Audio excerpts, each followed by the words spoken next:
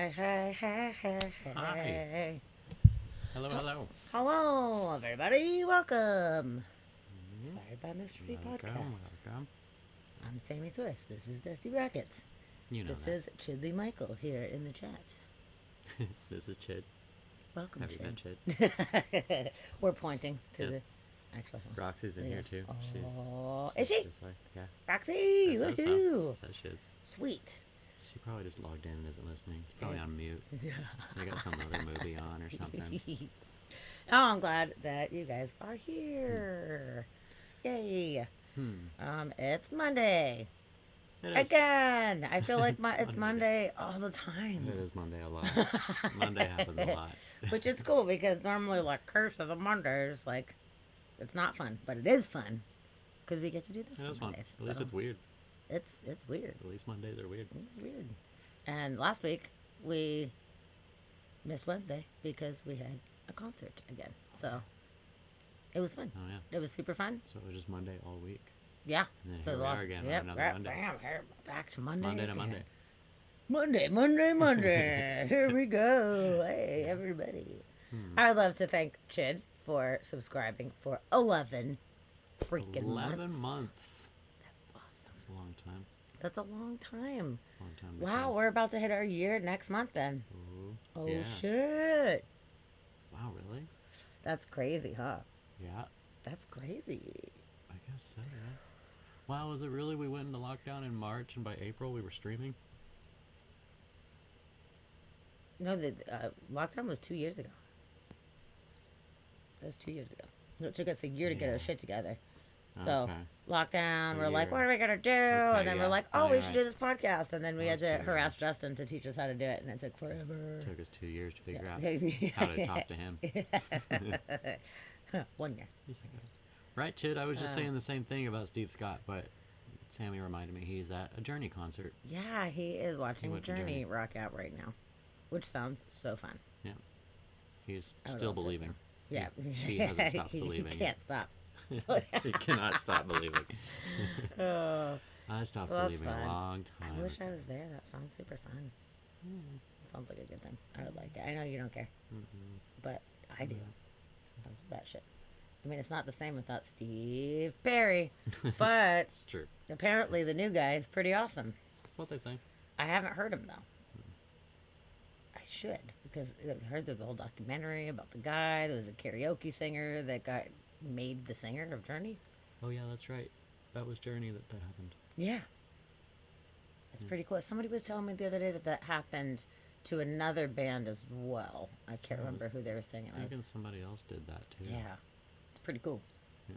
Roxy. Oh, I guess Skid Hi. Row is going on tour with their new singer too. No shit. Yeah, their new singer. Like they're on what singer number 18, something like that. Krista. Hi, Krista. Hi, Krista. I'm so glad you're Welcome here. in. Welcome in. I love ya. Always have. Oh, that's awesome. I'm not sure how I feel about our new light behind us like that. I know, it's kind of Uh-huh. weird. I got Yeah, this it's a new little cool light, Very light. and it's like a rainbow light, but it just kind of looks like. Yeah, it's the rainbow on the sun. edge. You can see like the rainbow down here, but Let's see, change some colors. It's Maybe that'll weird. help. It's too just bright. looks like Yeah, it's like a spotlight it is situation. kind of weird. It's not what we were expecting. Mm-mm. Maybe just keep that off for a little. Yeah, I noticed that too. It's like it just looks like the sun is just So, shining yeah. in. We'll mess with it. It's pretty cool. It's pretty cool light. It makes like a big circle, and there's different colors, and there's a rainbow around the edge of it. Yeah. I thought it would be It's cool for neat something. for ambiance, but apparently that's not it. We No. tried it. We're looking at the screen. We're like, Not Yeah. neat for streaming. Neat for something. Not neat, neat for for this. something though. It's very cool. Yeah. It's very, very, very cool. I did see the ad for it finally pop up on Instagram though. And, Oh, yeah? They were taking all their photos and like showing how it changed the mood of the room. Yeah. And then I was looking at the one that we have put on and tried, and I was like, that's not quite the same thing. It's not doing quite the same thing. False advertising. There's so many different ones. There's like a million different kinds. Yeah. So I looked through a bunch of different kinds, and then It that looked one just had like the this actual one, rainbow. So I was like, Yeah. oh, Yeah. I thought it was gonna be cool. It looked like this one, but I don't know. Whatever. The one we'll that just they were use- showing had more rainbows. like solid colors. Like it was more of a change in the center of it, not just the rainbowy edges. But I don't know. whatever. We'll figure something out for it though. All the ambient lighting though is pretty cool. There's so many cool This is true. lighting things that are coming out there, and I like all of them. I think it's super fun. Mm-hmm. So that was like $20, and I was like, sick. Okay, let's try it. You know. So now we'll just point it at the ceiling and make the ceiling rainbows, and we'll be good on that one. That's probably how that'll happen. Yeah, we always want to like Stick it somewhere in try the different corner. stuff to make it look fun in the background. I do really like these starlights though. Those are really fun. We got those for Christmas, and I was like, those are just all the time. Those they aren't just stay. Christmas lights. Those are forever. Yeah, those don't look Lights. Christmassy. Those are just a party lights. Oh yeah, That's all that is. I feel like we're having a party. You guys are invited to the party. Spent a few minutes before the stream watching clips of Roxy and laughing your butt off. What did she do that's so funny? I mean, she's funny. I agree, but like, what clips were you watching? Oh, I think it was clips of the new guy. Yeah. Was it? Clips We of were the watching new- clip of the new guy from Journey. Journey's new guy. Oh, Were you watching Journey's new guy and laughing at him? Is it that bad? I don't know. I mean, it's Journey, so it's I'm gonna laugh anyway. The Randall crotch clip. Oh, Ah, gotcha. that's pretty funny. That's pretty funny. Oh, glowing skulls. Oh, I'm sure. We probably have glowing skulls in this house somewhere.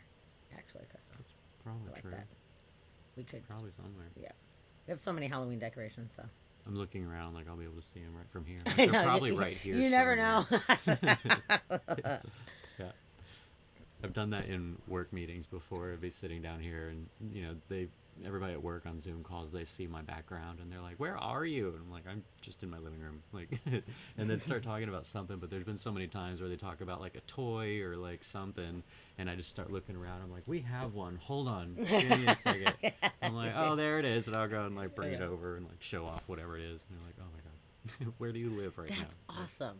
In a living museum. Just a It's living a living museum. museum. Yeah.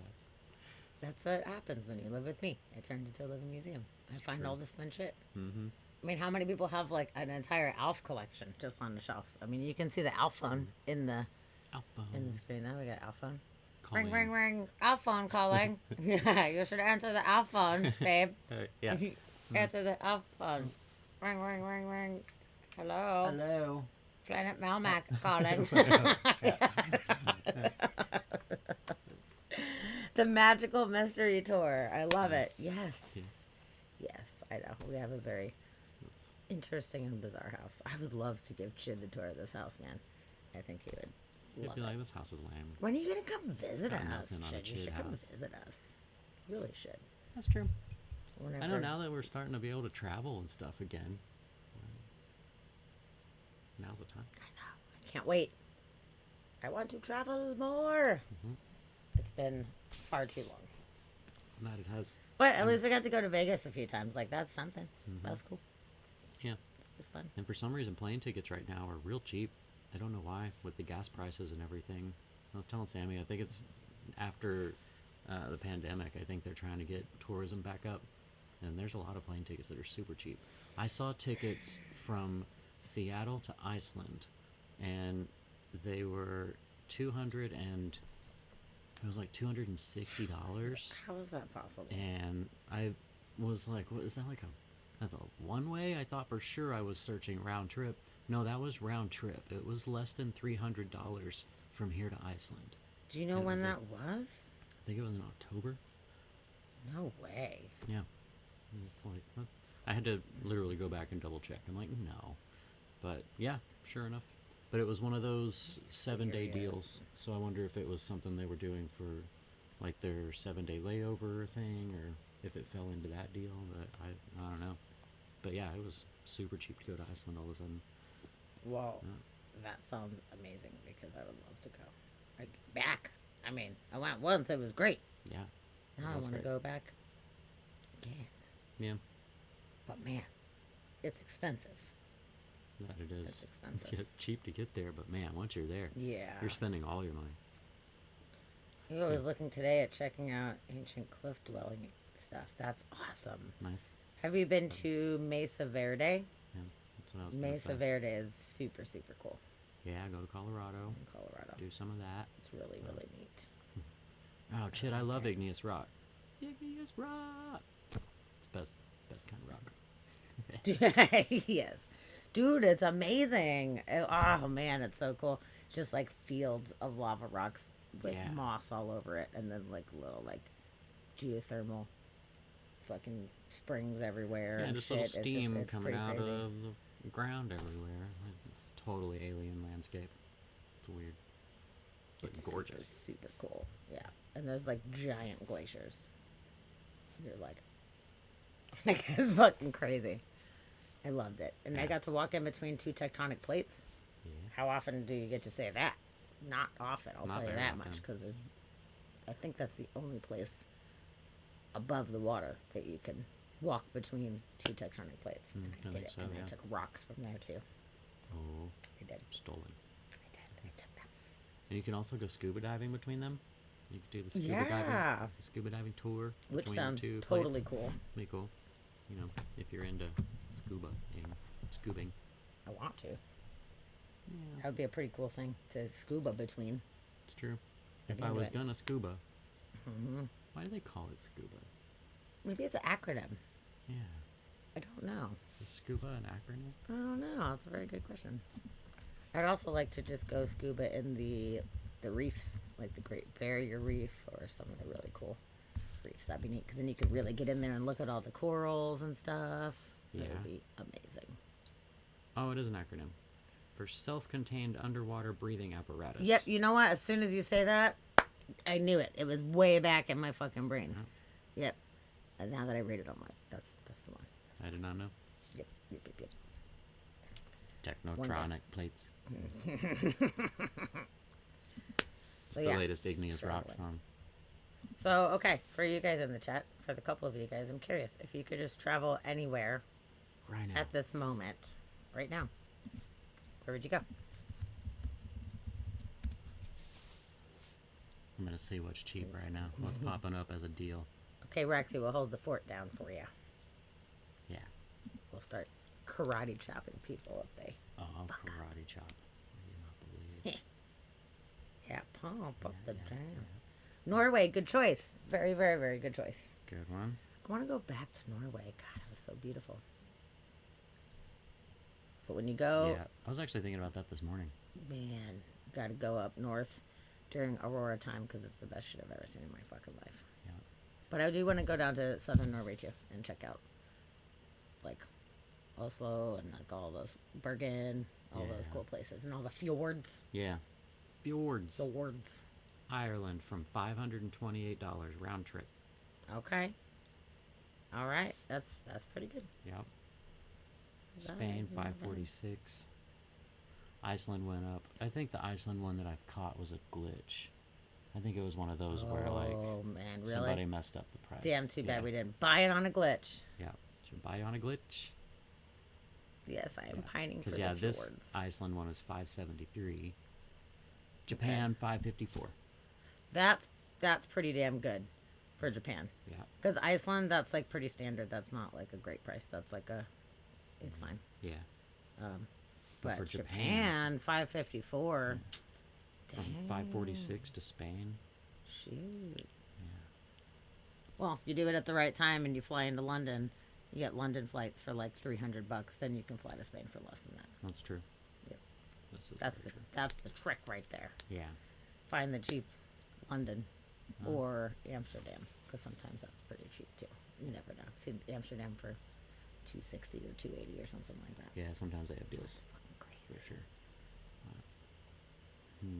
There's this thing where your astrology chart can be cast mapped by the planets' movements around the globe. Most of my planets converge over Norway. Interesting. Wow, that's really cool. That's really interesting. I've never heard of that. Wow, that is super neat. Well, I concur. Norway is freaking great. And they have really good hot dog sauce out there in Norway that I can't find here This in the is true. States. And They it's make such a their own. bummer. So I know you don't eat hot dogs because you're vegetarian, but you could have a veggie dog Yes. with the sauce on it. And you'd be stoked. I don't even know if they have veggie dogs out there, though. Just eat the sauce. Whatever. Fuck it. It's good. Yeah, just eat the sauce. Get fries and put the sauce in it. It's good. It's good. It's so good, dude. Chid, you were running with no one chasing you? Why? Why would you do that? No, on the Great Wall of China, though. That's cool. That would be really cool. That would Actually, be my fun. friend Oh, Joanna, you want she to go took running. photos of her doing, was it a handstand or cartwheels or something like that on the Great Wall of China? Nice. It was cute. I think it was a handstand. It was adorable. That's pretty cool. But, Yeah, Yep. the Great Wall of China would be pretty cool to see. But it's so big. Like, what part of it would you go see? Because it's forever long. any of it, I guess. It's all going to look the same. Really. Not really, Would because it's in different parts of China. Oh, I guess that's true. What part But of the China? wall itself, though, Oh, you yeah. know, like, The walls are gonna look the same. yeah. Yeah. Yeah, it is really long. Your marathon yeah, it's real runner. long. There's a lot of running. Goodness gracious, Great Wall of China. Yeah. There you go. Jokes, you guys. Wow, you would run the whole thing. Well, you know what? You could see about a Guinness World Record because we all need to smash some Guinness World Records. So maybe you can do a Guinness World Record of running the Great Wall of China, Yeah. In the shortest amount of time. or in a costume. You're like, oh, I ran the Great Wall of China dressed in an inflatable dinosaur costume. Yes. Guinness World Record. Or like in moon Boom. boots. Do them in like the moon boots. Oh yeah. That'd be fun. Yeah. I just felt like running. Forever. God. How long is it? Because I know you can see it from space. It's real It's fucking big. forever long. Is it like 1,200 miles or something like that? Oh. More than that? Oh, sorry. 13,000 miles? 13,000 miles. For real? Including the overlapping sections that were rebuilt. 13,000 miles? That sounds excessive. I don't know if I buy that. It's a great wall. It's a great wall. Yeah, but fuck it. How big is the circumference of the Earth? Because I feel like that's Yeah. like at least a third of the Earth. Yeah, the circumference of the Earth, isn't it like... Google it. I used to know that. I'm gonna start guessing, and I'm gonna be wrong as fuck. Yeah. But now I'm really curious. 24. 24,000 miles. Yep. 24.9, so 25,000. So that's literally half of going around the entire Earth. How is that even fucking It's possible? more than half of it, I guess. Yeah, it's about half, I guess, huh? Yeah, Yeah. like right at half. If it's 13, that'd be 26. So Yeah, it's almost like, half you know? of the circumference of the Earth. That's crazy. Of course, it's windy. It's not in a straight line, but That's nuts. yeah. That's Sounds really crazy. I big. didn't- That is great. That's pretty That's great. pretty fucking great. Yeah, it's not in a straight line, so. So there you But go, still. Chid. You wanna run that in a costume for Guinness World Records retirement Retirement goals. Man, you better start running before you retire. That's- Fucking A. You'll be That's too old to run it that's at that a big point. one. God, I wonder how long it would take to walk that whole thing. And it doesn't look like there's like lodging on the way. I mean, I don't know if there is or not upon the wall, but like to do the whole thing, I wonder how you would have to do that. Like where you would stay and whatever. If you're sleeping, if you didn't leave the wall until you finished it. Like I Yeah. just wonder what that would. 4 years. 4 years, Krista says. Okay, About great. 4 years. This guy did it in 78 days. Oh my god. Wow. There's a Great Wall of China marathon that you could join. What? That's not the whole thing. It's just Wow. literal marathon length. Yeah, you would have to have Eye of the Tiger on repeat for sure. Rising up out on the wall. What? This question. How many bodies are in the Great Wall of China? Let's see. That's a weird What? question. Much of the labor force during construction during the great reign of Emperor Qin Shi Huang around 221 BC consisted of convicts and soldiers. Some 400,000 of them died constructing the wall, and many were buried inside of it. 400,000 died. And many of them are in the fucking wall?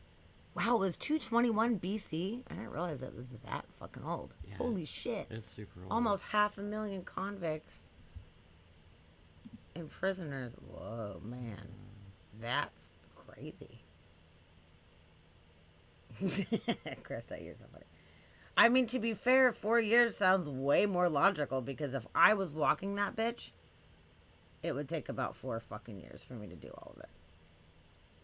Because that's really long. Like, Okay, Or so doing one rapid guy progress. walked the whole thing in 1908, and it took him 5 months to do it. So you can walk it in 5 months.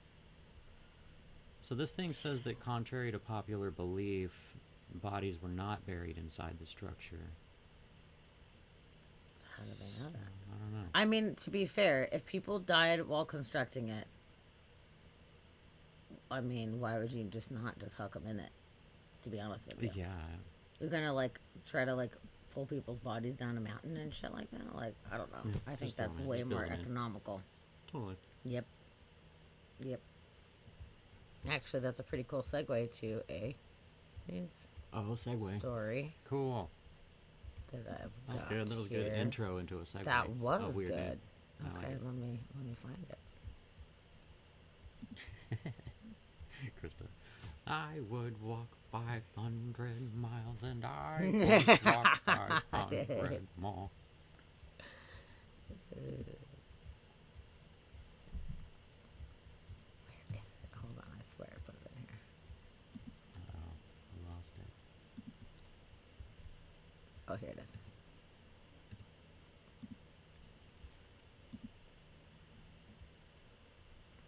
Okay, so in this here story, speaking about people being buried in walls, at a California convention center, they were doing some renovations Okay. and they found a mummified body in the wall of the fucking convention center. Really? Yes, Where at? What convention center? it is in Oakland, California. Okay. Is this convention center, and a worker found the body in the wall. The conditions in the walls were such that the body was preserved in good conditions. They have no idea who the body is, what gender the body was, but they said it looked like it was in the late stages of decay and had been there for several years. It could be anything from someone who got behind the wall and got trapped and died, or somebody put the person there. God only knows. Hmm. So what's up with that? Weird, yeah. Like, And why couldn't they tell? I guess it was too decomposed where they couldn't Yeah. tell male or female. yeah, if whatever. most of the flesh was off, it was mainly skeleton. Let's watch the video and see if. If there's pictures. Let's see. Oh wait, you know what? This is the Flash headlines. This is not Oh, we don't what we want it to be. Oh, there's some boobies though. want that. That is The not bra it. free bra. Okay, so there's no. Yeah, no. But yeah, it's the convention center in Oakland. Apparently, Yeah, Krista, that's what I was thinking. They'll figure that out at some point. they will. right? But yeah, Somebody's but gonna just know, but- upon like instant. God, this is so stupid. It's kind of funny, but yeah, just upon them finding it, it was just Yeah. like so badly decomposed. They don't even know. Nobody who doesn't know bones could tell. Crap. So I wonder if they'll do like a dental record thing, and if someone's been missing forever, Yeah. or what. But like in the convention center, Yeah, why are they in the wall? I don't know. They had to climb in there and get stuck or something. I don't know. If you're going to get rid of a body, it seems like that'd be a hard place to do it. I don't know. I think chucking someone in a wall and just putting drywall up and sealing it's fucking brilliant. But yeah, like, how did no one smell it? Like, that's a good question. Also true. Like, you would Also expect for true. that to start decomposing and to smell. Being mummified, you wouldn't really smell it, I guess, if it was the Once it right- got past that point, Yeah. But the yeah, thing is a lot of times things die in the walls, animals and shit like that, and you're just like, oh, something's dead somewhere. You're not gonna start hacking walls down it's true. to find a random rogue Smells like smell. And something if it's in a died. convention center, that's a really big space that would be able to Yeah. like air out a bit. Should be good. Yeah, I think it's weird. But you know what it makes me think of is the movie The Gate, which is one of my favorite 80s horror movies, with the the construction worker that was buried in the wall of the house or whatever, which was like the old wives' tale that they would tell. But then when the house was all possessed and shit was getting all crazy, the fucking dude pops out of the wall. Boom. That was like the scariest part of the movie to me when I was a kid. That stuck with me Scary part. really hard. There was like a couple parts that really got me, but that like really stood out as a kid, where I was like, so you're telling me that people could be buried in the fucking walls? Like at any time. They there could be people in in our there walls? and they could just pop out. And then it was like the scary construction worker guy, coming out. Oh man, it totally freaked me out. Yep. Walls could just be full of people. And one day they're all going to Just pop full out. of people. Full of people. Herds of people jumping out. God. But it is smart. You just fucking pop somebody in there and close her up, and then what? You know, sometime eventually then what? somebody will find it. But if you're trying to hide somebody, I feel like you can get away with that for like a good long while, and it might come around at you later, but you'll have a lot of time to be Yeah. sneaky and get away. It's true. You know, so just saying, if you need it, Gotta get find rid a of a body body quick. spot, like just put them in your wall. Pop them in the dude. wall. Super easy. I would suggest wrapping them in something first. Yes. And maybe not just like drywall, maybe like cement or bricks would be helpful. Yeah. Oh, you remember that movie, fucking the one that I love, with Kevin Bacon, Stir of Echoes, Oh, yeah. where they put a bunch of bricks around the chick so it looked like a new wall. I mean, if Kevin Bacon did not get hypnotized and didn't have a psychic connection with the ghost, they Yeah. totally would have got away with it. It's true. Nobody would have ever known ever. But he had to go get hypnotized and had to ask for an open mind, Yeah. and that's what happens. How do you go get hypnotized? Have you guys ever seen Stir of Echoes? I love Stir of Echoes. Love it. Ooh, and Rose Red. Hmm. Rose Red is a good Also a one, good dude. movie. That's a good one. Yeah, is it technically a mausoleum if you bury somebody in your fucking wall? Maybe. Yeah, I wonder what the guess, legalities of that are. If you put like a plaque Shit. on it, maybe it's fine. It's like, what? It's a mausoleum. I didn't bury them in the walls. I made a mausoleum and dedicated it to them, as Yeah. you can see Who, by this plaque. Yeah, you can't say I can't have a mausoleum. Where's the law that says I can't have a mausoleum in my house or my convention center or In what my have you? convention center. It was their last dying wish. That's pretty fucking crazy. But you just never know where you're gonna find some bodies, man. Never fucking know. I mean, floorboards, that would be kind of smart too. Do them in the floor. You just wrap somebody. Look at us. We're just talking about how we're gonna hide bodies properly. I think Great Wall of China, that's the smartest, because that bitch is covered in fucking concrete, and like, what? You're not gonna find that. No one's gonna find that. Yep. I think, didn't they say that there's bodies in the Hoover Dam too? I think there's a body or two in the Really? Hoover Dam. Yeah.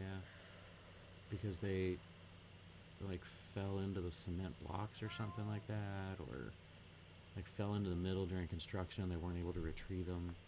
Oh, Type bummer, of thing. man. Like, I'm not sure. I think it was the Hoover Dam. That's a hell of a burial spot. Ooh, Krista, good. You have that one in your collection. Oh, but no scary movie, moral support, buddy.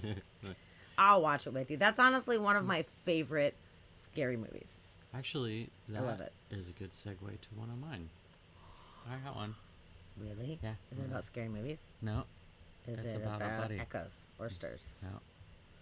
It's about a buddy and needing a buddy. Okay. Okay. All right. I'm into it. Okay, I'll forward this Okay. to you so we Thank can you. share. Thank you. Sounds great. Yeah, segues. Cool. We like these segues. It's good. So yeah, I just sent it to you. You can see the picture of this guy. But if you need a scary movie moral support buddy, this might be the guy for you to hire. He's a Japanese man who gets paid to do nothing, basically, is What what do the you mean article gets paid was. to do that? So he has basically, it says that he built a cult following by offering himself as a warm body who can simply be there, liberating his clients from social expectations. So it's kind of like, you know, in Japan where you can like rent a friend and like Yes, rent yes, somebody to just yes. hang out with you. It's basically that. But this guy, he basically just kind of specializes in being there for people. He doesn't initiate conversation, but he's a open ear if they want to talk, Okay. and he doesn't have any judgment on whatever it is they're talking about. But he's gotten like a cult following, and he's pulling in good money. Says that he's charging. It comes out to like £64 per session, whatever. Okay. Um, and actually, he had some really cool. Wait, where did it go? I don't want to register. This is the do I'll try nothing later. guy. Oh yeah, but he had some cool realizations while going through all of this and talking about the people that he hung out with, and he said that basically it started because he was told at his job that he wasn't doing enough, and he kind of took that to be, he kind of took it to heart and was like, I don't really do a whole lot. Like, one of the things I'm really good at is not doing anything. So he decided he would try and make a business out of it, and it worked. Like, so he did this whole thing. And he said some of the people that he's worked with, he was hired by a woman to accompany her as she filed her divorce papers. He once sat with a client for a hemorrhoid surgery consultation with plenty of graphic photos, it says. Wow. Someone hired him for a dramatic farewell. So as they boarded a bullet train to move from Tokyo to Osaka, he just showed up and waved bye to them. And he said that he finds that his clients don't really want to burden people that they care about with their own needs. So it's people that, Really? yeah, like they don't feel like they want to throw these burdens on their friends, or they don't feel like they have anybody they can specifically talk to about things. Or one lady had him go to dinner with her because she was having a rough time and didn't want to sit with friends and have to talk to her friends about, I think it was a divorce or something like that. Didn't want to have to talk about it, but then she also didn't want to get like go on a date or like have somebody else be there where she had to make small talk and like chat with people. So this guy, he doesn't really talk. He's just real quiet guy, like, and just kind of hangs out, and he's just a warm, compassionate person to sit with. And he said that she, talked a little bit about what she was going through, but didn't have to go in depth or anything, and then showed a couple photos of different things like her pets and stuff. But she said really that it was just a silent meal, and she said it may have been one of the only silent meals I've ever had with somebody, and that she loved it. I think it would be awkward though to be like sharing information with somebody and not having them give any kind of input. Just kind of like, like, wow, you don't care at all, but I'm paying you, so you're here. Like, I feel like that would be Yeah, weird. yeah, for some people. But I guess he's just very easy to hang out with and just easy to be around is something that he boasts, and people just feel comfort by him being there. He said that interacting with friends and other people, there are always unknown factors that can come into play, but meeting with, he calls his name is Rental Son. I love it. That's awesome. But meeting with Rental Son, it's very easy to know what to expect and to be in full control of the situation. And there's multiple other people that do different things like this. Chid wants his number. I'll get that for you. We'll give you a link. He said, from like his insights that he had, I thought were really interesting. He said that at this point, he hesitates to make too many assumptions about why his business model has gained viral fame. But he says that he's learned not to judge others and to have empathy for people who may be going through deep personal challenges but aren't showing it. He said even if people look normal and fine on the surface, they often have shocking pasts or secrets or impossible problems. He said people who come to me with crazy problems, they're usually not people who look like they're suffering. Everyone, even the ones that seem well, all have their own sets of problems and secrets. Interesting. So you could tell a secret to a guy, and he doesn't give a shit. Yeah. And he doesn't have anybody to tell. He's not going to talk Yeah. to anybody about That's it. true. Yeah, if you've got something you're just like busting at the seams to talk about. Yeah. And he's not going to ask questions, So if you just want to say something and not have to explain anything, he's not going to ask any more details. But yeah, he said that he just kind of, or they said that he just sits there and he has like a, very warm, comforting face and will listen, but he's not initiating conversations or anything. He's just there to be a person. Like, and one of the pictures is him standing there while somebody buys his book. Actually, I guess he wrote a book. But yeah, he got hired. So this is him, and then she hired him to escort her to go buy a book, but he's not even interacting with her. He's just a person to be there, just like a body to go along. But Weird. Chris, I do have to agree with you on that one. I mean, we're introspective folks, and we love having like real, true conversation. So for us, like this wouldn't be something that I would ever want or need. But everybody's so different, and people have different wants and needs. And some people that are more lonely, I could see them just wanting to not go to dinner and say table for one or something like that. You know, I could see somebody just wanting a person there. It's not me. I would go find a friend. I'm pretty good at finding friends. Too good at finding friends. Sometimes too many friends. very true. But I could see how that could be good for some people, especially, I mean, Japanese culture, it's known for this immense amount of loneliness that especially a lot of the businessmen have. The businessmen, they work, 80 hours, 90 hours a week or something, and they don't have time to go make friends and to forge friendships and to have relationships. So that's why they go to the host clubs and such. And, I could see this being a helpful thing for people. I mean, people pay for people's interest. Those host clubs, I thought it was so interesting. I don't know if you guys have heard of the host clubs in Japan or not, but you basically just pay to go into these places, these bars / restaurant or whatever, and you're like, oh, this is a pretty lady. Like, hello, I will give you money for you to hang out with me for an hour or whatever. And then they'll sit down with them and they'll tell them about work and whatever other things, video games or whatever they want to talk about.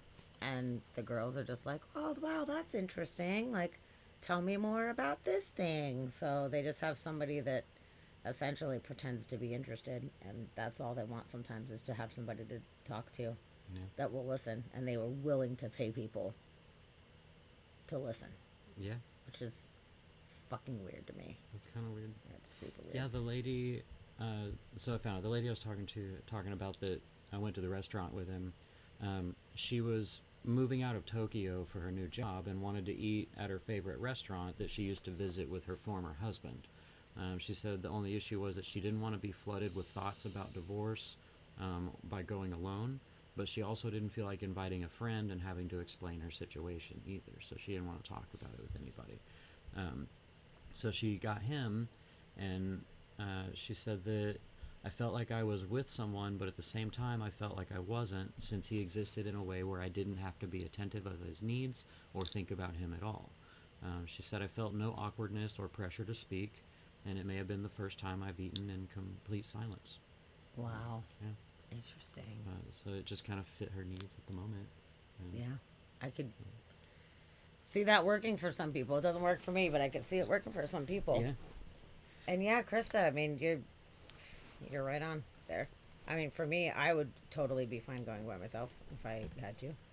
But yeah, to work that hard where you don't have any time for yourself, and your life and your needs and your priorities don't matter because of the amount of energy that you invest into your career or whatever. Like, what is the point? Like, you're just wasting your entire fucking life. Yeah. And I could never do that. But you're right, there is this cultural expectation there where it's just like, you work hard, and that's your priority. And obviously not for every business and every person ever, but I mean, that's why the suicide rate is as high as it is out there. Yeah. Because a lot of people do it for as long as they can, and then they just can't do it anymore. And changing careers is frowned upon around there. And then once you've done it forever, what if you're 40-something years old and you've never really had the social skills because you've just done this thing since you got out of high school? Yeah. And you don't really know how to do that. Yeah. And you don't really have If it's not cool something you have any things that you're practice. into that you're actually getting out and doing because you don't have time to be really into anything. Yeah. Those capsule hotels, people just work all night, go sleep for a few hours in a capsule hotel, go back to work. Yeah. It's nuts, man. It's super crazy. Yeah. That's a weird I don't get it. weird cultural situation they got going. It We really thought is. It's our very strange. work life was messed up here. Yeah, Uh, yeah. that's No, pretty it's super intense out there for sure. But then there's the other side of the spectrum too, where people are like super intense out there too. You know, some of like the interesting deep subcultures and stuff where people like wild out and they do these crazy cosplays and super like, you know, time and labor intensive stuff that they do for the things that they're into. So there's like a whole spectrum out there, which has got to extra suck, I think, for the people that work all the time too, to see that this is happening out there, and then Yeah.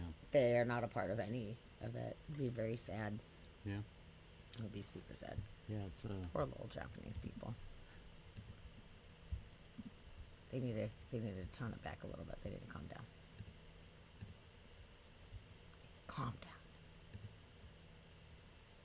Okay, speaking about needing to calm down, there is a volcanic eruption that just happened this weekend. what cool. Yep, in the Philippines, and it was a pretty big eruption, man. Oh man, really? Yeah, it's pretty intense. It's south of Manila, and exploded with a short-lived burst. So it was just one big essentially, and they had to evacuate a whole lot of people, man. Yeah. But Like, it just did the one big burst. It didn't. that's what it sounds like. It Rockers. rained mud, Yeah. they said. So that's not good. The danger zone was about a 4 mile from the volcano danger zone. Said it smelled really bad and I had difficulty breathing. Ooh. So the initial eruption was followed by nearly continuous, what is that word? Ferromagmatic activity that Oh. sent plumes stretching about 5,000 feet into the air. That is crazy. Raising the alert level from 2 to 3 on a scale from 0 to 5. The ferromagmatic Be alerted. eruption happens when molten rock comes in contact with underground surface water, and then it just steams up all super crazy. So they said that ash and steam emissions had quieted in the hours after the initial burst, but the institute's on-site sensor continued to detect volcanic earthquakes, and another eruption was possible. So more than 12,000 people live in the most vulnerable communities. That's kind of a bummer, but it's 5 villages that are in the line of fire. So police have been deployed to stop people entering the high-risk zones, while aviation authorities warned. Stop going into the danger zone. Hi, Christy. Hi, Christy. Yeah, it's the highway to the danger zone, babe. Seriously, stay out of it. So say with the, what was that word? Magmatic? Where is it at? I gotta get closer because it got the old eyes here. It's Yeah. Fredomagmatic. Fredomagmatic. When molten rock comes into contact with underground or surface water. Oh, okay. So it just like Steam steams explosion. instantly. Yep. Okay. Yep. So yeah, that's pretty crazy. It built sulfur dioxide for several days. Yeah. Oh, that was last July. They were talking about last July. Oh, okay. But yeah, that sucks. 5 villages are in the danger zone. So if it was building sulfur dioxide, I guess that's why it smelled so bad. It probably spit out a lot of sulfur. Yeah.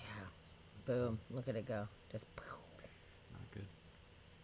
That's scary. It's But at scary, least- but At least it was volcanoes are just so like cool. the one big, and then it was calm again. Like it wasn't just like an ongoing, like, you know, there's lava running towards everyone now. Like you Yeah. don't have to move, like situation. Like, Yeah, it but didn't it was do like what. boom, rain and mud, and then all of a sudden all that steam starts coming off. It's spooky. Yeah. But yeah, Yeah, it wasn't scary. like lava trying to take over everybody. So that's good. But thousands flee. Everybody just ran for the hills. Run Good- to good job. the hills. So, if the earth is a rockin', don't come a knockin'. Stay out of the danger zone. That's the goal. You gotta stay out the danger zone. Okay. Okay. We got That's through good. that. That's good. So I'm sure you guys probably all heard. Did you hear? I would imagine, because it's been all over the friggin' internet, Oh, yeah. about Will Smith smacking Chris Rock yesterday on the fucking Oscars. Yeah. Live in the Oscars. Holy shit. I cannot believe how fast that shit went viral and how many memes and shit is Real fast. going on. I saw a tattoo today. Somebody already has a tattoo. I did too. I actually put that in here that I was Did going you? to share. Yes. Yeah. Yep. So my friend Richard is a tattoo artist, and I'm It not was sure Richard, if okay. he did this tattoo or if he had seen it somewhere else. I'm not sure, but here is the tattoo. Ah, I love Uncle Scar. Welcome. Oh, hello. Well, happy you're here. Welcome. We're talking about Will Smith bitch slapping Chris Rock, and apparently somebody already got a tattoo. Already. Like, of really? this happening. It just happened. It just That was so happened. fast. It just happened. I hope it's Will Smith that got Oh it. my That'd be funny God. if it was Will Smith's tattoo. That would be funny. He's like, I need That's this so other funny. tattoo. No, I mean, people were saying it was staged. I'm gonna go ahead and say that was not staged, because you could see the look on his face when he was like, "Keep my wife's name out of your fucking mouth." I mean, he was yelling it in front of the entire Oscar crowd of people, cursing on a live broadcast. I don't think that was fucking staged, man. I don't think so. I think that he's a little sensitive right now because of some of that stuff going on, and he just wasn't having Just not any having it. of that. Not having it. Damn. And then this is pretty funny too. This photo of the reactions of people. Hold on. Yeah. Zoom in here for you guys. This was pretty funny. The reactions of everybody, dude. Oh, look at Meryl Streep, dude. Like, what? Dude. Everyone was just in shock and awe. That's And then funny. even Mel Gibson is like, damn. And he pulls some shit. This kid's all, oh no. Okay, you want to watch the clip? I actually saved the clip. Hold on. I'm going to find this. Give me 1 sec. I saved it. Chid, is she not a poster child for it? I really don't know. I didn't even know why she was losing hair. I just found this out yesterday too. I had no idea. No idea. Until Will Smith slapped him, I had no idea about any of this. No, I didn't. I really didn't either. Okay, so let's see. We're gonna figure it out. There's like a still photo. I'm finding this video though. Oh yeah, so in Australia, it was uncensored. So let's see. We're gonna watch on Twitter. Who was filming on their phone to catch that? Smack the shit out of it. Hold on. Wow. Will Smith just smacked the shit out of it.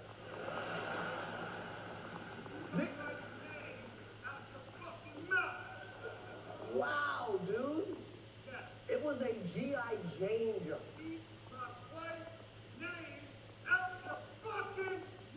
I'm going to, okay? Rock and roll, okay. Damn. Yeah. Huh? He freaked out. Let's watch the beginning. The fucking the smackdown. Boom. Wow. Shit. Will Smith Yeah. just smacked the shit out of it. Yeah. I mean, and it got him so much that he fucking said shit on the Oscars, which you're not supposed to say No, you're not supposed to say necessarily. most of those You're not- words. You're not supposed to do that. Nope. So in the States they censored it, I'm sure, but they were saying on Australian TV they didn't censor it. Yeah. But you could just hear he like projected that shit through the Yeah. crowd. Like, damn, dude, that's fucking crazy. Like, and I have varying different thoughts on that. Like, I don't think anybody should just walk up and just like hit somebody in the fucking face, like under really any circumstances. Like, unless you're defending yourself, like I don't really think you should be going and like attacking people. It's not cool. But I mean, it makes for like entertaining Yeah. scenario. It's pretty rude, you know. Like, you probably shouldn't be just like It's fairly rude. attacking people. Oh, why are personally. you disappointed? I love Uncle Scar. Why are you disappointed? Don't be disappointed. Disappointed in who? Will Smith? Chris Rock? Us for playing it? Oh no. Yeah, I don't know. I mean, I from what I heard about what the initial joke was, like, didn't seem like it was that bad. You know, just saying.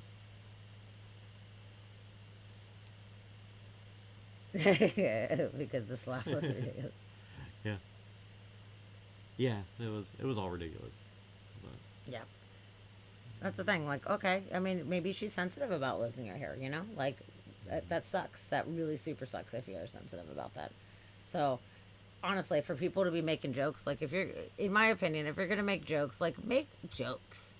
Make jokes that aren't just, like, picking on somebody for their, like, physical appearance. I feel like that's a fucking cheap shot. But I also can take a joke. So I can see somebody be like, ha ha ha. But at the same time, like, maybe you don't need to be making fun of people for things that are out of their control. Yeah. If somebody does something stupid and you want to make a fucking joke and poke fun on it, fair fucking game. yeah. But, like, then we're like, oh, this fatty over here. Look at this fatso fatty. Like, that's not fucking funny. Like, that's not fucking funny. Like, Yeah. we shouldn't be making jokes about people in that kind of way, personally. So I can understand him being pissed off where he's like, it's not fucking funny, you know? Like, God, Totally. who knows if I she understand. cries at night because if she has no fucking hair anymore? Like, who knows? Like, I don't fucking Yeah. know. That's the thing. Like at home, I'm sure, you know, Will Smith has a completely different view of what's going on and like his own emotions wrapped around it. So I understand his reaction. It's not the reaction I would have gone for. Well, you could just But- yell, hey, shut the fuck up. You don't have to walk on the stage and assault somebody, you know? Yeah. Like, that's like the next level, dude. But that doesn't get ratings. I don't know. It sounded like it wasn't even about ratings. It was just, No. it was just like in the moment. But like, damn. So yeah, Chid, you're right. Regardless of how inappropriate it was, he definitely sunk to a low level by assaulting someone. Yeah. I also wonder, I was thinking yesterday if he's been wanting to hit Chris Rock for a while now. Because I know Chris Rock's pissed off a lot of people with a lot of his jokes and comments. Like, I wonder if they had beef before or... That's true. There might have been some backstory. Yeah, if there was backstory there, like, I don't know. You know what I learned about Chris Rock, though, yesterday after looking this up? I was curious, like, what's going on. And I learned something very interesting. I don't know the name of the disorder. I don't remember what it was.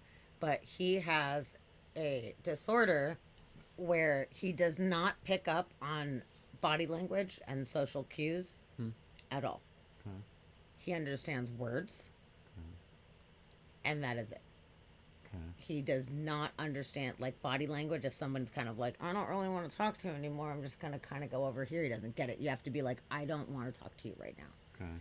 And he was diagnosed later on. Like, I guess he had a hard time in school and a hard time in different relationships and interactions. And he had, over the past few years, been diagnosed at 2020, I think it was, or something, Okay.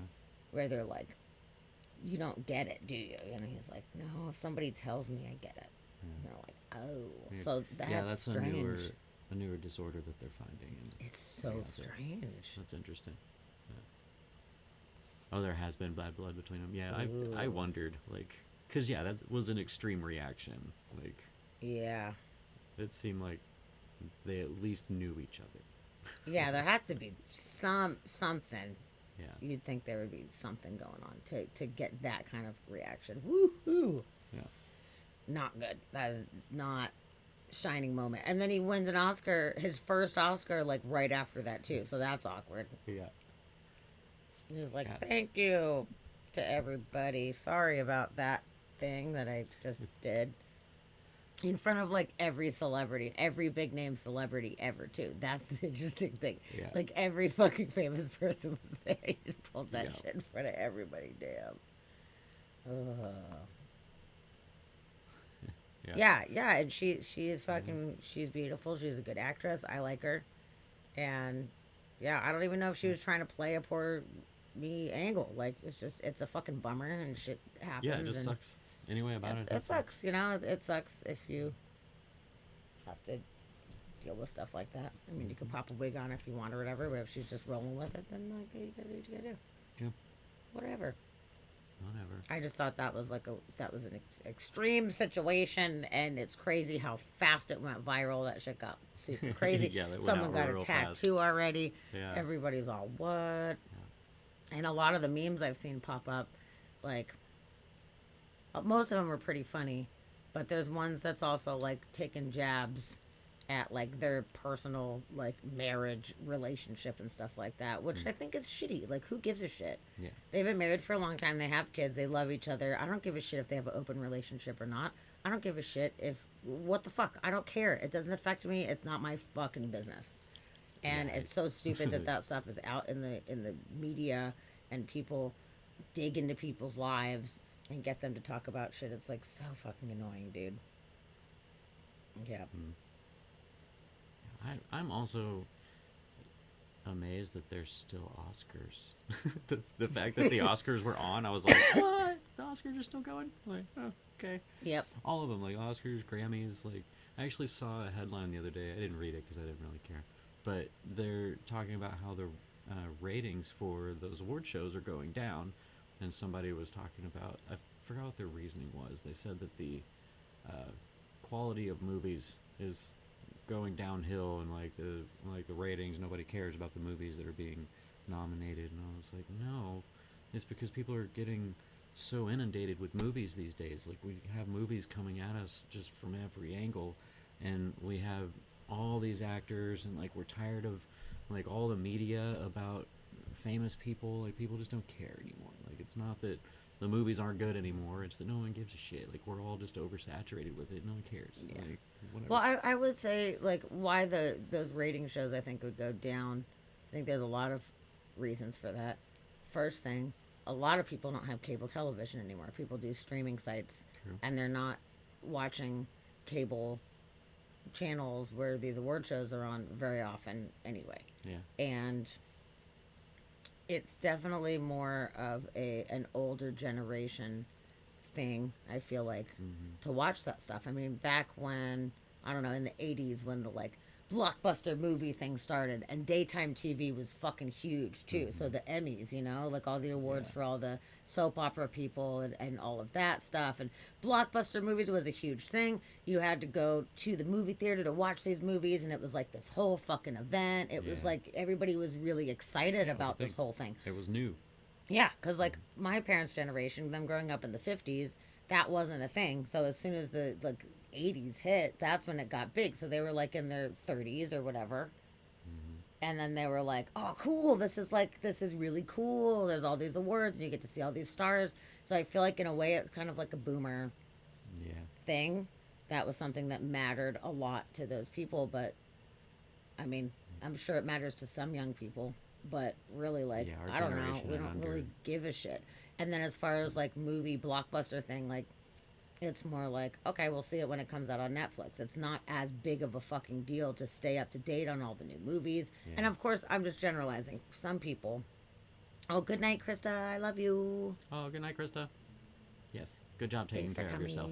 Yes, do it. But yeah, just saying that, like, I don't know. I think the whole industry has changed. It changed really fast. 80s is when it hit. I was, that's when I was born. I was a kid during that time, and I got to see the whole rise of it. And now it's just turned into something totally different. Yeah. And we've just been raised with it, and like everybody's just kind of apathetic to it now. Like, it's not as striking. It's not a big deal anymore like it used to be. Like when Yeah. movies were getting so big and epic, but now doing a big epic movie is, it's nothing new. Like, we've all seen it, no matter how epic it is. Like, even whenever Disney started redoing all their animations as live action, and we had Lion King with like real looking lions, we're not shocked by it anymore. Like, it's not surprising. It's not a new special thing anymore. But, Yeah. and yeah, like Christy said, like the stage has become a platform for everybody's political views. Like we're tired of hearing That's from these also people true, that too. they have nothing to do with our lives. Like they have no bearing on our lives whatsoever. So why do I want to hear them talk about things like whatever? Yeah. Yeah. I mean, that's probably very true too. And then also, like, celebrity culture. Like, I remember when I was younger, my mom was all about, like, Entertainment Tonight.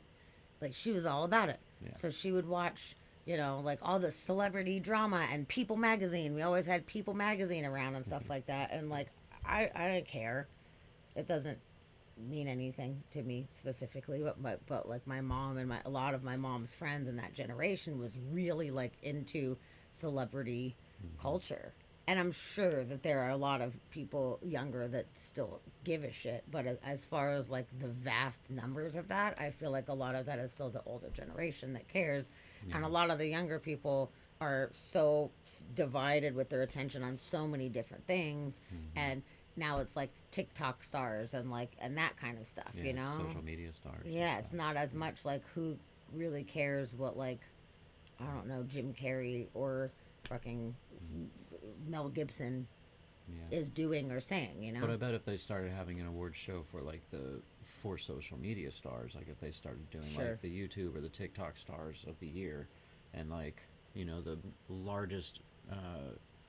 largest grossing TikTok star like award show or something like that. I Or the bet big there'd be a lot of people influencers and watching stuff. it. Yeah. Yeah, influencer show would be Yeah.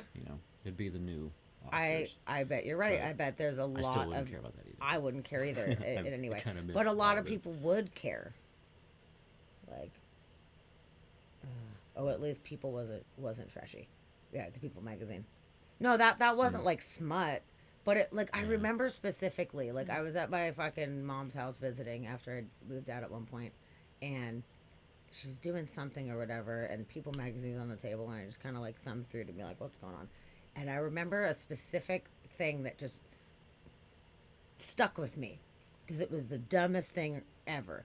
It was like, what's in Angelina Jolie's purse? Let's find out. And it was like an article where it was like, here's the things that she has in her purse. And it was just like, okay, package of Kleenex. And, oh, she likes orange Tic Tacs or whatever. And I was just Who like, doesn't? what the fuck? Like, who fucking gives a shit? Who gives a shit? Who gives a shit? What is it? She's a fucking person. Yeah.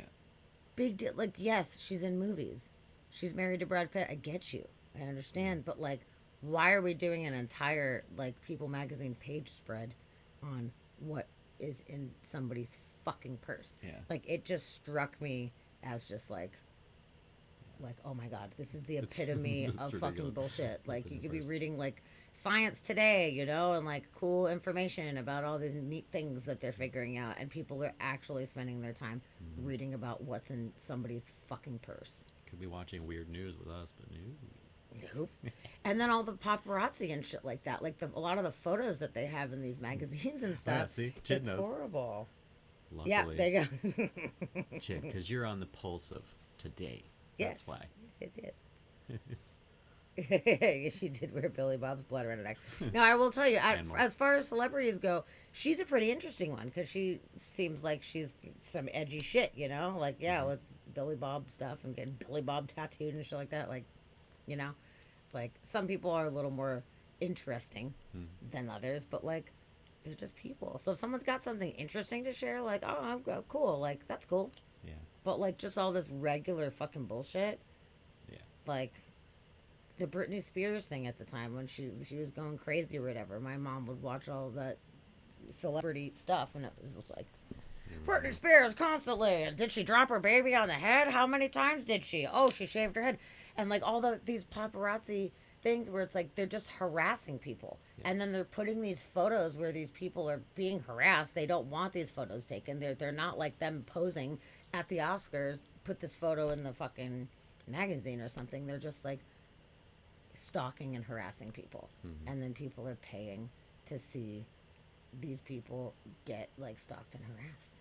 And I just feel so bad for them. I feel so bad. They're just people, man. They're just people just trying to get ice cream with the fucking kid or whatever, dude. Yeah. And then you've got click, click, click, click, click, click, click. Yeah. Like, leave them alone. Why is them getting ice cream with kids even interesting? Yeah, why do we Why want is that? this even interesting? Like, I don't They're understand. real people. Yeah, they're real people. Yeah. And man, they'll get thousands and thousands of dollars for the right photo. Yeah. But totally. like, if something like nefarious is going on and someone snaps a photo, like, ooh, okay, you know, Mhm. whatever. But just like walking down the street, oh man, Mhm. it was somebody's kid that would like flip off constantly. The paparazzi, I can't remember who it was, but this kid was always like, "Fuck you!" Like, what might have been Gwen Stefani's kid or something like that. Somebody's fucking kid was like, "Fuck off! I hate you." Yeah. Oh. So I understand it.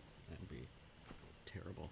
it would. So yeah, I think that maybe all of those factors have something to do with why people aren't really as into this kind of stuff. And like the Emmys and stuff, like the daytime stuff, like how much longer is that gonna happen? Because dude, some of these soap operas have been going for like 40 something years Yeah. or more, And they're still going. and they're Like, still going because the boomers are still alive. Yeah.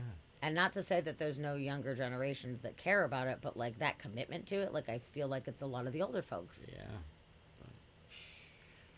But I can't even do more than 3 seasons of a show. Like, how am I gonna follow something for 40 years? My like that? mother That'd be has crazy. watched General Hospital and One Life to Live and All My Children as long as I have existed. And she still watches it. She still like tapes it while she's at work or whatever and watches General Hospital. I don't know if she watches all 3 of them anymore. I'm not sure. But yeah, Yeah, that's a lot. it's pretty crazy. It's Yeah. pretty freaking crazy. I can lose interest during a movie, let alone follow the same show. What's Anne Hathaway with the bag of donuts? I don't know that one. I don't know that either. I don't know that meme. I don't even know who Anne Hathaway is. You know Anne Hathaway. Why would I know Anne? You would know What her is she face. in? Is she in something that I have seen? You know her face. Anne Hathaway. Okay, she looks familiar. I can't What's she recall been in? I don't anything know. that I've She's been in seen her things, in, but but I don't know. I do recognize her face though. Yeah. Oh, One Life to Live and All My Children were canceled years ago. Really? Okay. Really? They canceled both of them. I'm honestly kind of surprised to hear that because So those was it were like- big shit for a long time. Yeah. So is it like General Hospital and Days of Our Lives? Is that one still going? Days of Our Lives? No, Stop? as far as I know, General Hospital is still going, but I don't know which other ones are still going. And then there was the other one that we didn't watch. What was the other one? God, I'm digging real deep. I'm digging fucking deep right These now are the in there. days of our lives. I can't remember the name of the other one, but it's funny because me as a kid, like whenever I would have off school or whatever, I would watch them with her because my mom always watched them. So I knew some of the characters and stuff, and I actually met some of the fucking characters. Or so not the characters, but I met the actors. people. Yes, they were at a mall. There was 2 of them at a mall. My mom was like, "Do you want to go with me? I want to go meet these actors or whatever." And I met Sonny Corinthos and Tony Buchanan or something. I don't know.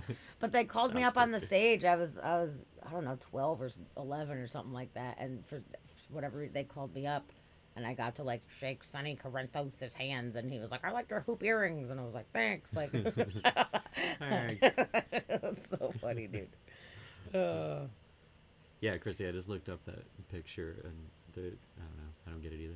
It's, Yeah, like candid pics of celebrities doing mundane things. It's like, It's yeah, weird. I like don't why? Yeah, woo! Somebody ate a donut. What did he fucking do? Like that's just so It'd be weird. weirder if she didn't eat donuts. That's weird. Yeah, Anne yeah. Hathaway doesn't eat donuts. What? She's not a real person. Then I would be interested. it's strange what people set their attention and their focus on. It's very interesting. But you know what? Different things give joy in different ways to different people.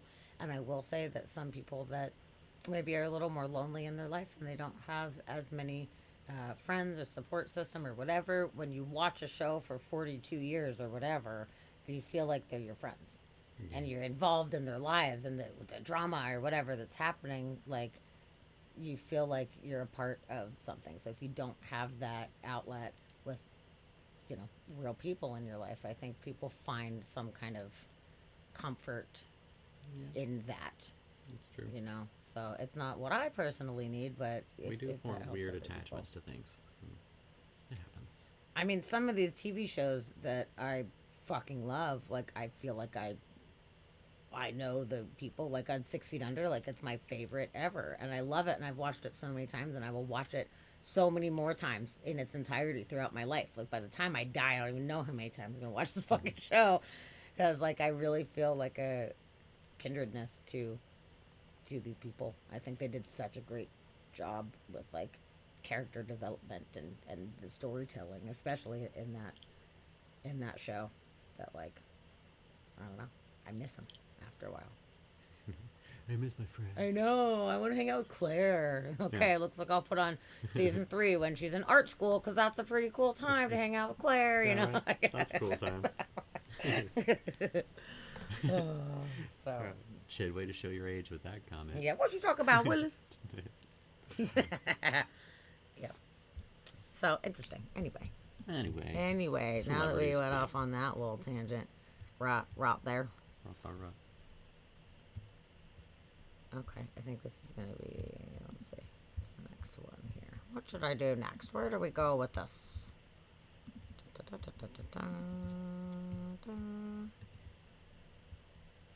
Okay, this one, I bet this video is gonna be fucking funny. So they did picture day at this school, and they do like a green screen kind of thing in the background, you know, to do different images in the background. Yeah. And they did it on St. Patrick's Day, so everybody was wearing green. So it looks like some of these photos turned out pretty. Oh, it's not showing up right now. Okay, we'll watch this video, but it sounds like they're gonna be pretty funny, because these kids just like everybody- totally You know, school disappeared. picture day, so Yeah, many that's it. stories. You know, Baby, and a lot of hello. us sometimes have forgotten Right, that it was right. school picture day, and then you regret what the child looks like when the school pictures come back, because their hair is a mess, or it's like, I Right. probably wouldn't have picked that outfit. And then your kids are like, Mom, Dad, why'd you let me go out like that and wear that? Why did you even buy that, much less let it be recorded? This is probably gonna Well, be many fun. parents in Center Grove are getting that same good laugh tonight from the photo proofs that they got this week. As Rich Nye shows us, it can be troublesome when school picture day also happens to be St. Patrick's Day. There's been so many photos He had of a your dark hair green shirt disappears. on. The top of his hoodie is green, so he turned into a fence here. He had lime green shorts on, so I guess the darker the shirt, the more transparent background comes through. And he had a green mohawk, but that is completely gone. Amanda Snow sent her kindergartner Oliver to school on St. Patrick's Day ready for a green party, not a green screen. Now she can't stop laughing at the photo proof she received from School Picture Day. So I posted in a local moms group on Facebook, like, does anybody else have funny pictures from St. Patrick's Day? And so many people do. So many good ones. Sugar Grove Elementary had perhaps a Uses more flowers. formal official picture day back in the fall. Spring Picture Day was postponed twice by bad weather and landed on St. Patrick's Day, when, of course, almost everyone wore green. Honestly, I just couldn't wait to see other parents' pictures, and it ended up being just a hilarious fiasco. Oh, yeah, that's awesome. Just because it's just so funny. Do that. Like the girl who became one with the flower bed, the boy's head popping out of a farm field, or the boy separated by a dirt road. It was kind of hard to explain to him what was happening because he's 6.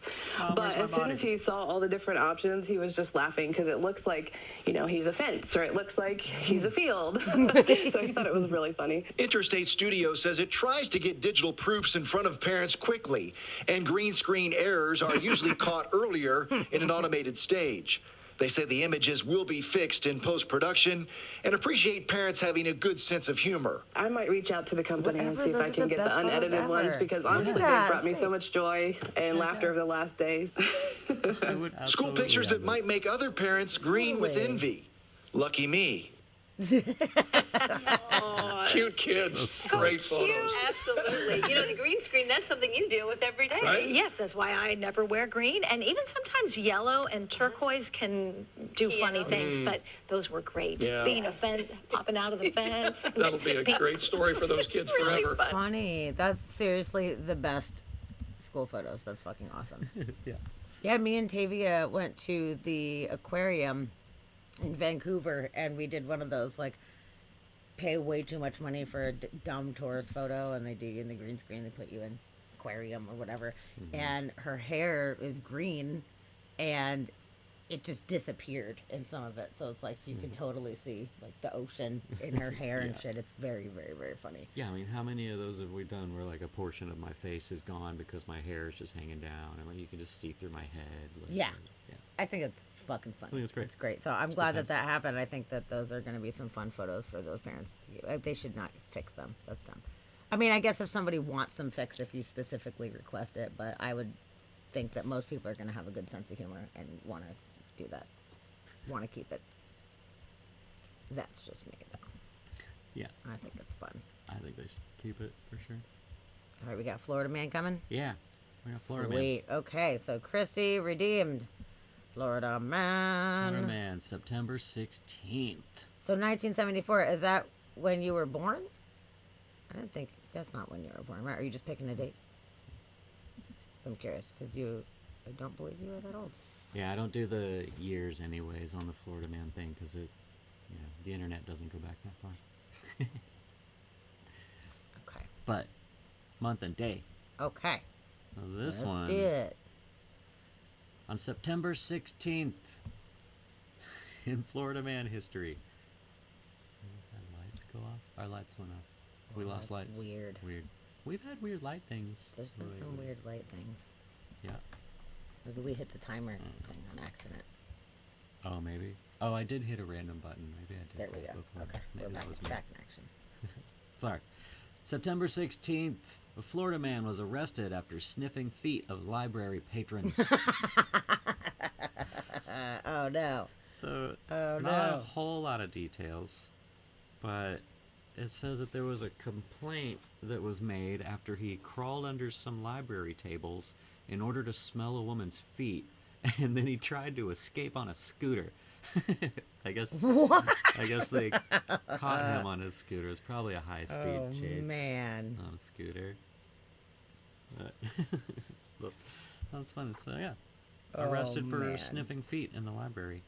Just do it quietly. That's so fun. Oh, man. Sniffing people's feet, That's man. that's a weird one. What the hell? He was a 52-year-old man.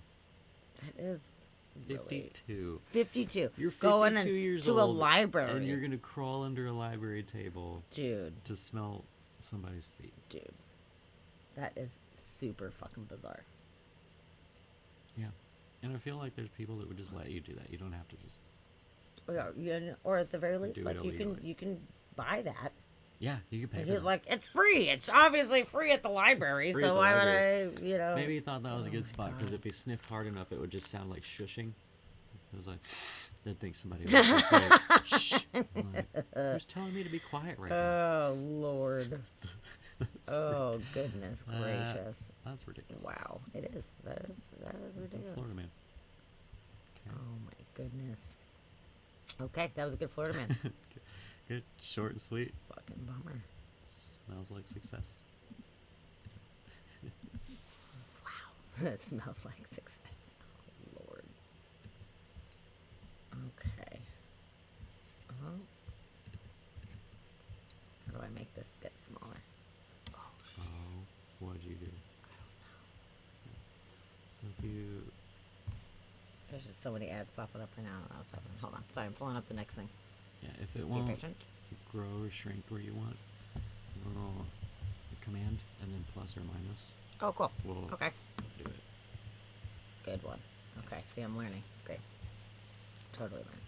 Okay, so this lovely next article that we're going to talk about is a big fucking shark. This is like Jaws. Shark. Child that shark. was found Oh. during spring break time. They called him Scott. Yeah, that's a good shark name. Scott the shark. Dude, yes. So Scott, who weighs 1,600 pounds and is 12 feet long. Wow.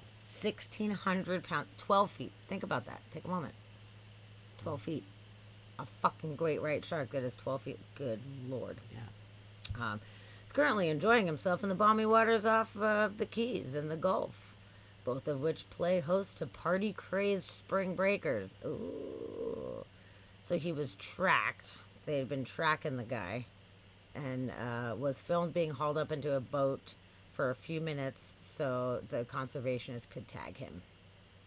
So they were watching, and they tagged his ass, because that is not something you want all willy-nilly. I mean, I'm sure there's a lot of willy-nilly sharks out there. There's a lot of willy-nilly sharks.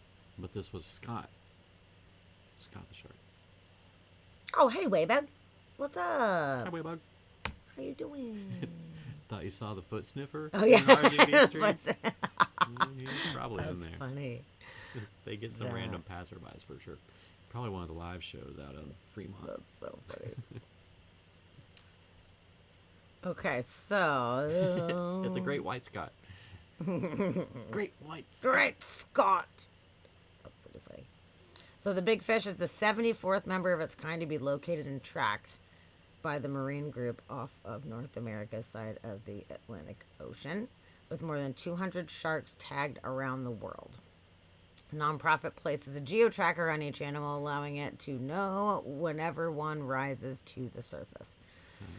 Which is good. So That's I'm going to probably good. show you his fucking Yeah, face man-eater here. sharks we should be Okay. tagging.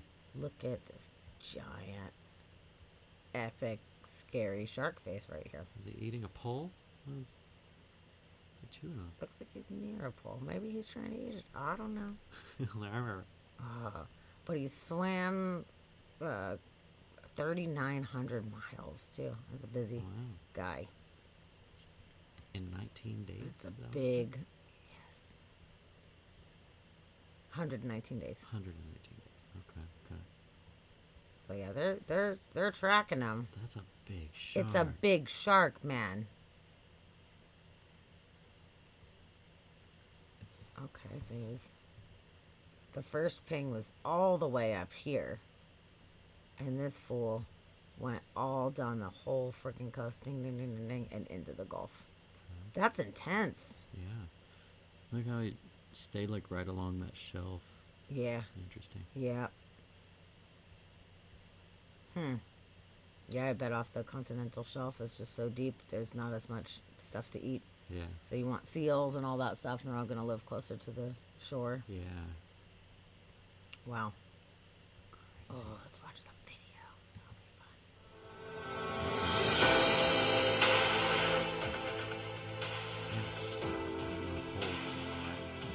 Here, bite this pole.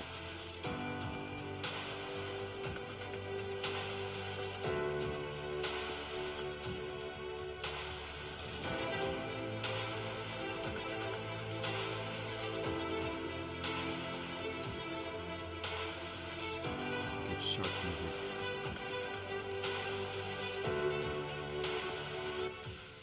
Ocean research. 12-foot shark.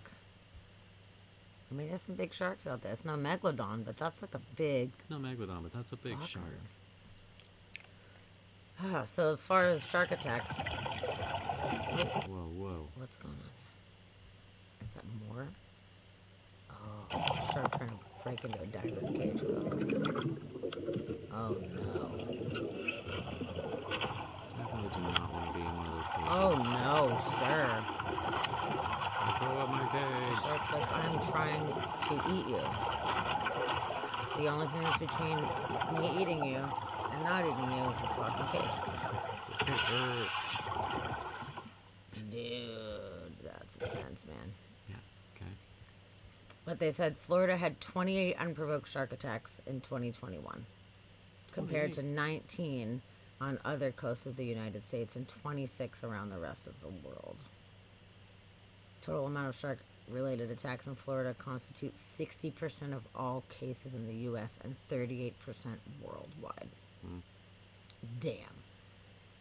Shark Oceans, land. man. Man, when I was out there one time, I was out there with my friends and we were at the beach at night and I was like, dude, I want to totally go swim right now. It could be awesome. It was super warm. And my friend Doc was like, you should not go in there. I was like, what? What the fuck? And he's like, dude, it's fucking shark feeding time. And I'm like, yeah, but like, what are the odds? What are the odds there's a shark here feeding right now? We're like, I want to go swim in the water at night. It sounds so fun to go swimming. And he's like, you're on your fucking own. I'll tell you right now. Doc's like, no. This is when they feed. And I wouldn't even fuck around if I were you. And then I got scared and I didn't do it.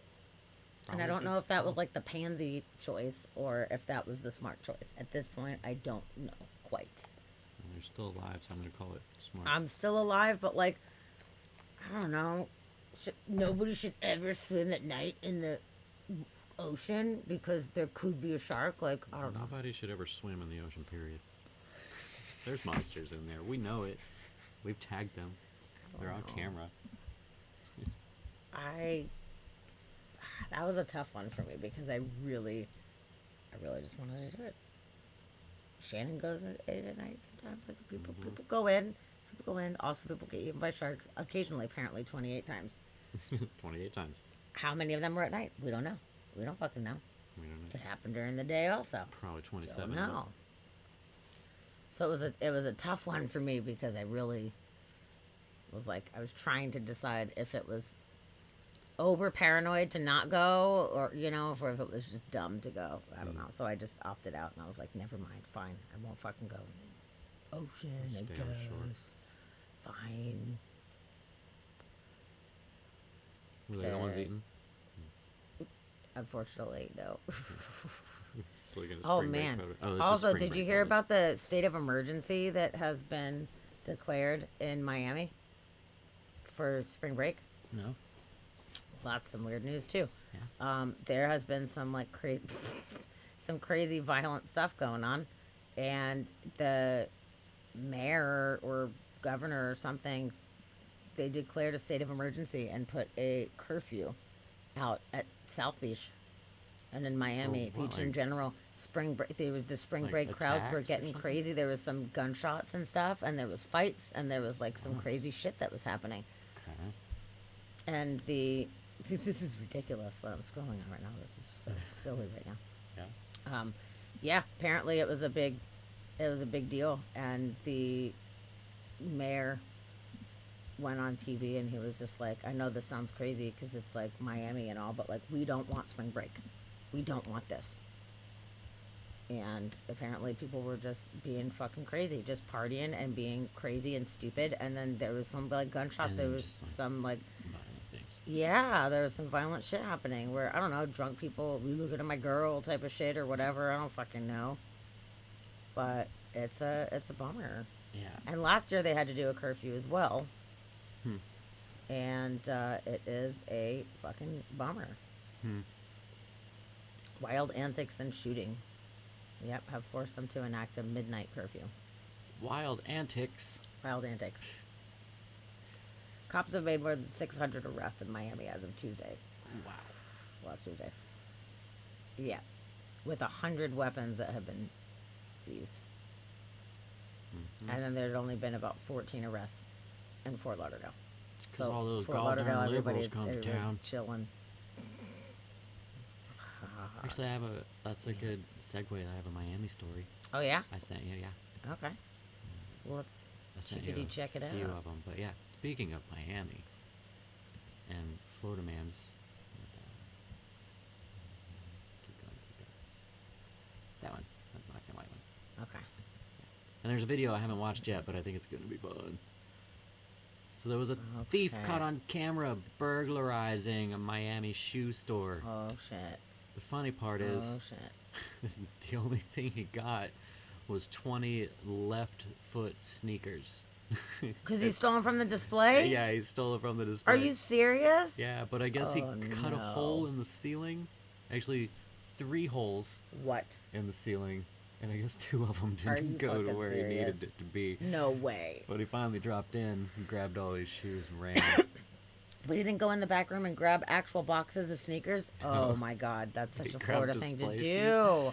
Let's watch this video. Your time Okay, is yeah. 7:39, and a shoe bandit Sneaking gets away with a big haul, but it may not be worth what he thinks. The thief broke into a shoe store and ripped off some pricey kicks from the Lux MIA near 23rd Avenue and Coral Way yesterday. Surveillance video shows the crook creating a hole in the ceiling and then drops down and starts grabbing shoes on display, taking them back up the roof.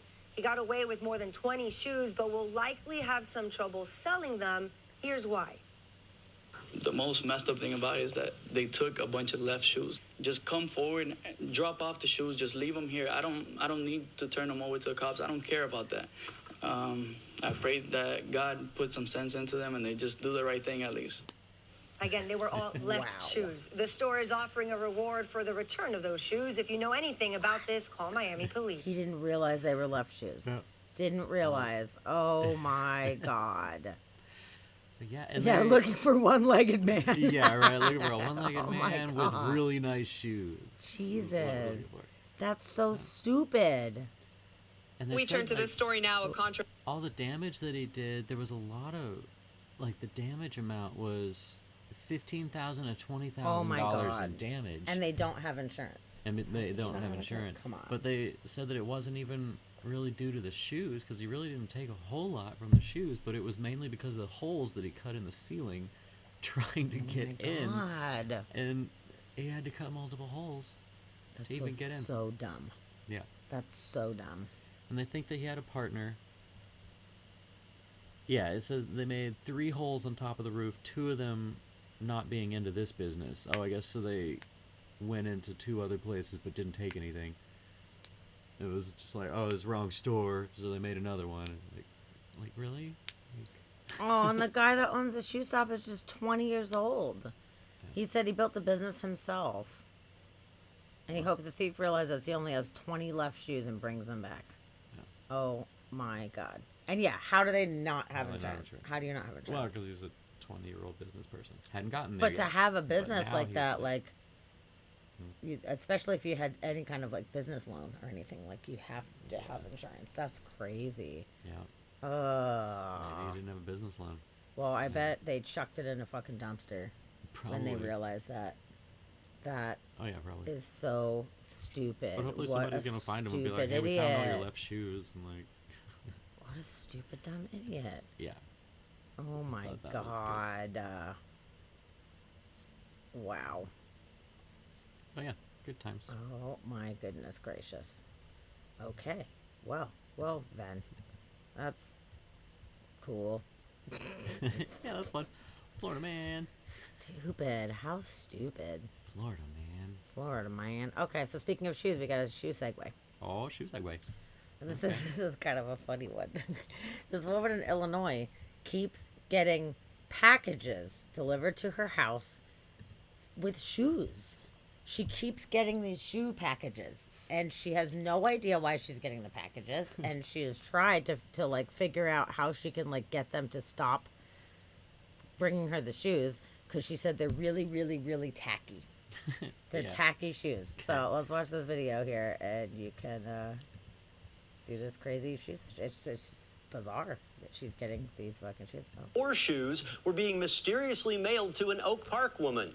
She couldn't get assistance from any of the parties involved in the strange shipments until the I-Team ran down the source of the shoe problem. They say if the shoe fits, wear it. It would not bend, like you could never walk in them. But Simone Boutet says she'll take a pass on wearing these styles. Between 15 and 20 pairs of shoes, yeah. That you don't want. You can see the other ones. They're really funny. I mean, they're really, really, really tacky. Unwanted shoes started showing up on her doorstep last summer. And that doesn't stop. And it's absurdity. There are white go-go boots, velvet stilettos, pink combat boots, and more. Wouldn't it be nice if they shipped size 11 Birkenstocks? As funny as this is, why is it so frustrating? I am frustrated with this situation because it keeps repeating itself, but it's also just frustrating on a customer service level when you're dealing with giant corporations that you can't really get the customer service that you need to solve a problem. So why are these shoes sent to Simone Boutette's home? You see, customers are trying to return the footwear to an Amazon vendor out of China. That vendor's return address label says Returns Department, Simone on Elm Street in Chicago, which is also not a shoe return center. UPS tries to correct the address error and instead sends the shoes to Simone in Oak Park. The only similar thing here is the name. Simone. How odd is that? Very. And it's crazy. Again, I've tried to explain this to UPS that if they could just delete this entry altogether. She even tried returning one box to a UPS store. So I explained the whole thing to her, and she understood it. And so she took them back, and then like 4 days later, they came back in the mail to me. UPS told the I-Team several of these packages' labels were revised and sent to the correct destination. But due to a clerical error, some of them were address corrected to Miss Boutette. UPS also says it will contact the seller to put an end to the shoe shipping slip-up.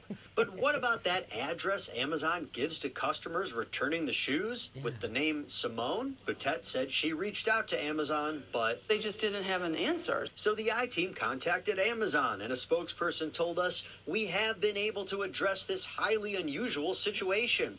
We have reached out to our customer to apologize for this inconvenience involving a company selling on our site and have also asked the shoe seller to make the appropriate corrections on their end." But it's got a little tag here. Boutette is thrilled that the I-Team helped tie up the loose ends. She hopes the strange shoe deliveries stop. They don't want the shoes back, and I don't want them either. But anybody in the market. Amazon also told us if you have a similar problem to select a drop-down menu request for customer service.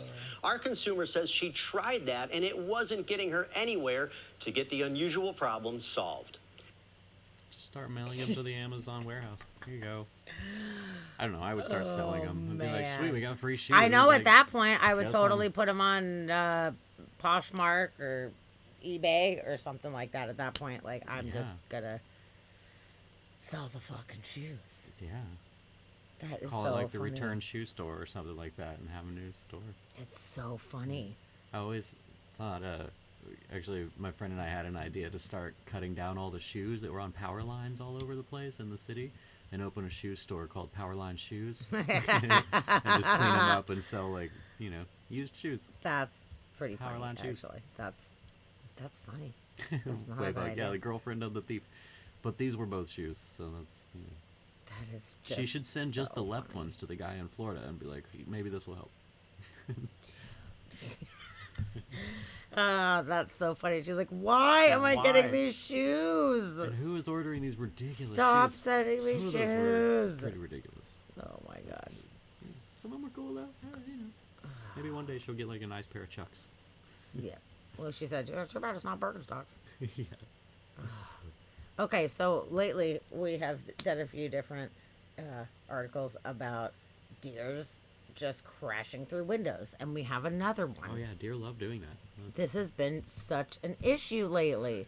Wisconsin pub, an Irish pub. These fucking deers just said boom. Oh, dear. Hold on, we're gonna zoom in.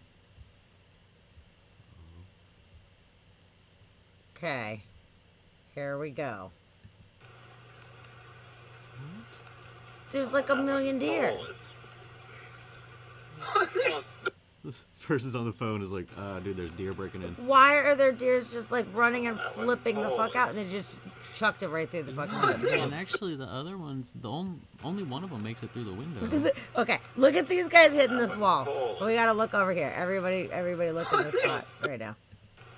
Boom. 1, 2, 3, 4. Are they just smashed into the fucking wall? Where are they coming from and what is happening?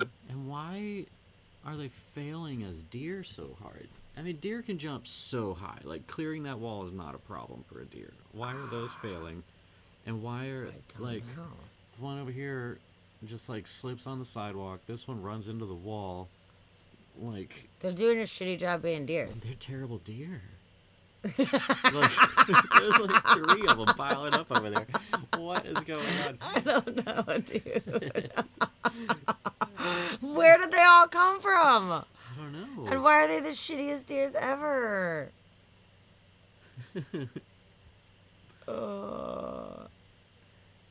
Did you see the photo you put on Facebook about the nasty Berks? Yes, yes, yes. Was selling some used Yes, Berks. yes. Nice hippie Berks. Dude, Yeah, what? and then that in poor the deer is now motherfucking shit? inside of a building and doesn't know what Yeah. to do.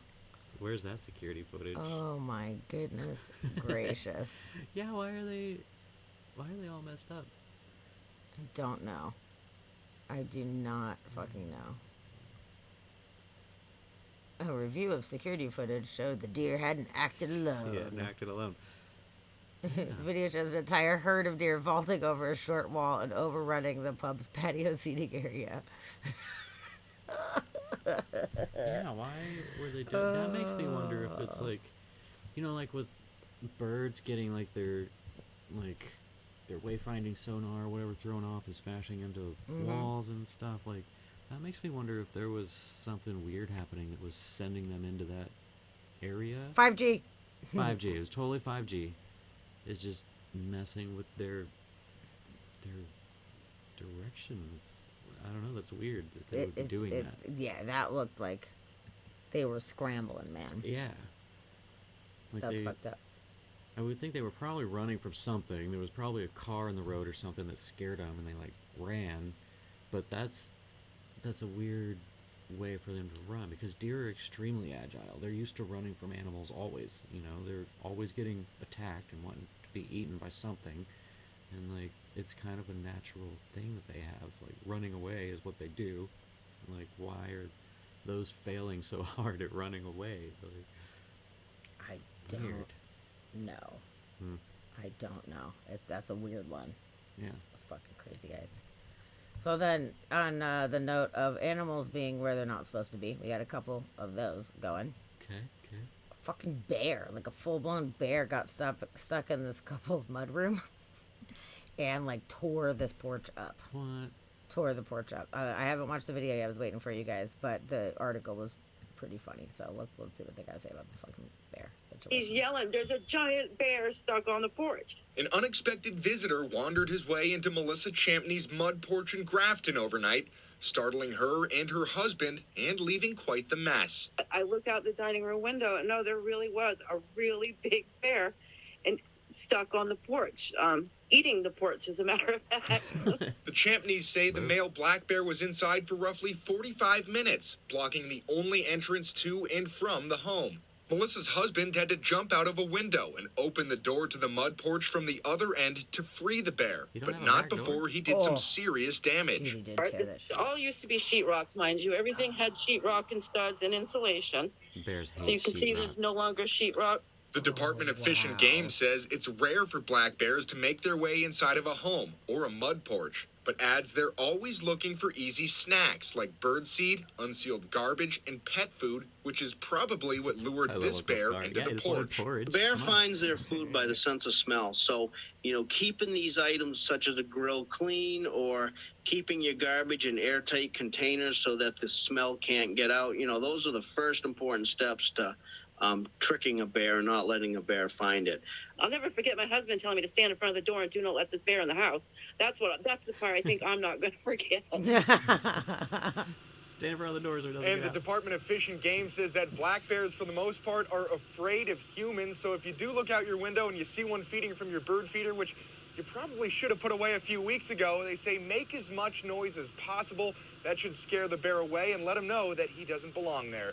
We're live in Concord tonight. Scott Cook, WMUR. You don't belong here, bear. Get out of here. Oh, that sucks, dude. Yeah, that sucks. that It sucks. tore it up super hard, man.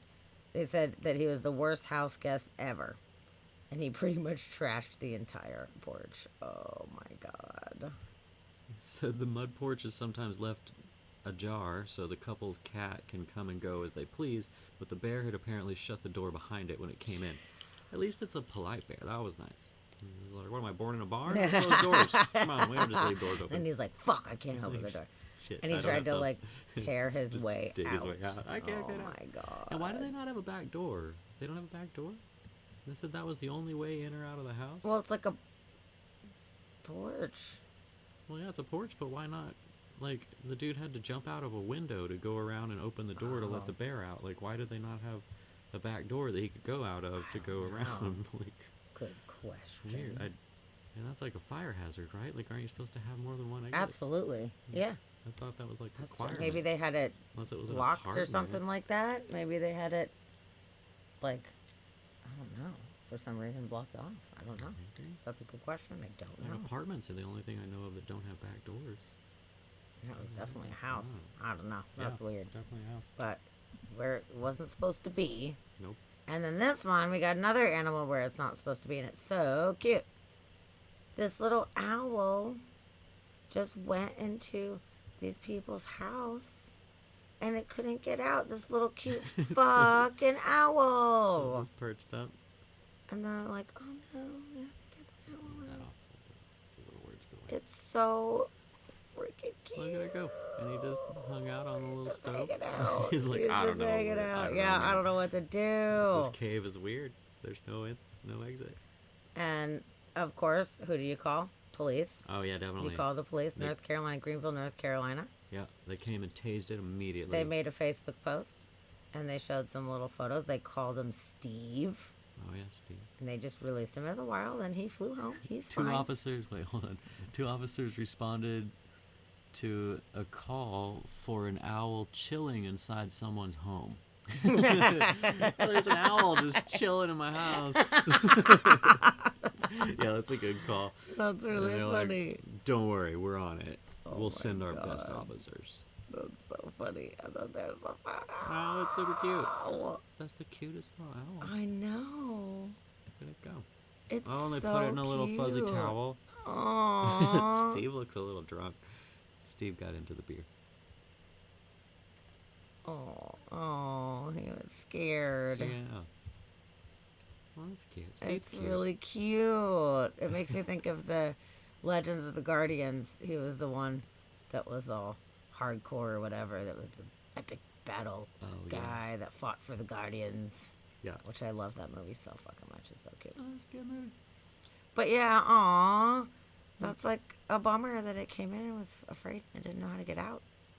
But I would be rejoicing.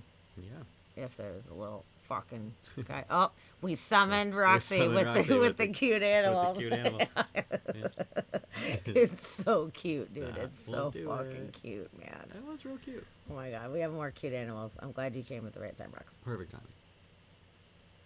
Oh, this one's so cute. So a little mom duck hatched some little baby duck eggs out on the courtyard at this maternity center. And then Well, it knew where to go. That's good. yeah, but in order to get out, like into the nature, the duck had to walk through the whole fucking maternity center. So it's cool because everybody was stoked, and then we're Yeah. gonna get to see these little duckies going through. So it's funny, it was a maternity center, and they're like, "Well, I guess this is where I'll have my babies." So it's like watch the little duckies go. They can't fly yet. Oh God! Oh, that's pretty cute. Oh my gosh, y'all are gonna have to try and keep them. Yeah, come around. The mom duck's a little confused at why they're following her. Probably. They're using this cardboard to be like, Yeah. "Okay, go this way." Somebody's science project. For Oh no, where are your babies? You lost your babies. Go get them. There we go. Yay! Come on, kids. Oh my god. Whoa, whoa. Can you keep this door open? Run, little guy. At least the mom duck's not like freaking out or anything. She seems to understand that they're Dee Dee, trying to help. I need you to keep this front door open. Yeah, she's not trying to attack or anything. Dun, da, da. Yay! This is good. Okay, you're good, you're good.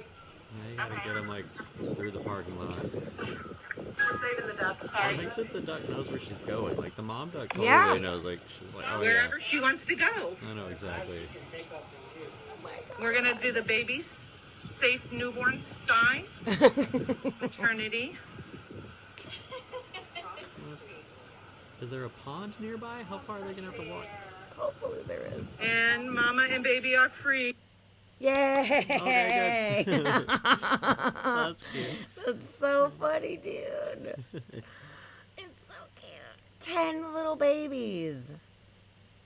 Oh, we're still quacking up over the sweet story, they said. We'll see you in 6 weeks for your follow-up. Good. Aw. But yeah, somehow she had walked in through the maternity center, went to the courtyard, and just decided that was the best place. Think about. I bet the courtyard's open on top. I bet she flew in. Oh, but the babies aren't maybe. ready to fly yet, so she has to walk them to wherever. Maybe. Oh, hi, Natara. Hi, Welcome in. Natara. You're just in time for cute ducks. Yeah. No, you're right. Maybe she flew and then Yes. was like, oh, fuck. She's like, well, they can't get out. That was pretty trusting, though, to be like, well, we're going to have to go in this building. Yeah.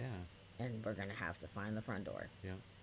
That's Which is pretty interesting awesome. that, I mean, she totally knew that that was going to have to happen. Like, walking through, like, she was like, well, we're walking through this building, and knew where she was going, essentially. Which is interesting. Because they were Yeah. kind of trying to just block her off from going into the halls, but it didn't look like they were, like, corralling her into the area she was supposed to go. It looked like she was just doing her thing, and so Yeah. she was like, well, was we have to so go this fucking way. cute. Come on, kids. So cute. That's some weird news right That's weird there. news. That's some weird news. That's fun, though. I loved it. I thought it was so cute. Good one. So cute. Okay. and then we have this animals where they're not supposed to be thing going on here. More This is a animals. interesting one. This lady in Michigan just found a fucking kangaroo hopping around in her driveway. What? Okay. She was like, Okay. "What the fuck?" Yeah. There's a kangaroo. So let's hear her story about finding this kangaroo. Well, imagine you're just going about your day and suddenly a kangaroo appears out of nowhere. Yeah, this marsupial named Douglas broke free from an exotic zoo in Lapeer and has been hopping around town ever since. Fox 2's Jessica Dupnack has more on how they finally caught the kangaroo. Where do you think you're going? Huh? A double take confirmed it. A kangaroo right in her yard. Literally just like walking up and down the hopping up and down the driveway. You know, I was eating something. This is southern Lapeer County, by the way, far from the outback. We have nothing but wildlife, farmland, and cows. Sarah Greer's first instinct Tuesday afternoon, call 911. I say, I'm located in southern Lapeer County and there's a kangaroo in my backyard. And she responds, ma'am, are you sure it's a kangaroo? And I said, I'm pretty sure. She should A have responded, confused "Is this an dispatcher emergency?" handed this one over to Lapeer County Animal Control. He was very slow. You could tell he was lost. He was trying to look for his home. The he, Sarah found out later, is Douglas the kangaroo. And before he made it home, he hopped through a cemetery. Look at him go in the cemetery. After Sarah's videos went viral, she was able to talk to Douglas's owner on Wednesday. He says he has a license to keep exotic pets. He was able to corral Douglas shortly after he went missing. As long as you're licensed or have a permit, I think you can have a kangaroo. Without this photo proof, it would have been tough for Sarah to convince anyone this actually happened, let alone convince her husband. I'm trying to think how I convince him to not get another dog, but get a kangaroo. Sarah says it was the best 15 minutes ever. The way the world is today, like, you know, hearing something like this just puts a smile on your face. Jessica Dupnack, Fox 2 News. Fox 2 News. That's fun. That's cute. It's so cute. That's pretty cute. That's kind of fun. Yeah. You just never know when you're gonna have a kangaroo, or when you're gonna have maybe like an owl in your house, little or owl when just like shows ducks are just gonna walk through places. It's Or so a deer's fun. gonna smash through your window. Sometimes. Yep. Deer just smash through your window. Oh, this one is so funny. We got an escaped donkey that surrenders to police officer's mustache in California. This is pretty cute. It was like a jestful thing, but the donkey was His name was rogue. Kevin. His name is Kevin the Kevin donkey. is- Who's naming Kevin these the animals? donkey. So California police officer called out to wrangle an escaped donkey. said the animal surrendered due to being intimidated by the officer's mustache. Yeah, well. What the fuck? They said a fugitive donkey named Kevin was spotted running loose in the area. Said the 4.5-foot tall donkey didn't put up much of a fight. He said, so there I was, Berg told the newspaper. I get there and he's looking at me and I'm looking at him. His ears are pinned back and thinking about running. But like most people I deal with, he saw the mustache and just said, I give up.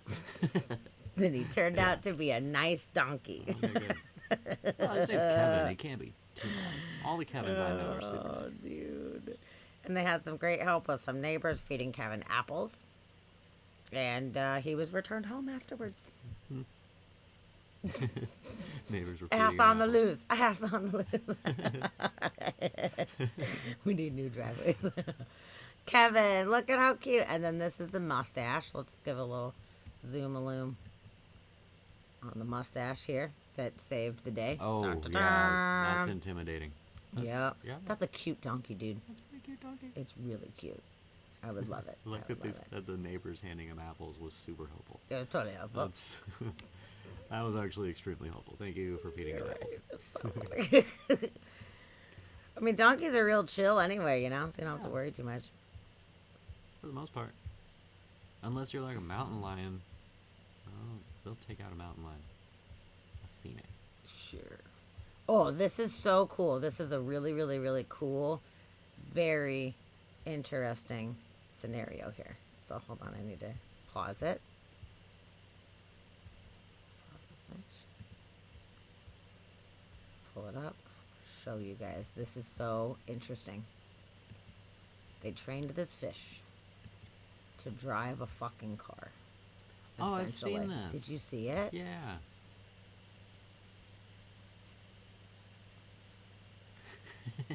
Dude. Yeah. Is there any volume on it? I don't hear nothing. Maybe not. So they taught the fish that on the side that it pushes on, the little cart will go. And they were trying to see, you know, people say fish have very short memories. And apparently they don't necessarily, because they taught this fish to go towards the treats. And then he would do it with precision every time. Let him go. Boom. Go to the pink thing. Get a treat. Pink thing means treats. After Well, I mean, our 10 fish learn that. sessions, Like, they're whenever proficient. we feed them, like, they learn that whenever we walk up to the tank, we're probably going to feed them. Or, like, whenever you open the little thing on the bottom, Mhm. they get all stoked. So they learn.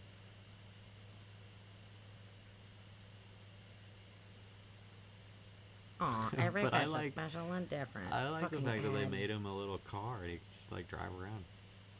Sorry, we got to add. Ads. Hate Hey, he's ads. dressed like Scott. Ads. He's wearing his Scott costume. Why did it stop? We have to go all the way through it. Damn it. It wouldn't Ads, even ads, let me, ads, like, ads. no, I know it's annoying.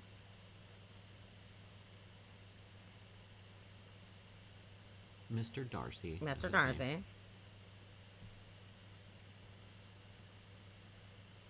Mr. Wickham will do all sorts of trouble. Give you a hard time. Okay. He's a rebel.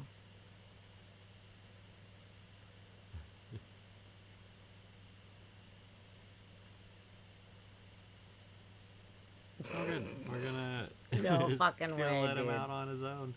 Be a free little fish. Just taking my fish out for a walk.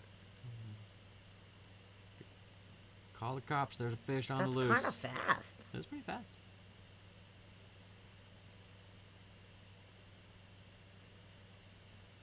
Huh.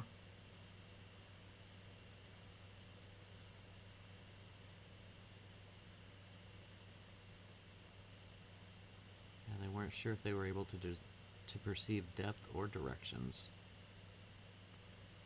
but they figured out that they are. They actually That's know. so cool. Oh, You learn learn tricks? Oh my god, I play What? soccer. Their goldfish learned to play soccer. An obstacle, Obstacle course. course. Wow, There you go. Here you neat. go, fish. And then they took their project to the next level.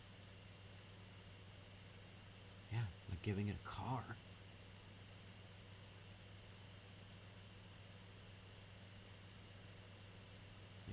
for 1 year. And they can drive a and robot. they can drive a robot. Yeah.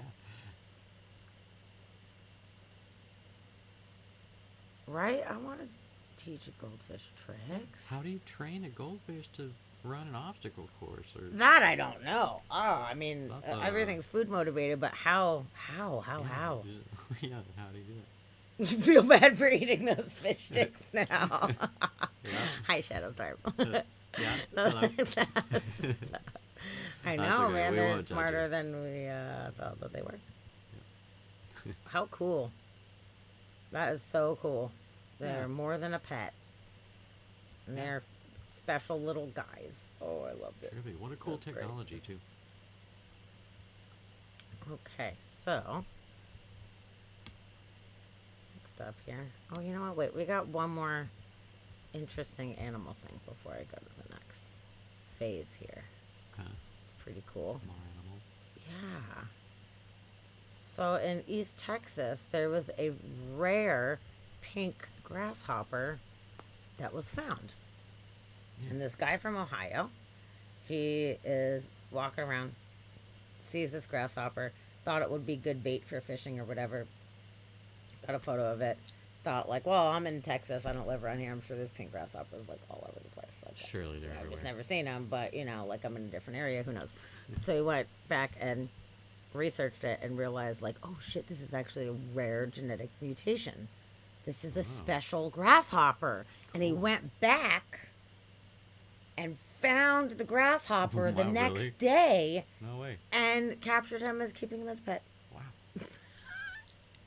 That's pretty cool story. Let me Found see. it the next day? Yes, he said it Stayed took him there? 10 minutes. It only took him 10 What? minutes No to way, find it. I really? swear to God. It stayed in the same area? Yes. You've heard of luck of the Irish, but what about luck of the grasshopper? An Ohio man says he's feeling lucky after finding an extremely rare pink grasshopper.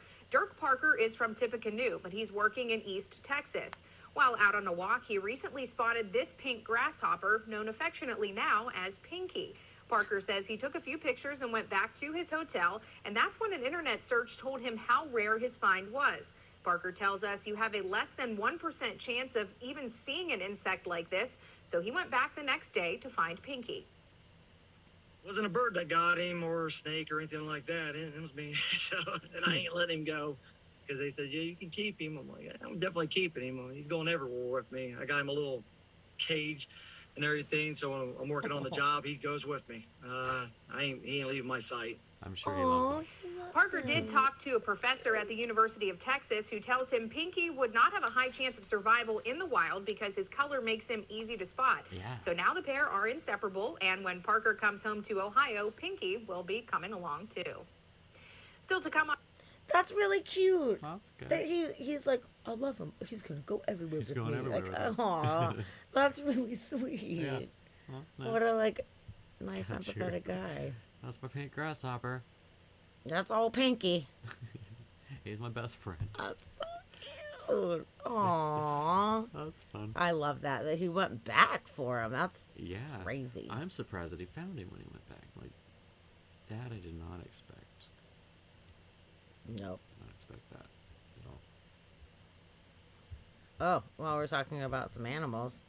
A fucking hawk just like dive bombed this fucking cop in the head. I wish there was a video. It's just a photo. And he didn't swooping even at him. see it coming, dude. He didn't even see No. it coming. He was just hanging out. That's funny. Oh, God. There was a security footage that got when it just bounced off his fucking head. Bounced off his head. He said all he knew is that the impact nearly knocked him off his feet. Yeah, I bet. Yeah, he just had no idea. But he had his hawk scratch on his fucking head. Mm-hmm. I was gonna say, I bet he was like scratched up. And they said it was probably in protective mode. There was probably a nest or something around, and he just like smashed the cop in the fucking head, dude. Which is nuts. Everybody remain alert so you don't have to wonder what the hawks just happened. Oh man. We're gonna go boom, impact, impact. Got hit hard, huh? That was pretty funny. That's Oh, actually, one of the stories I sent you will go along with animals. Oh, yeah? It's a bug, but that one. Okay. Yeah. Excellent. Stick with insects. Okay, let's do it. Yeah. And I haven't watched any of these videos either. But scientists translated a spider web into music. What? And I guess they're doing research as to like the vibrations that go through the webs, and whenever they translate it to sound, they said that they found out that like the way that something getting caught in the web, the way that it sounds, like they're figuring out the vibrations that the spider's picking up on, so they're translating it to sound so we can hear it. So like when a bug gets trapped, it makes one noise. When another spider comes in and is trying to like attack them, it makes another noise because they kind of know what strings to walk on. And then like if they're, there's like a mate coming in and wants to mate with them, the way that they walk, it has like another sound. But they made a 3D scan of a spider web and assigned all the different vibrations that the little strands would make to the thing. And I guess from the way it looks, they're able to actually like essentially in virtual reality pluck those strands and make the noises that each little strand would make. And then they're able to tell like if one of the strands breaks, how it's attached to the rest of the web and how it changes the rest of the web's vibrations. No. But there's a few videos. I didn't watch them yet, so I don't know what they sound like. They're working with an artist to create an interactive musical instrument, the spider canvas. Spider's canvas. Oh, we gotta hear this. This is gonna be so cool. The spider lives in an environment of vibrating strings. They don't see very well, so they sense their world through vibrations, which have different frequencies. And real quick, they said that, so normally the spider web that you think of is like this stereotypical like spider web. They didn't do one of those. They did a, what was it called? It's from a different one. It's one of the like, a tropical tent web spider. So it's one that's like more of a three-dimensional web. Like it kind of goes all around them. So they did that one instead. So it's not that shape. But well, let's hear it. I'm excited.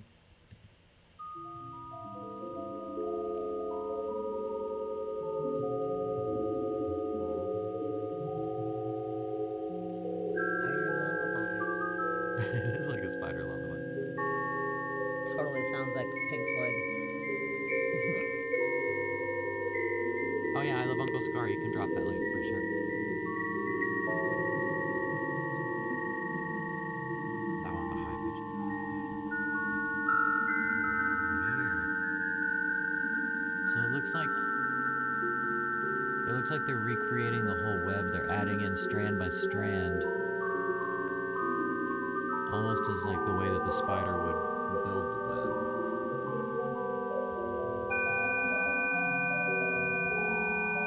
Oh, Christy Lou, are we putting you to sleep with our spider lullabies? Yeah, spiders make horror movie music. Go figure. You're right. Yeah, totally. Turns out. Wow. Weird. Good night, Christy. We appreciate ya. Waybug, yeah. More bass. When's that beat gonna drop? Huh? Wow. And then there's that's cool. couple Let's check other out ones. this one. Well, this one's 9 minutes. We're not gonna do 9 minutes. We'll do a little taste though. Sonification during construction. It's kind of like the dial-ups out here, right? Yeah. As the web is being constructed, we listen to the distinct sounds generated by the variations in geometry. The spider web is a living, changing, and morphing harp. What? I don't fucking know this. You blow my mind right now. It's totally horror movie music. This is what they're doing. It's the sound the interweb makes. Yeah. The sounds of the web.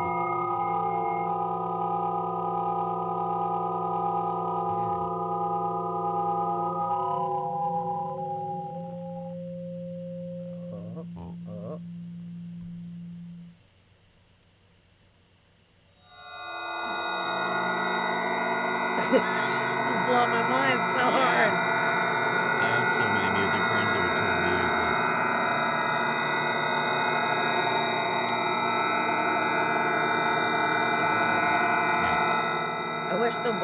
emote was available when you're not in Chris Marks' stream. Yeah, right. I would use Wowie so I just hard gotta right add now. that into our collection too.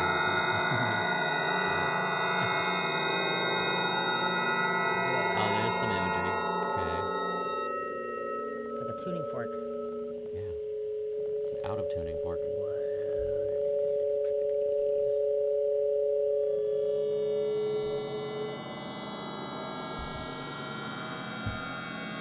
Hey, Plain Toast No Jam! Oh, Plain Toast. Hello, Welcome! hello. Hello! You came just in time for the sounds that spider webs make. Yeah. Who knew that spider web was a harp, essentially?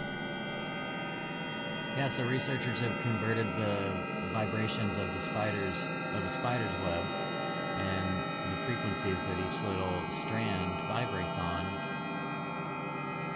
into sound. It says as the web gets more dense, the sound gets more complex.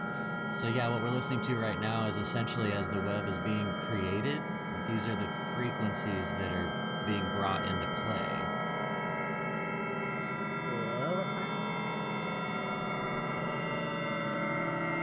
Yeah, they were saying that it sound like the sounds, they're kind of using them to differentiate the frequencies that the spiders use to figure out what's going on in their web and to know, like, if it's a spider coming to attack them or if there's food caught in the web or whatever it is. So later on in the article, it was saying that they're hoping that by figuring out these frequencies, we might actually end up being able to communicate with the spiders at some point, kind of like we do with bees and their waggle dance. We might be able to figure out these frequencies and essentially communicate with a spider based on the frequencies that they're moving. And we can already work their little, their spinners, their little spindles, whatever, that shoot out the web. So they've got 6 different ones that shoot out 6 different types of web. And they can actually milk a spider by shooting that specific frequency to the spider, and it'll make it produce whichever web it is that they want them to produce. So whenever they're milking a spider and getting like the spider silk to work with, they can choose which spider silk that they want to harvest from it based on the frequency that they pump into the spider. What? This is crazy. And yeah, this one's like 9 minutes. Let's scan up a little bit and see. It's spooky sounding, dude. Yeah. Yeah, who would have thought spiders make horror music? That's turns out. Somebody needs to make like a reboot of Arachnophobia and use this shit. Oh yeah, and use these sounds in the Or a whole new spider movie. We need a new spider movie. It doesn't even have to be rebooted. Yeah. It's fucking crazy. Yeah, currently jamming out to Spider-Man music. Who knew? It's so strange. Yeah. Wow. Cool, dude. Okay, Yeah, I let's thought see. that was super cool. Oh, wait. Spiderweb sonification, virtual reality. This is the one that I thought was gonna be interesting. Hold the phones. So I guess they made it like an Oculus game? What? Are you serious? Yeah. No way. I don't know what that says, but settings. Settings going. These are our settings. No, it asks all the spiders to stay in one room and it won't back it ever again. Yeah, if you all stay over I'm there. in this Facebook group called All Bugs Go to Kevin, and it's the cutest group, and everybody's so kind to the little creatures and stuff. And they're saying that if you see a spider, to take a Q-tip and soak it in water and give it a drink. And they really appreciate a little drink. And people are posting up like, thank you to this group because we never would have thought to give drinks to spiders. And they're videoing like these little spiders just all like happy, all... Yeah, it's pretty cute. Okay. And they showed one of the spiders that took the Q-tip and like dragged it away with it. And I was like, thank you, thank you. Yoink. So it's really cute. Okay, here we go.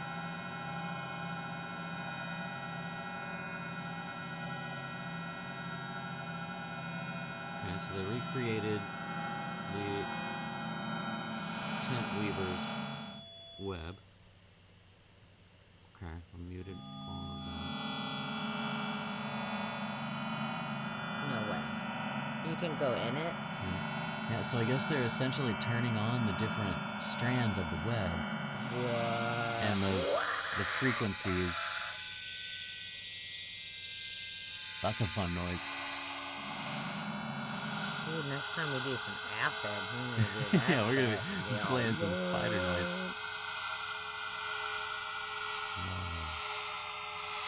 Trippy. Oh, we'll have to check this game out. Yeah, I don't think it's a game we can download. I think it's just darn the it. researchers did it. Oh no, I guess maybe they did. Spider's Canvas. Let's see if we can find it. Weird. Whoa. Weird. You can play it yourself. You can make your own music. Oh my goodness. Hey, Crystal! Oh, On the hi, next Crystal. Tool album, totally. Totally. Oh, that's my next segue. You're gonna like that. Oh shit. Yeah. Okay. But Wow. yeah, and then That's so for, neat. for those of you that don't know, one reason I'm super interested in this is I actually make artwork using spider webs. I figured out how to paint them and capture them and stick them onto different things. And over the past couple of years of doing that, I've always been iffy about spiders. I don't really like spiders, but after doing that, like now I'm kind of got over that phobia and I'm more fine with them. But so now anytime I see any spider web, anything, like since I've been looking at them for so long, I've gotten super interested in spider webs, and they're gorgeous little pieces of nature. Like, they're amazing. So whenever I ran across this, I was like, no way, we're making music with spider webs. Like, this is super cool. I got excited. Weird. Wow, So it would you be just very fly through cool this web and to play. use this and add bass or drums or whatever to it and just use it as a part of music. I mean, especially with this where you can actually like manipulate it yourself. Yeah, poke it and play things. Yeah. Wow. Yeah, well, weird. that is freaking awesome. Yeah, that's a fun thing. What? So any other videos? Wow, that was really, really, really cool. Good job on that. Yeah, so he said now we're trying to generate synthetic signals to basically speak the language of the spider. If we expose them to certain patterns or rhythms or vibrations, can we affect what they do, and can we begin to communicate with them? Yeah, which maybe we can. Oh yeah, the spider webs with the dew. Oh yeah, It's so for pretty. sure. Wow, that was a very cool story. Good job on that one. Yeah, I did something. I loved it. I participated. That was great. You are participating. And yeah, then speaking of Tool and freaking cool science. oh, this is gonna be awesome. Okay, walk us through it, babe. So there's an ALS patient, so essentially paralyzed. He's got the trapped in body syndrome, where he's 100% paralyzed. Stephen Hawking thing. Yep. But he's 100% paralyzed. He can't move anything. Eyelids, nothing. He's got nothing. But they put this implant, and he is the first person to be able to actually communicate with the brain implant. And while it takes a while, it's brand new technology they're working with. It takes a long time. They said it's about 1 letter per minute is what he's able to nail down at this point. But he was able to do essentially sentences right off the bat and figure out how to use it right off the bat. Okay. But one of the first things that he requested was, he said, I would like to listen to the album by Tool loud. Fucking awesome, was one of the first dude. things that he said.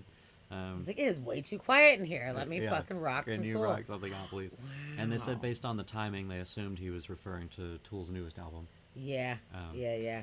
But yeah, the technology behind it I thought was super cool. He said that essentially to make the signals, he has to focus on. He said he focuses on moving his eyebrows, and it makes like a tone or frequencies. Is from what I was gathering. There was the science.org article went way deeper, but this is on a music site, so they specifically were like, he wanted Tool. and I was like, yeah, totally, that way. But they're finally communicating with this guy through this brain implant. And he said a few other things. He said one thing, that he's said he's so proud of his cool son, and like he mentioned some food that he wants. but listening to the Tool album was the first thing that he was like, please just play Tool. Oh, wow. That's awesome, dude. Yeah, so I guess he modulates some tone by trying to move his eyes or his eyebrows. And he said that he didn't always succeed. He's been trying since like 2019, I guess, is when they started doing this. And it took a long time for him to get it. But they've said that in the study he could match a series of target tones with like 80% accuracy, but only 44 of the 107. out of 107 days could he produce an intelligible sentence. So it's difficult. And then they also said that it's kind of a bummer because his ability to spell is decreasing, but they don't think it's due to him or like his brain function. They think it's due to the scar tissue that's building up around the implant is inhibiting some of the signal. So his the sentence structures are declining. Oh, that's. But it was all an experiment in the first place. But he was able to say some food he wants. Yeah. He was able to communicate, you know. Able to say that he loves his cool son. Yeah. You know, it's a cool adjective. You know, like it's good. And then he just wants to listen to some fucking Tool He just loud. plays some Tool, yeah. I love that. That's and I love that he awesome. said loud. Like Yeah. loud. Yeah. Like, please play it loud. Yes. Yeah. Honestly, they should just put some headphones on the dude. Yeah. And just rock some of his tunes. I mean, if he's just Totally. sitting in a hospital room and it's all quiet and Yeah. lame, like Can't do that anything. sucks super, super bad. I wonder how he even knew that the new album had come out. Yeah, I Maybe some of his friends or whatever were telling him about it, you know? Like, Yeah, "Oh, there's a new yeah. Tool That album was, like, his finally. favorite band, He's and like, they were will you like, please, for the love of God, please put put the it on." brain implant in just so I can tell you that I want to listen to that. Oh yeah, he did ask for beer too. It was one of the things. But yeah, it was like some kind of goulash and beer and And a soup. It said and a pea soup. He mentioned a couple things. But he can't eat. I mean, it's probably has a feeding tube because if he's paralyzed, he can't Yeah. swallow or anything like that. Mm-mm. So that sucks. To not be able to have a beer. Yeah. But interesting that he can hear, so at least that does confirm that everybody in his family that comes in and talks to him, he can hear them. Yeah. And like they know that he's hearing what's going on. So Yeah. that has Yeah, to he's mean the not world. like in a coma. He just Mhm. can't physically Yeah. move. God, trapped that completely. would be That'd be the worst. the worst. Yeah. That would be. Oh man, Yeah. that would be the fucking worst. Yeah, that'd be weird. I don't even think I'd want to keep rolling on if that was the case, man.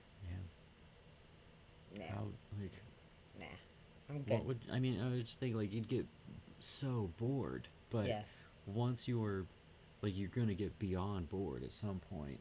Like, where do you go once boredom is your life? What happens then? Like, where do you go now? Like, I wonder about altered states of consciousness and like if you're just trapped inside always and forever.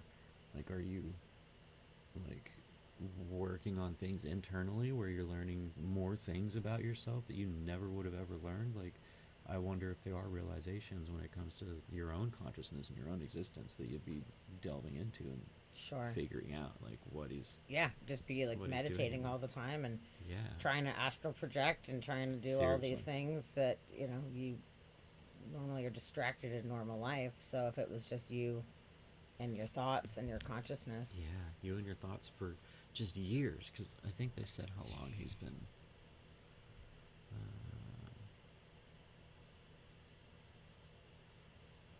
okay, in 2018 he could still move his eyes, so he could choose the letters and stuff with his eyes, and that's when he said he wanted to do the implant. Yeah. So that sucks. So it's obviously been a decline for quite some time. Yeah, so Oh, 2018 man. he can move his eyes, but yeah, since 2019, at least since 2019, I think is what they were saying in the Science article. But yeah, actually, I want to read more on the science.org article because it's talking about the research they're doing and everything to do with this, the implants, and it was extensive, so I didn't pull it up for this, but I would like to read more about it. Yeah, that is very, very, very cool. that they have that and they can allow people to communicate. And I love that he asked for Tool. That was great. Yeah. That was. I saved that for you. I was great. like, oh, you're gonna love this. No, that was fantastic. Yeah. That was so good. I think there's only one more out of my articles. It's gonna get weird. That one's gonna get weird. That's gonna be a weird segue. Do we want to do it right now, or do we want to come back to it? Let's come back to it. We'll see. It might not even be worth it, but we'll see if there's a good segue into it. Okay. Ooh, real quick, we're gonna talk about. Oh, Shadow said that I remember one of my great uncles used to type with a stick. He was quadriplegic. Oh. So he used to like hold it in his mouth and type with it. I've seen that where they do that too, where they have a little pointer or whatever in their mouth. Gosh, yeah. Yeah. Interesting. It blows my mind the things that people who majority of their bodies go like paralyzed is the word I was looking for. What they've learned to do as well. Like, I mean, look at Stephen Hawking hosting entire documentary series, writing everything out, writing papers, and doing all of the science and math and all of this shit. Like, what the fuck? It's amazing. Yeah. It's amazing. Yeah, with his mouth, yeah. Oh, wow. Yeah, that's amazing to me. Like, That's so crazy. I don't know, the will of some people to just carry on and to just figure it out, and like you just do what you got to do, you know. And you see, I think that same thing whenever you see dogs. I saw a video of a dog yesterday, day before, who only had his front legs. It looked like his hips down were gone, like almost. I don't know if he got hit by a car, but like hips down were gone. And he was just walking on his front little legs, and the little back half of his body was kind of flapping because it was just flesh, but walking on his front legs and just stoked, just happy dog, like doing his thing. And I always think that's kind of amazing and inspiring. Oh, yeah. Super inspiring. Which actually, I got the perfect segue right now. Okay. For this. Cool. Talking about that. This is so cool. This is a Guinness World Record here. Man climbs 1,444 stairs while wearing exoskeleton. He is paralyzed from the waist down. Wow, really? Yes. And he won a world record for this, for wearing a robotic exoskeleton. And he was able to get all the way up here to the top. Wow.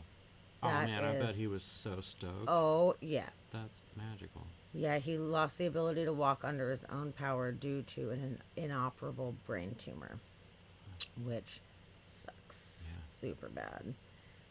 So it's a 51-story building. Took him 6 hours and 16 minutes. Ah, Hey, just JT. Just JT. Yay. Thanks for that Hi. resub. And thanks for coming in. It's good to see you. We're so happy you're here. Thank you so much for Yeah. resubbing. All right. Appreciate Look you. at all those It's fun always nice to emotes. see you. Yoo-hoo. Always nice. Yeah, I'm glad you're here. I hope you're doing good. Yes. Better be. Better be doing good. But yeah, this is so neat. 6 hours and 16 minutes it took him to walk all the way to the top. And it was how many stairs? 1,444 stairs in a robotic exoskeleton. Oh It my would've taken goodness. me 8 hours to do That many is, stairs. That's I crazy. know. That's I know. a lot of stairs. He previously earned a Guinness title in 2018 when he participated in the Virgin Money London Marathon and earned the title for the fastest marathon distance in a robotic walking device. Cool. He hopes to break his own record of 36 hours and 46 minutes. Okay. It took him 36 hours to do the marathon. Wow. Which, you know what? It would take me at least 36 hours to do a marathon. Oh, so it's yeah. totally fine. Days. I'm gonna really- need days for sure. I'm very impressed. But look at him go. Look how happy he is. Yeah, that's awesome. He's fucking stoked. A robot legs, man. Does it say? Is it one that? Does it work on brain function? It Or are didn't there say. buttons or? It honestly did not say. Yeah, get you a hotel room, right? Yeah. I know, Seriously. man. Like 5 hotel rooms throughout like the whole thing. Because what is it, 26 miles? Yeah. Dude, Yeah. That's too many. that would be like a 5-day thing for me.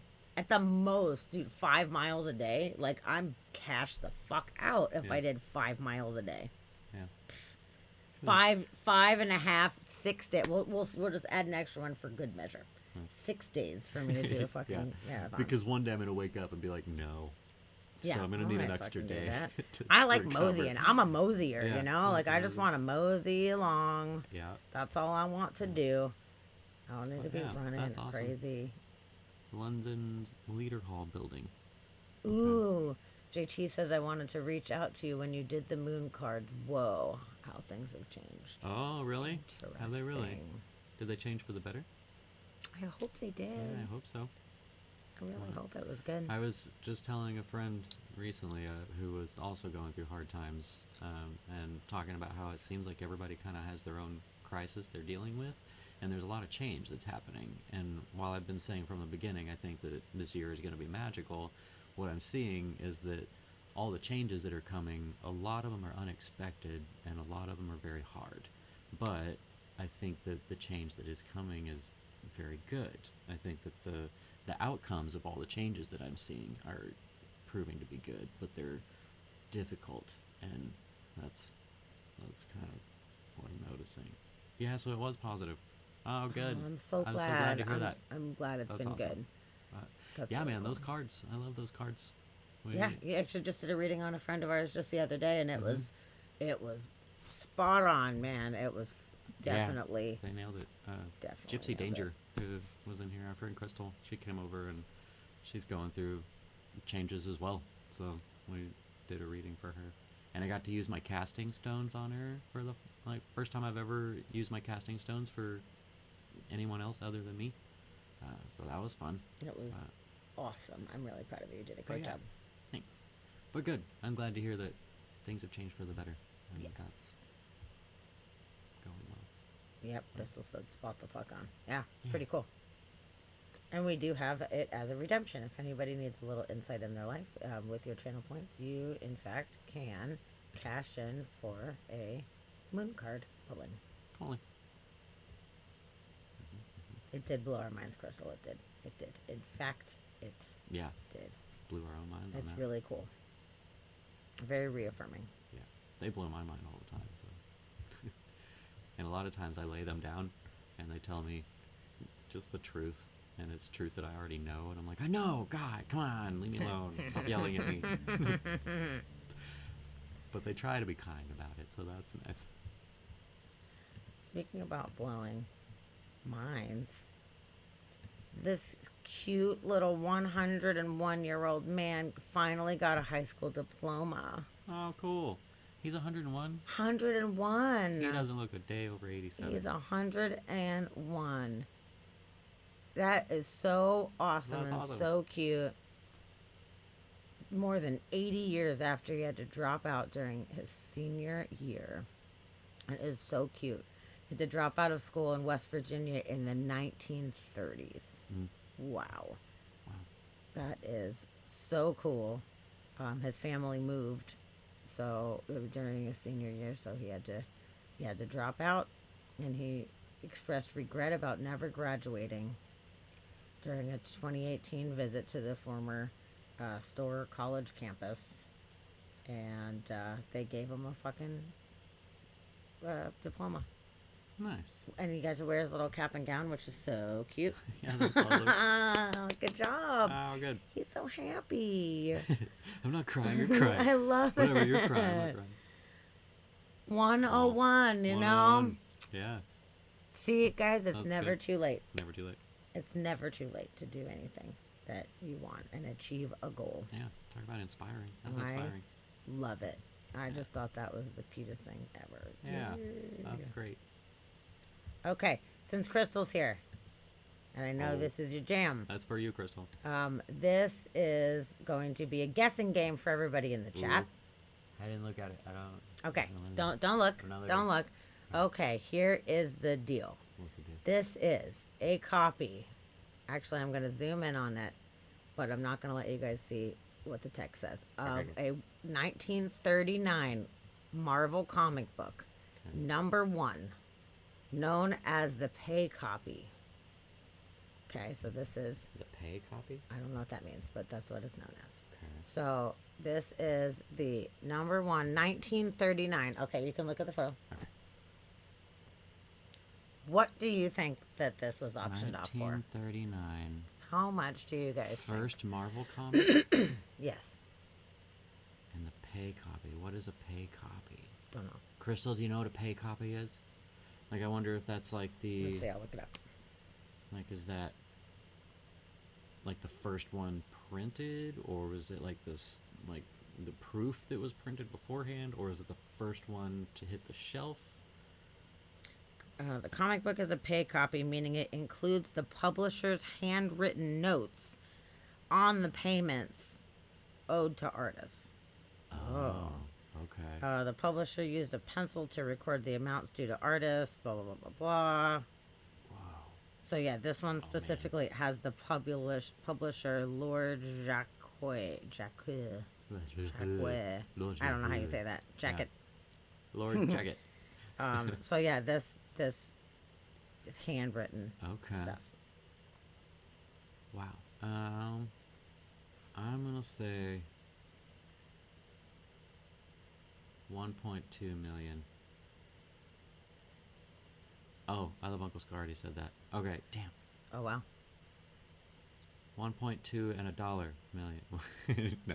No, I was going to say like 1.8. I'll go 1.8 then. That was my second guess. 1.8? Okay. Yeah. Okay. I want to put that in here so it's official.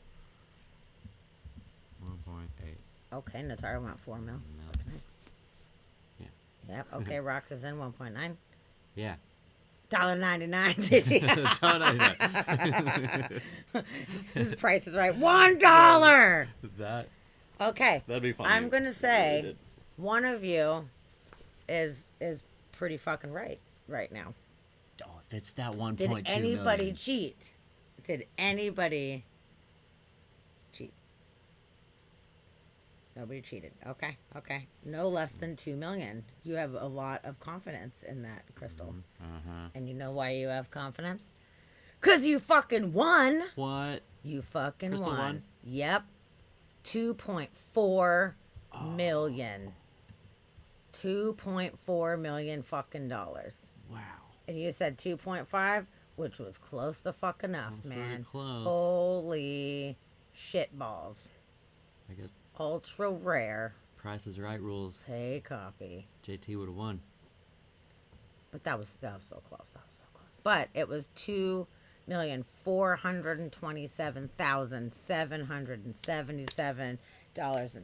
$2,427,777.65. Wow. 65 cents. Who put that in there? It's crazy. It's fucking crazy. After 33 bids. 33 bids. That's actually, that was it? Dude. 33 bids? Yes.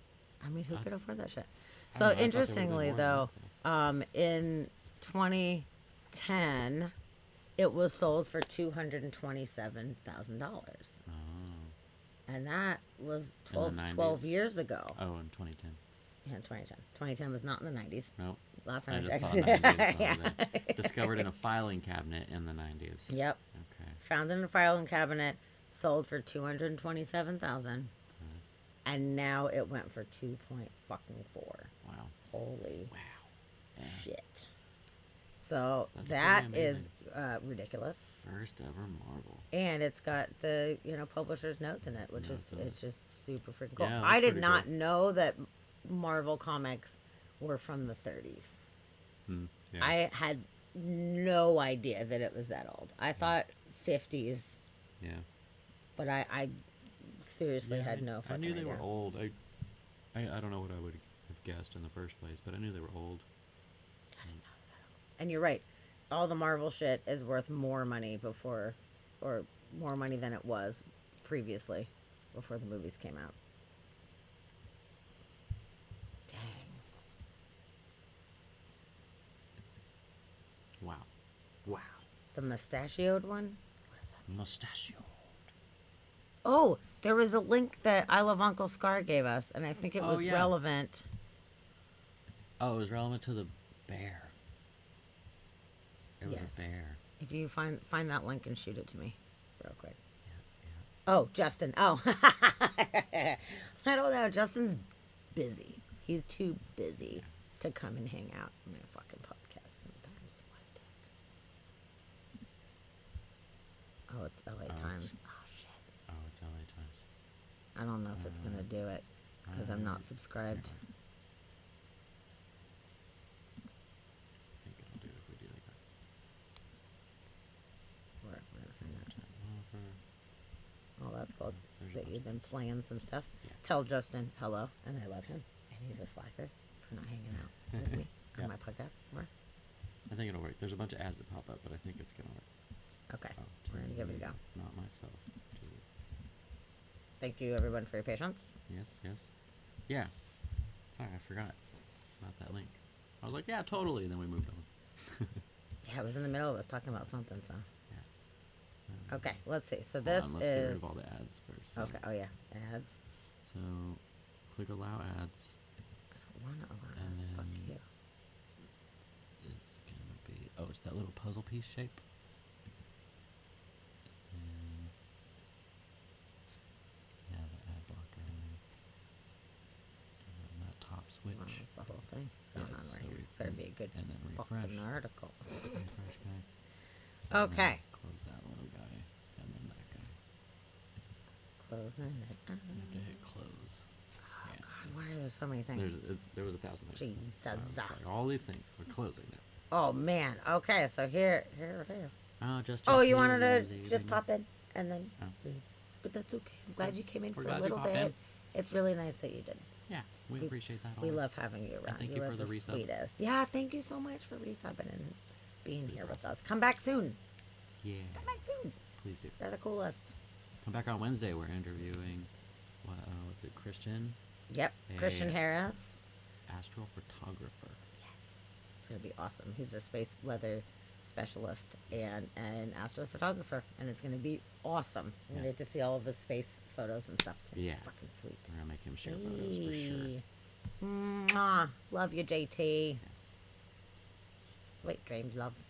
Okay, so this one for I love Uncle Scar. See, you love space and weather. Space See, and weather. how could you miss it? Wednesday night, right here, same place, same time. Be Bam. here or be square. Yes, yes, it's gonna be good. I'm looking forward to. I had Christian on before. We talked about the science of auroras, and it was an awesome interview. It was so great. Yeah, The super first interesting. 2/3 we talked about auroras and space weather, and then for the last section we talked about some psychedelic journeys. Yeah, psychedelics and consciousness. Yeah, is where it delved it was really awesome.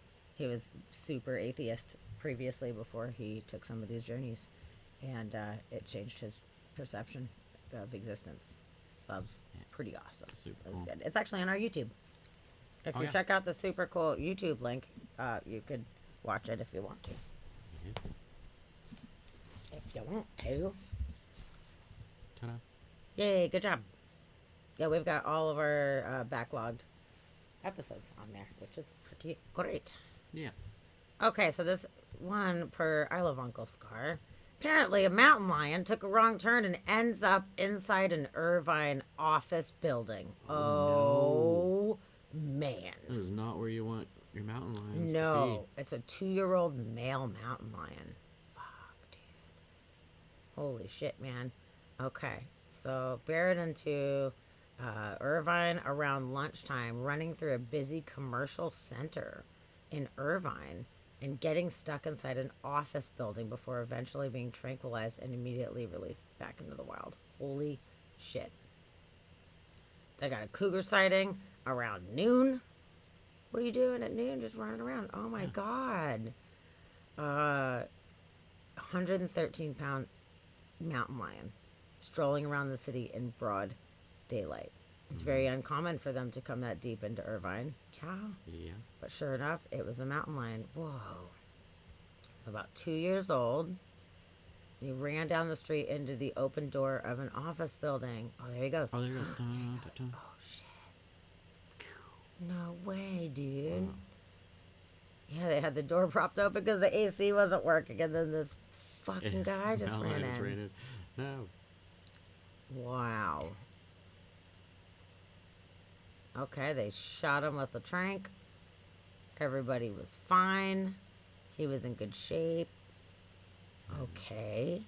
That's so bizarre. Let's look at his little fucking face. Oh, he's Oh, buddy. That's a really pretty cat. It is. It really is. They look so soft and fluffy. Like their little hands, like their arms, where the little know. short fur is. It looks so puffy. I know. I want to kiss him on his little cute nose. Oh shit! Charlie's up in here. What's up? What's up? Cougar Charlie. Schmooger. Did you know Obi-Wan Kenobi's name in the Star Wars porn parody's name is Obi-Wan Kabone Me? Fucking Charlie. And that, folks, is some weird news.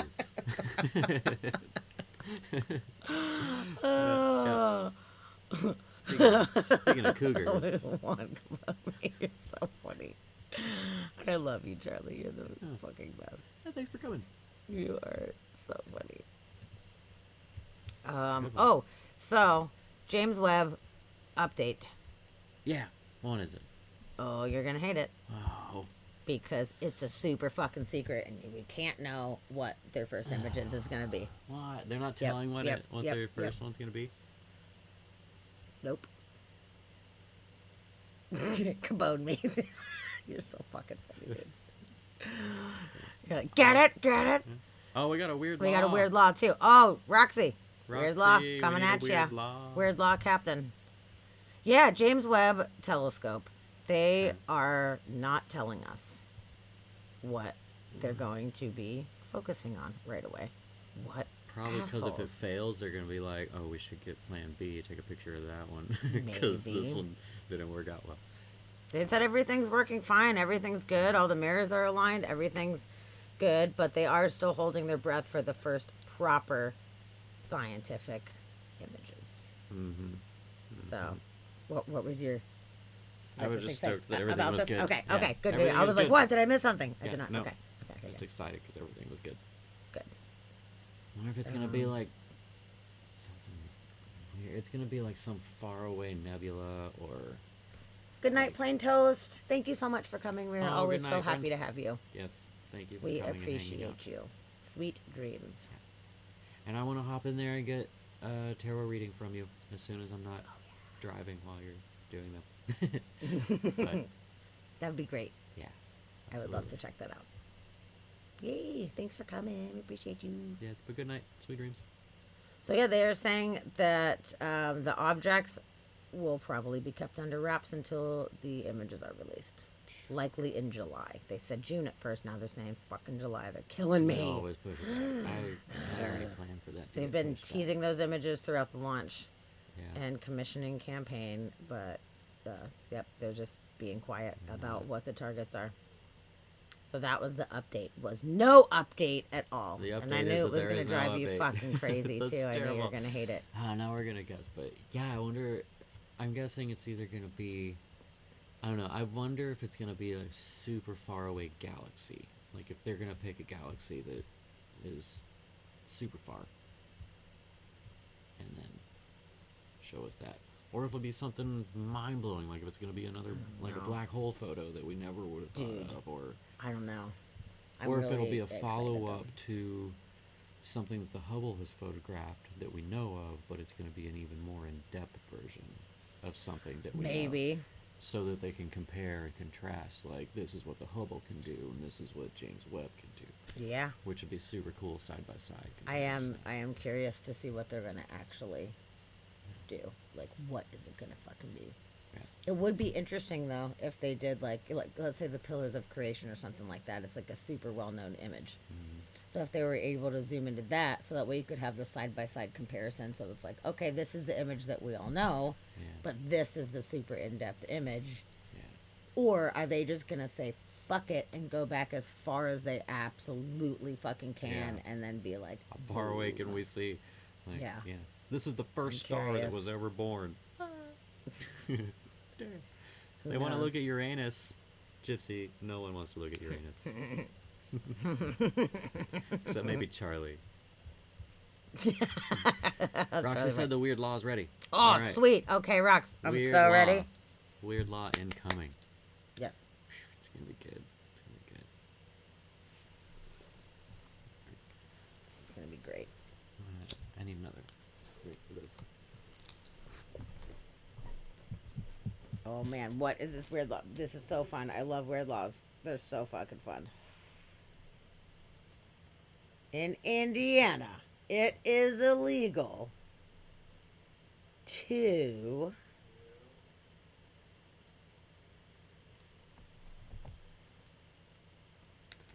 Oh, I'm on the edge of my seat. I'm so excited about this right now.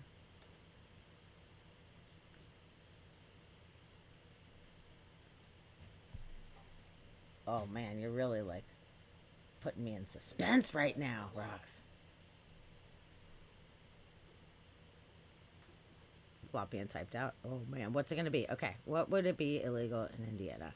To tie your shoes in public. Wait, okay. To ride a horse over 10 miles an hour. Due to high-speed horse races back in the day, it is illegal to drive your horse over 10 miles an hour. I mean, do you have a speedometer? Can you add a speedometer onto your fucking horse? Whoa. Whoa, horse. Slow down. If she says eat ice cream after 9 p.m., I'm going to lose it. What the fuck? That's a weird one. That's a weird law. You can't ride your horse over 10 miles per hour. That is a How weird fast law. can a horse go? Yeah, what's like a horse pace? Like a trot. Isn't a trot like a little, like a slow run? Yeah. It's like a cute run. Horse trot. 8 miles an hour. Okay, so you can do a trot. You can trot. Unless your horse is like speed trotting. 55? I don't believe you. A horse cannot go 55 miles an hour. Horses can't drive 55. It says 55. Oh! Uncle Scar knows. I'm so you sorry. Know horses? I bet she Googled it. Are you a horse? But you know what? Horse person? You were right. I underestimated you. Yeah. Oh, she said I asked Google how fast a horse can run. Okay, fair enough. But yeah, so a horse trot is about 8 miles per hour. Okay. So you better not be doing more than a trot. Yep. Nope. Wow, that's a weird law. What? That was a weird fucking law. Thank you for that, Rox. Due to high-speed horse races back in the day. Why? Maybe they were like all racing down the streets and people's like little horses and buggies were getting all fucking run over and shit like that and running children over and shit. And they're like, no more. Just stay off the track. And really, maybe they should be going faster. If there's a horse race, you want your horse to be running as fast as all them, right? That's how you keep from getting trampled. Yeah, but this, this makes me think that this is like in the streets. Yeah. That's what I was taken from it. Oh, so it was like kind of like illegal street races that they do now. They were like illegal horse races in the streets, and they were like, no one can make their horse run. So it's like giving a speed limit like we do now. Where they're like, you know what, this road speed limit is 25, and you're all getting tickets. Pretty much. Okay. Yes. That's what I think. So cops were dicks even back then. Yes. Is what well, I mean, how many people got plowed by horses going 55 miles an hour that were just walking across the streets and shit like that, man? Well, I don't know. Stay out of the road. That's general But if rule. you're crossing the road and then there's a horse comes like a bat out of hell. Look both ways. Shit. Look both ways as a rule, no matter what it is that might be coming. If you're going into a roadway, whether it's cars or horses, look both ways. Fucking A. I mean, you're not wrong. General rule. You're not look wrong. both ways and hold your mom's hand. That's the rule. Well, that one was less weird than you can't let your donkey sleep in a bathtub because of a flood that happened one time. That's true.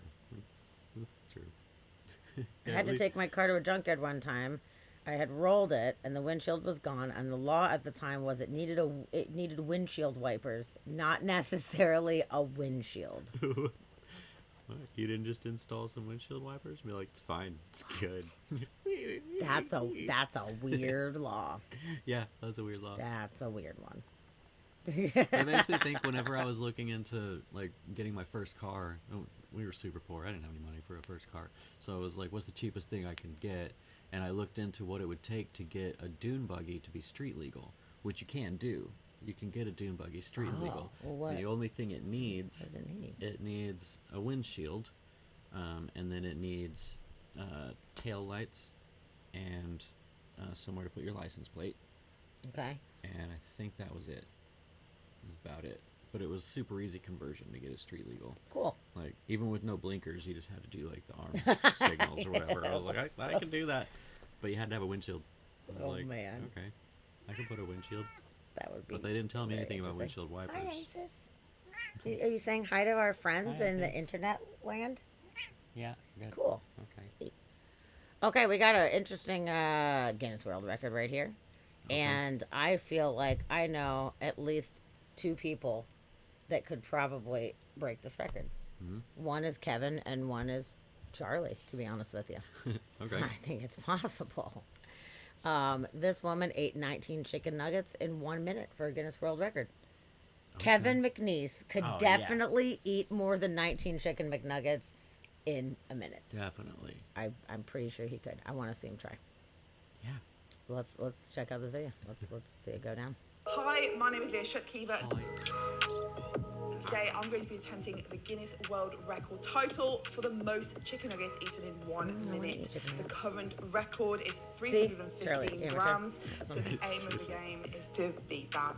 In front of me here I have a box of 20 McNuggets. 1, 2, 19, 20. This equates to 1010 minus 640 of the bowl is 370 grams total. Now, if we manage to eat all of the nuggets, we are successful. However, if there are nuggets left in the bowl, there may be cause for concern. So stick around for that one, guys. Let's get on with the eating. Right, let's get this off. Oh my God, you broke it. Scale. Jeez. Okay. Yeah, seriously, I've seen some fast eaters. Charlie eats like an entire pizza in like the time it takes me to eat one slice of pizza.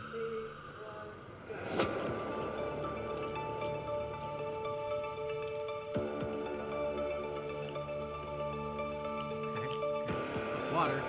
That should be a Coca-Cola. Soda helps get things done.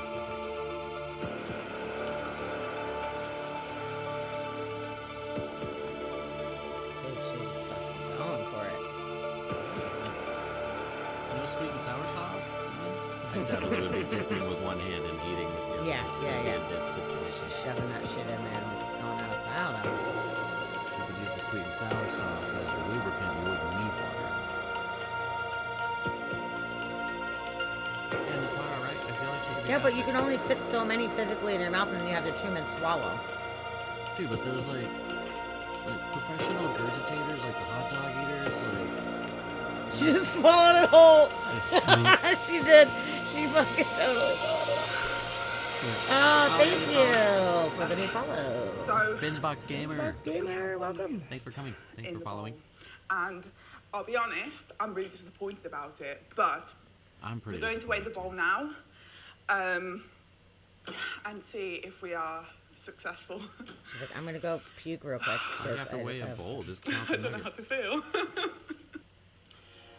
So we've got the weight zeroed now. I'm going to put the single nugget in the bowl. Wait. You don't like chicken nuggets? We have 658. So tense. Yeah, I don't know what the weighing is for. Why are you weighing it? Because it has to be like certain weight too. Oh. It wasn't just like the size. 352. Guys, that means that we have officially smashed the Guinness World Record title for the most chicken nuggets eaten in 1 minute, and it was in the balance there. We managed to eat 352 grams of chicken nuggets in 1 minute, and that beats the previous record of 315 grams. Thank you all so much for watching. Wow. This was the official Guinness World Record Guys attempt for the would have most told you chicken you should be nuggets in 1 dipping minute. those in the water and doing like 2 or 3 at a time, probably. Right. Like. Okay. I feel like that record's gonna get smashed pretty quick once people realize that it's a record. Okay, so she broke it by 2 ounces. Okay. Just about 2 ounces. Okay. Wow. So she's previously earned Guinness World Records titles in categories including fastest time to eat 3 mince pies. Okay, yeah. It's the most British shit ever. Yeah. Fastest time to eat 3 pickled eggs. Fastest time to eat a muffin with no hands. Most marshmallows eaten in 1 minute, no hands. Most tomatoes eaten in 1 minute. And most chicken nuggets eaten in 3 minutes. Oh. Dude. Wow. So that made me fucking hungry, man. I'm not even gonna lie. That looks so good. I love Uncle Scar. You think the water's cheating? I mean, they use water in hot dog eating competitions too. They get water, and they even dip their hot dogs in the water, and they have like the wiener in one hand and the bun in the other hand, and they dip the bun while they're eating the wiener, and then they like. So I feel like she wasn't using her water to its fullest potential. Really, she should have been throwing those nuggets in the water and then like drinking. Binge Box Gamer, it is totally awesome. You can lurk all you want. We are so happy to have you here. So feel free to pop in the chat and talk shit with us, or just hang out, whatever you want. But we're doing weird news every Monday. We do weird news, and we just find the weirdest shit that's going on in the world, and we talk about it. And there's always weird and shit. There's some weird stuff. We generally try to avoid politics and anything that's in mainstream. Really, we don't care. But yeah, but there's so much other weird cool news that we love to cover. So every Monday we just cover a bunch of weird shit.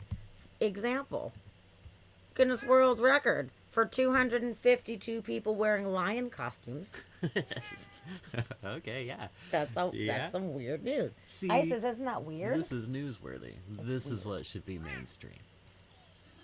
Yeah, it's weird. What's that? You want to lie? Well, that sounds fun. And they only beat it by like 2 people too. So it was like down to the wire. Oh man. Well, it's hard to get that many people into lion costumes. I guess. So not many people in Ireland, 252. That's a lot. The record to beat was 250. And obviously they nailed it. Wait, what does it say here? The club said it had been planning the record attempt for nearly 3 years, but obviously COVID fucked that up. Isis is up. She wanted to come say hi, and now she's like, never mind. You can come hang out. You want to come hang out? Come here. You can. Come join the show. Yeah, there you go. Say hi to all of our friends. You can stay in. Across the world. You're famous, Isis. Famous. Everyone loves kitty cats. And it's National Respect Your Cat Day. It is National Respect Your Cat Day. We respect you. It absolutely is, which is actually, that is a great segue because it's another special day today. There's actually multiple things that today is special for. Today's special. Not just because we're here.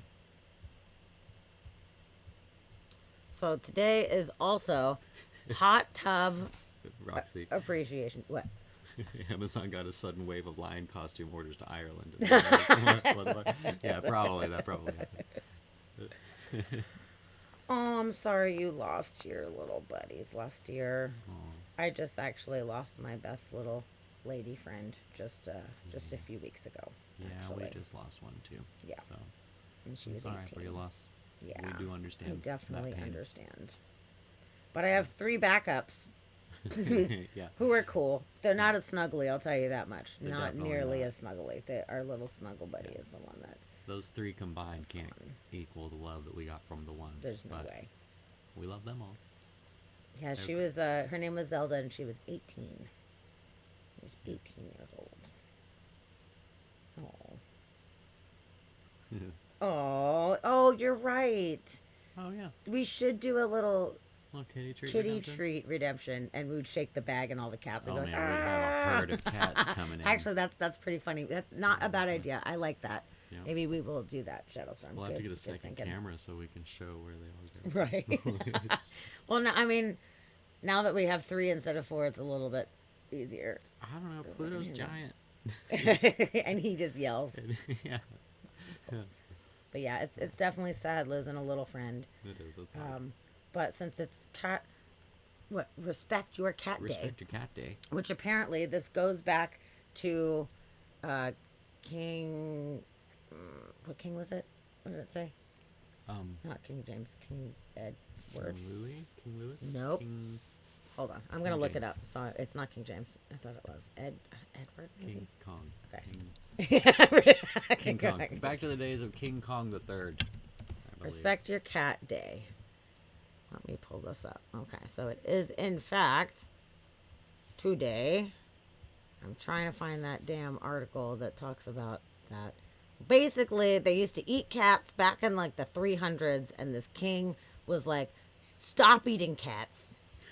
We're respecting our cats, and we're going to treat them as we did in ancient Egypt. We're going to treat them with respect, and today is that special day that we do that. I mean, I treat them with respect all the damn time.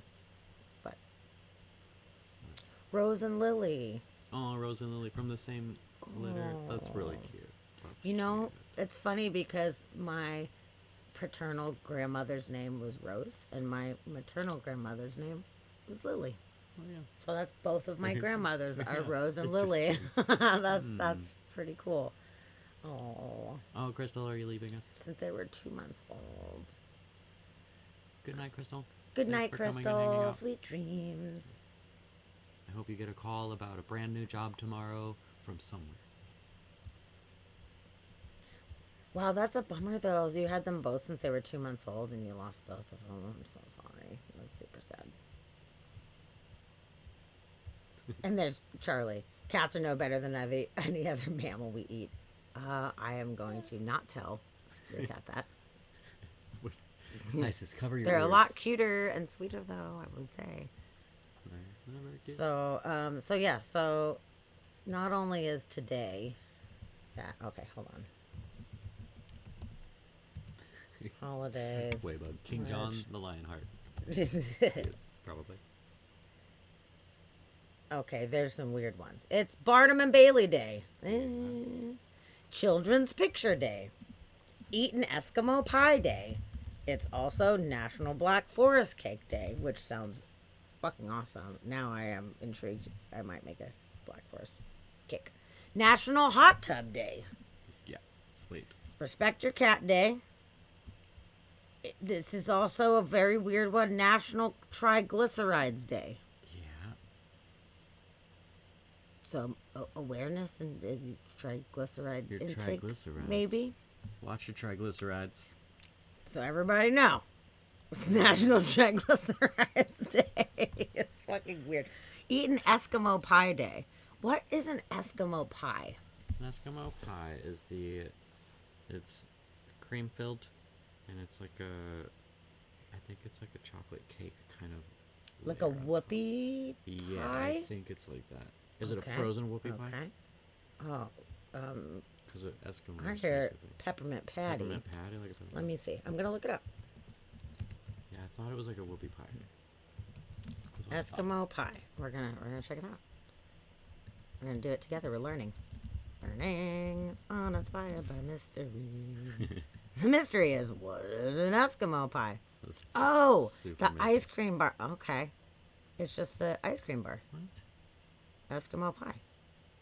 No. Well, I mean, that's what every single thing is saying. Yeah, think Klondike. Yeah, pretty much. It's a fucking.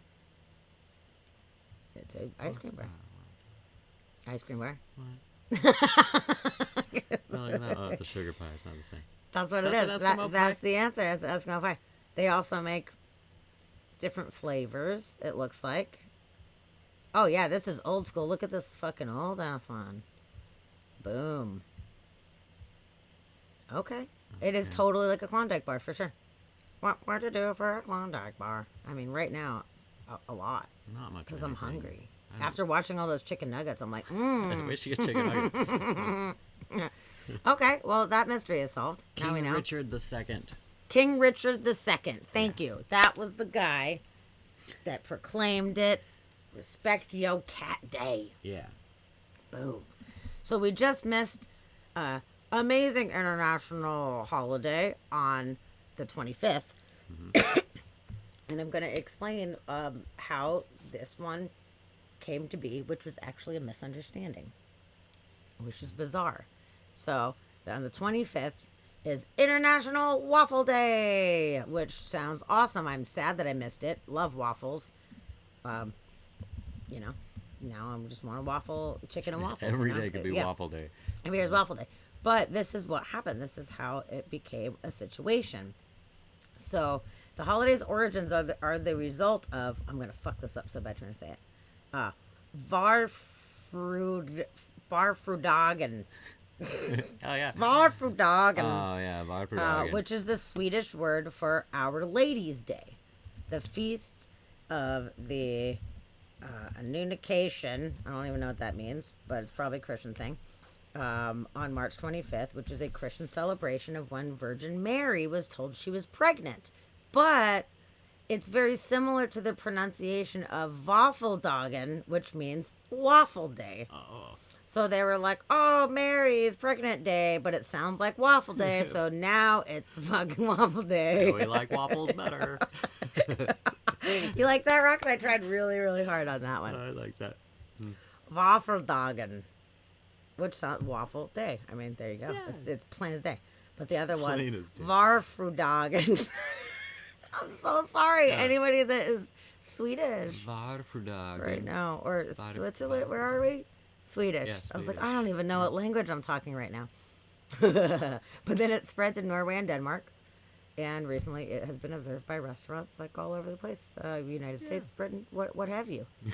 Mary's pregnant with waffles day. Hooray! That's a virgin birth I can get behind. That's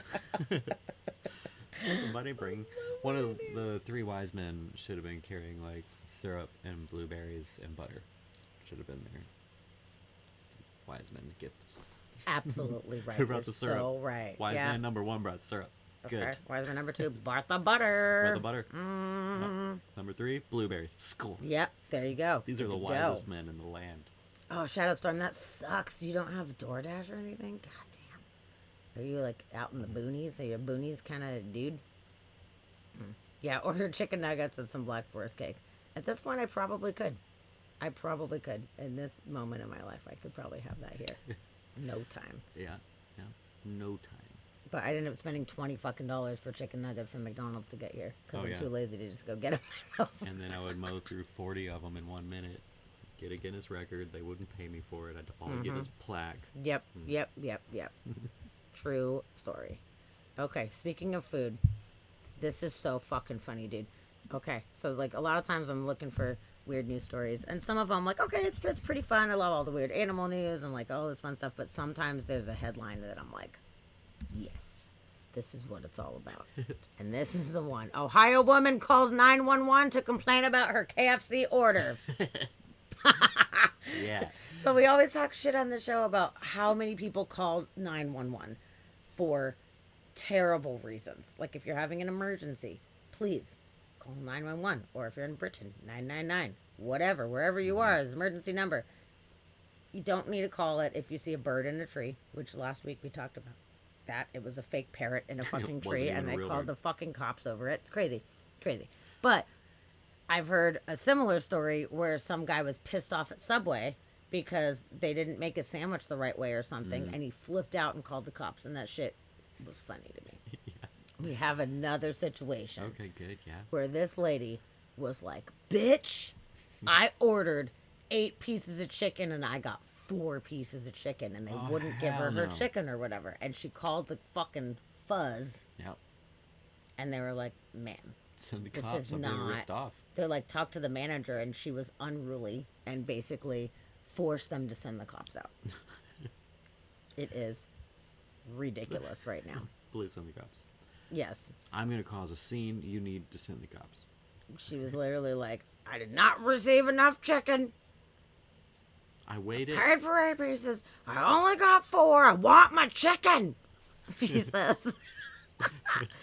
And the dispatcher was like, knock it off. And she, like I said, she just like made a big fuss about it. And the department said an officer arrived at the eatery and told the woman there was nothing he could do about her issue. And said the situation should serve as a reminder to the public to not use 911 for non-emergency issues. Yeah. While we are here to serve the public, an incorrect drive-through order is not a police matter. Yeah, state your emergency. Yes. I didn't get my chicken. So they said similarly to what happened in Britain, where somebody called 999 emergency number to report a new freezer that they had ordered that was delivered to the wrong address.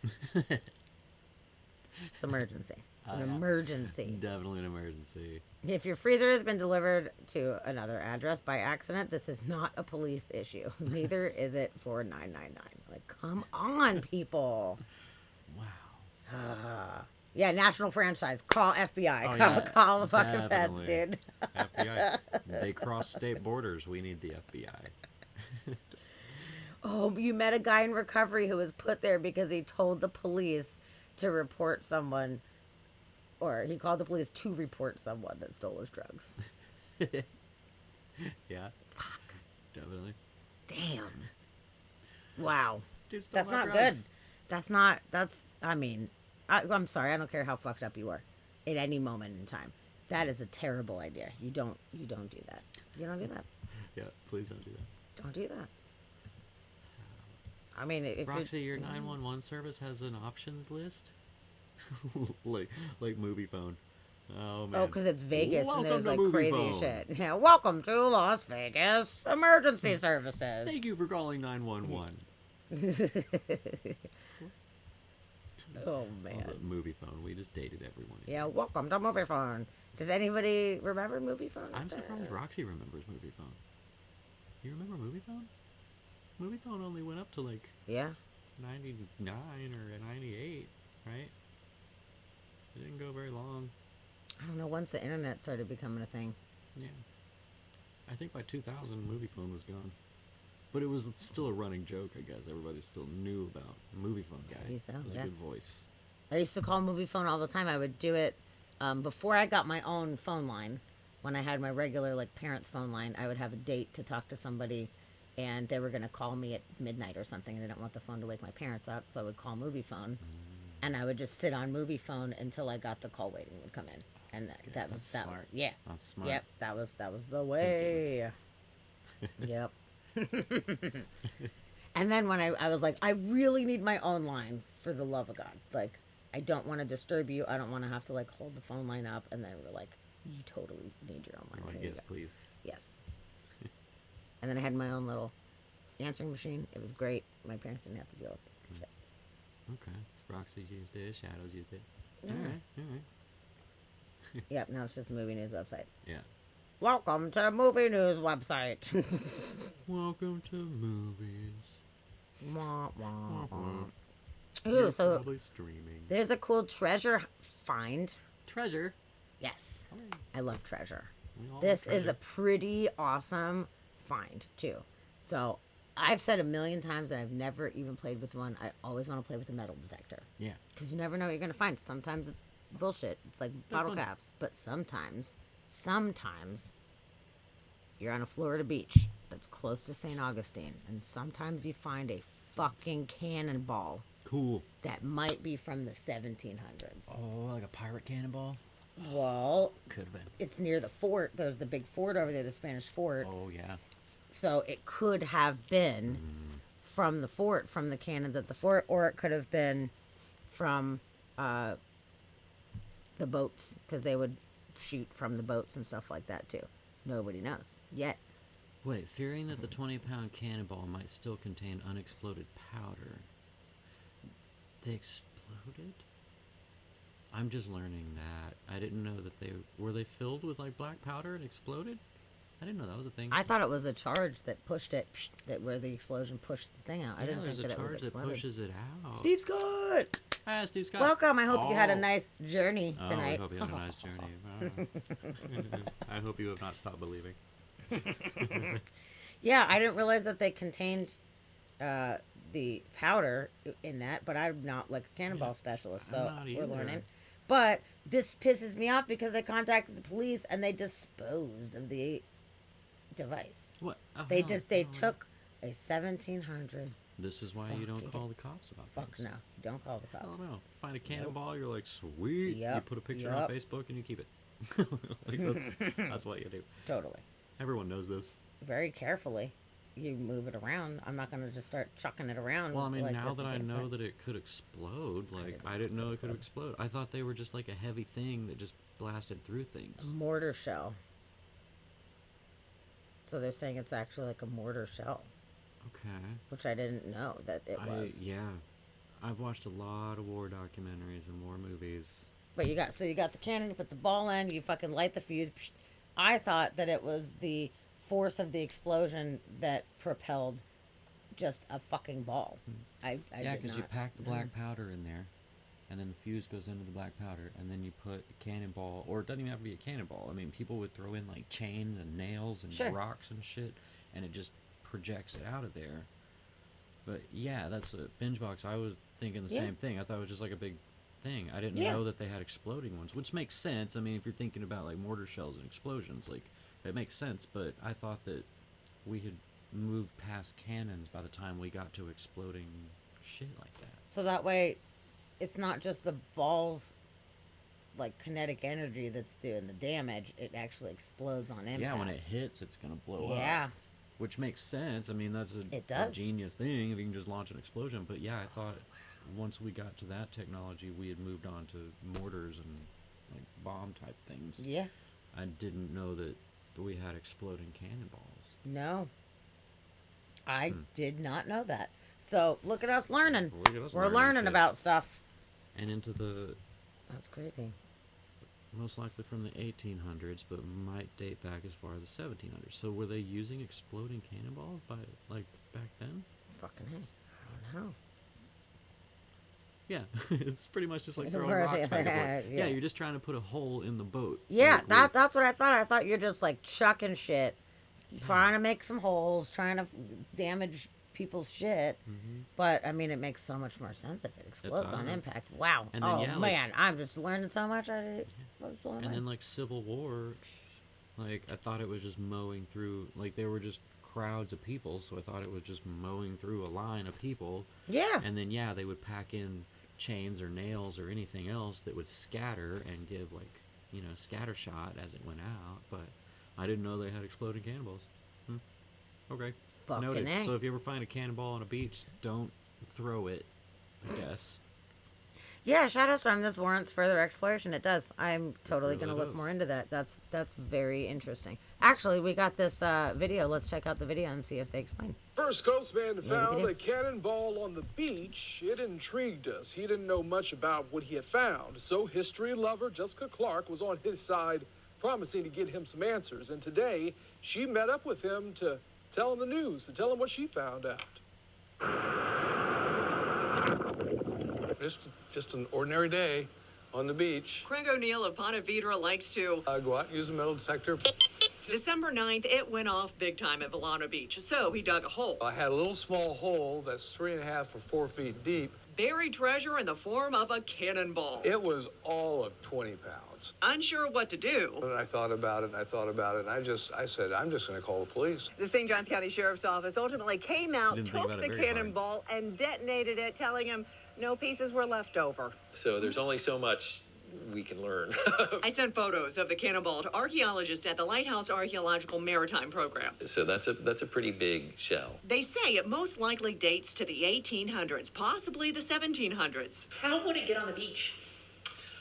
Well, that's a good question. The Castillo, or the fort in St. Augustine, is just a few miles away from where the cannonball was found. It could have been something that was fired from the Castillo. Or it could be from a shipwreck. So there were vessels that were armed with mortar, so it's possible there was a vessel that wrecked or lost ordnance somehow. The area between St. Augustine, Ponte Vedra, North Volano Beach seems to get a lot of wreckage that washes ashore. That's incredible. I mean, to find something that old, you know, that's been sitting there who knows how long. These archaeologists say the deputies did the right thing by taking possession of it because even old, wet cannonballs can still be active. As for O'Neill, And if it's a shipwreck, that means there's more of them. in St. Johns County, Jessica Clark. Yeah, I'm definitely looking now. I'm hooked. First Coast News on your side. I don't know, man. Everything I'm reading says that they did not explode. Specifically, pirate cannonballs did not explode. We know that that didn't happen. Wait, let's see. Civil War cannonball exploded and killed 140 years after it was fired. Oh, in 2020. Oh. Oh, that's not good. Okay, this guy, his hobby was restoring Civil War relics. And he found a cannonball that he was restoring, and it exploded, killing him instantly. Damn, dude, that is unfortunate scenario. Yeah. Ooh, that's fun that your cousin's boyfriend started detecting a few years back and found cool shit. I really want to get one. That'd be so fun to have a fucking... I'm going to do it. I'm just going to get one. How much could it possibly be? A metal detector. They can't be that much. I don't know. Radio Shack is closed, so you can't get them anymore. That's the only place you could buy them. There's sure of it. the ye old internet, though. Interesting. Okay, so now we got to learn a little bit more about... Yeah, so I guess like Civil War cannonballs, they did start making them explosive. They were filled with a mixture of potassium nitrate, sulfur, and charcoal, commonly known as black powder. Okay. Well, I guess so. It says that they wouldn't easily explode. It needs a combination of friction and extremely high temperature to cause it to detonate. So for a cannonball like that to explode, it would have to hit something hard. Like it's gonna have to because it's encased in metal, so it's gonna have to compact and blow up. But well, then why do they need to blow it into a million pieces? It's fine. Well, being all rusted like that and being compromised. Yeah. Well, I don't know. Yeah. Because how's it gonna blow up? I don't know. I would have taken my chances. Yeah. If I found that, I would have been taking a risk because I would have definitely taken that shit. It's heavy, so I wouldn't be all flopping it around all over the place. Yeah, it's 20 pounds. You're not going to be throwing it around. But you might drop it on the sidewalk. That happens. But yeah, my grandfather had metal detectors. He had a little short one that I could use too. And he went out all the time. They found all kinds of cool stuff looking at his treasures that they had found. It was super cool. Him and my great uncle, I guess is who it was. But they would go out, and then I was little, so he would take me out with the little short one, and he'd take me to places where he knew we would find something. So we'd go to parks and would search under the swing set or in parking lots where people would be digging through their pocket for change or whatever. But he would take me to places where I would probably find a quarter or whatever, just so as a kid I could find something fun. But he found all kinds of cool stuff, like watches and jewelry and all kinds of things. We gotta get one. It sounds so fun. It's 90% digging up bottle caps and beer cans. If it's treasure, though, that's not, it's something. If I If find something, I'd be excited. Yeah. Okay, earlier we were talking about running a marathon on the Great Wall of China. Yeah, we were. We were talking about that. Mm-hmm. And then we were talking about how long it would actually take to just run a regular marathon, and I came up with 6 days. That's my idea of how long it would take me to do a marathon. So a half day, okay, maybe 3 days. This Guinness World Record is ridiculous on so many levels. This guy got a record for pushing his quintuplets in a half marathon. This fucker has 5 kids. And he put them in a crazy contraption and did a half marathon. Okay. Zooming his kids around. No fucking way. One's gonna be like, I gotta pee, I need a snack. Oh Totally. Man, I would crying all the time. 5 of them. Daddy, I'm hot. Oh my god. I just put headphones on and be like, can't hear ya. Can't hear you. We're Can't running. hear ya. But wow, that's crazy. So I'm curious to see what this guy's got to say. In Oakland, the father of quintuplets has unofficially set a Guinness World Record. Chad Kemple ran the Oakland Half Marathon in just under 2 hours and 20 minutes. That on its own is amazing, right? He was doing it while pushing his 4-year-old quintuplets in a specially designed stroller. His wife Amy rode a bike alongside to help with the children if needed. Kemple pushed his 5 children, weighing altogether about 240 pounds as he ran that 13.1-mile race. While I'm out there, I'm thinking about what the kids went through when Amy was pregnant with them, and then what Amy went through, and they really showed me that anything is possible. Kemple already holds a Guinness record for pushing his children in the Modesto Marathon and in a 10K race in Idaho. Now, Guinness still has to verify Kemple's time in yesterday's race to make the record official. But Kemple says this is the last time he'll push a stroller while he races. Guinness says it plans to display the family stroller in one of its U.S. museums. What an incredible feat for the whole family. Roxy. I know. I noticed that there was 2 other kids standing by the stroller before they went. Seriously. So that looks like they have 7. They got 7 kids. You're like, Jesus, get off her, man, for sure, dude. They got- Gee, my God. Condoms, dude. I mean, I wonder if that was like a natural thing, or a lot of times from in vitro, there's multiple. Says where it's like containing that. his 5 4-year-old children. So did she have quintuplets, or did they? Yes. Wow. Yes. It wasn't just like No, 5 quintuplets. kids. Look. Jeez. Quintuplets. Oh, I didn't. I And thought it then was when they showed it, there was 2 other kids standing there before they went on the thing, which I bet were his fucking kids too. The guy's got like 7 ass kids, dude. just, we're older. Damn. So they were like, we're only gonna have 3 children. The vagina is not a clown car.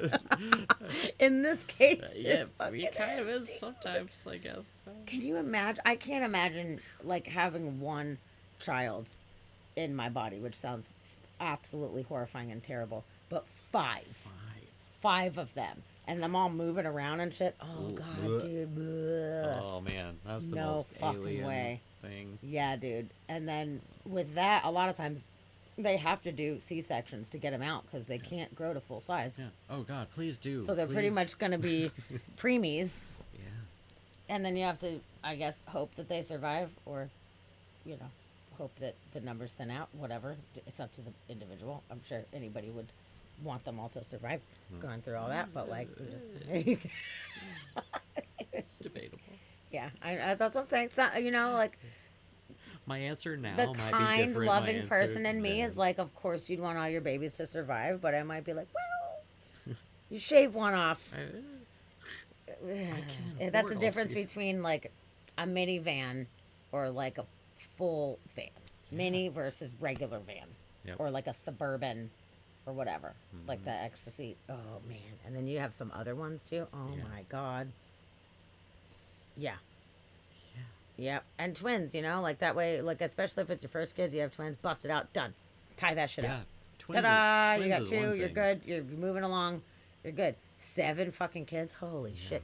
And 4 the same age, like how would you would never sleep because you'd have all 4 of them and then you can't have rooms for all of them, so they're going to be in the room, so one starts crying, it makes the other one start crying, everyone's crying. Oh man, I would do the whole, I'm going to go get a newspaper, I'll be Yeah. back, We're just gonna never. soundproof this room and close the door for the night. Sorry, kids.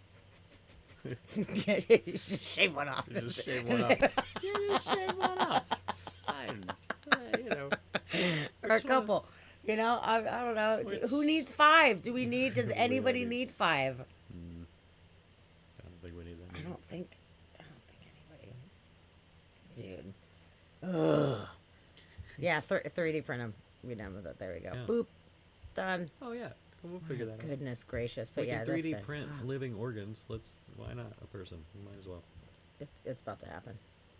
It's gonna be like a Matrix type of thing or something. They've got them in the little pods. Totally. They want their own baseball team. We're or almost a there. family band type of thing, dude. Yeah. We're starting a band. They're and I trying to don't have any recreate members. the Partridge Family. no. What's the other one? The Hills Are Alive. The Sound of Music, like the whole Sound of Music Oh yeah. thing. Like the whole thing where they dress them up, they make curtain outfits. That was almost it, but that was not it. That was it. That's pretty much the same thing. If you got 5 kids, that's the song it would end up being. Okay. Von Trapp. Yeah, there you go. The Von Trapp family band. Yes. It is a Von Trapp. Yep. The vagina is a Von Trapp. It's a Von Trapp. Watch out. Watch yourself. Holy fucking Booty shit, trap. dude. God damn. That's funny. That's some funny shit. Okay. So, a couple interesting things here. So, we're switching gears. We're switching gears a little bit. New gear. So, a few days ago, an asteroid hit Iceland. I don't know if you guys heard a couple No wonder it weeks was so ago. cheap to get there. There was an asteroid that they didn't even know was close to us. And they figured it out not too long. I don't remember how long it was before they figured it out. And they were like, oh shit, there's a small asteroid. And they were able to track it and knew where it hit. Wasn't it like 5 this was- hours? I think it was something like that. Yeah, it was like right before it hit. And this was a few weeks ago. And up until that time, that was the 5th asteroid to ever have been seen before it hit, and they were able to know the trajectory and saw it hit. So within our entire species and with the technology that we have, we've only been able to have 5 until 5 days ago. So there was 2 within about 2 weeks. So now we're at 6. Yeah. So one just hit Iceland. We just talked about that one before, right? And I think, Roxy, you may not have been in here the night that we were talking about that. Because, yeah, it's been, in the history of us tracking asteroids, we've only seen 4 of them before they hit. 5 of them before they hit.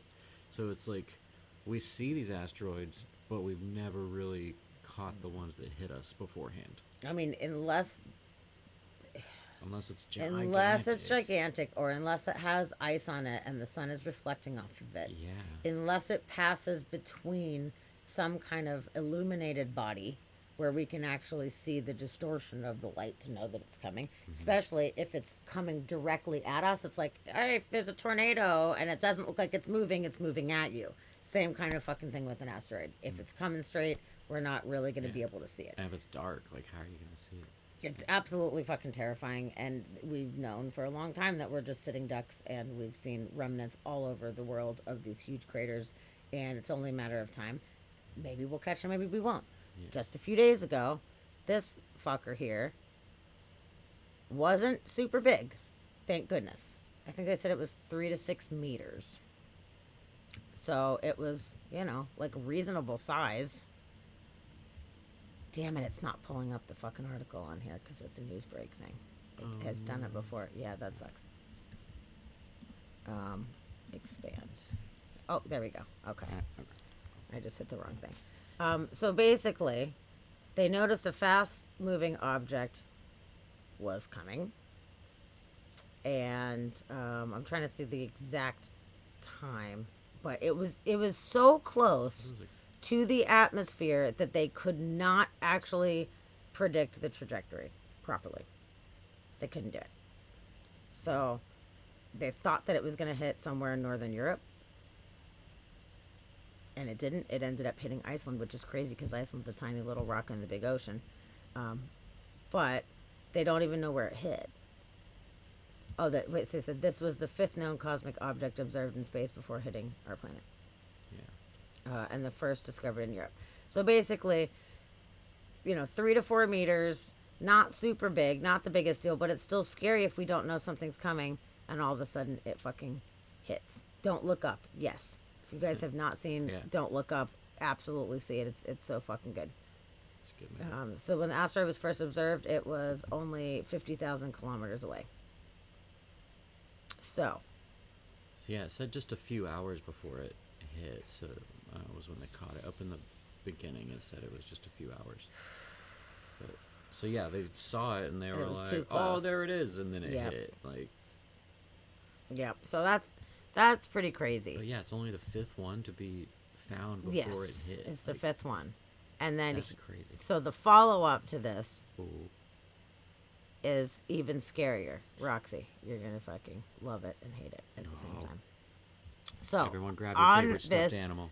On this show, we have talked about different prophet predictions before. Baba Vanga is somebody that we have followed pretty closely. Some of her predictions that she has made. We talk about Nostradamus stuff sometimes too. I mean, I don't know, man. I don't know how any of this shit works. I don't want to think that everything's predetermined and that somebody, fucking 600 years ago could know what's going to happen. But there's a lot of crazy shit that lines up that's pretty fucking spot on. And some of the stuff doesn't come true. So does that mean it's possible other outcomes? Like alternate possibilities? Maybe so. I don't know, but it can't all be bullshit. It can't. And this one freaked me out because Nostradamus's predictions for 2022. Now, mind you, this article came out like last year. This is or something like that. This is not a new article that just popped up. So on the day that I heard about the asteroid hit, here we go. Nostradamus predicts what's in store for 2022. Asteroid impact. Okay, now, obviously it wasn't like a crazy thing that destroyed humanity. Although, 2021 was a busy year for Nostradamus predictions. However, one that has been the forefront of predictions for the past few years is the threat of an asteroid impacting the Earth. So, this could be taken in a couple different ways. I feel like it could totally be asteroid, or it also could be war as well. It says, fire do I see that from the sky shall fall. So, I mean, asteroid fucking hit. This was like in the prediction list, number one on the prediction list, and there we go. Also, since there was no warplanes and shit like that back in the day, I mean, chucking a bunch of fucking bombs from planes, that's fire from the sky. Yeah. I'm just saying. But I thought it was very interesting that it said asteroid impact as the first thing. So, they were talking about the near miss with the 16-foot asteroid, which didn't pose a threat. It fucking missed us. It's fine. But we did get a hit. So, while many interpret fire raining from the sky could be predicting an astral threat, could it perhaps be something far more man-made? Maybe so. I know. That's what I was thinking, Roxy. Ukraine. Fire from the sky. Yeah, right. Well, you're thinking the same thing. So, in addition to that, look at the next prophecy. War. Reaching Europe. This specifically says France. So, does that mean maybe something's to come in France? Does that mean because France is part of NATO and involved in things that maybe it's some part of it? Did he have it off just a little bit, but it was still Europe? Don't know. But this was saying they're narrowing this down to spring of 2022 with the prediction of war reaching Europe. The invasion of France by a threat from the east is a reoccurring theme throughout Nostradamus' predictions. No, it's not a good sign at all. It's not a good sign. It's not good. This is an interesting quatrain here, though. Blue head shall white head harm in such degree as France's good to both shall or amount.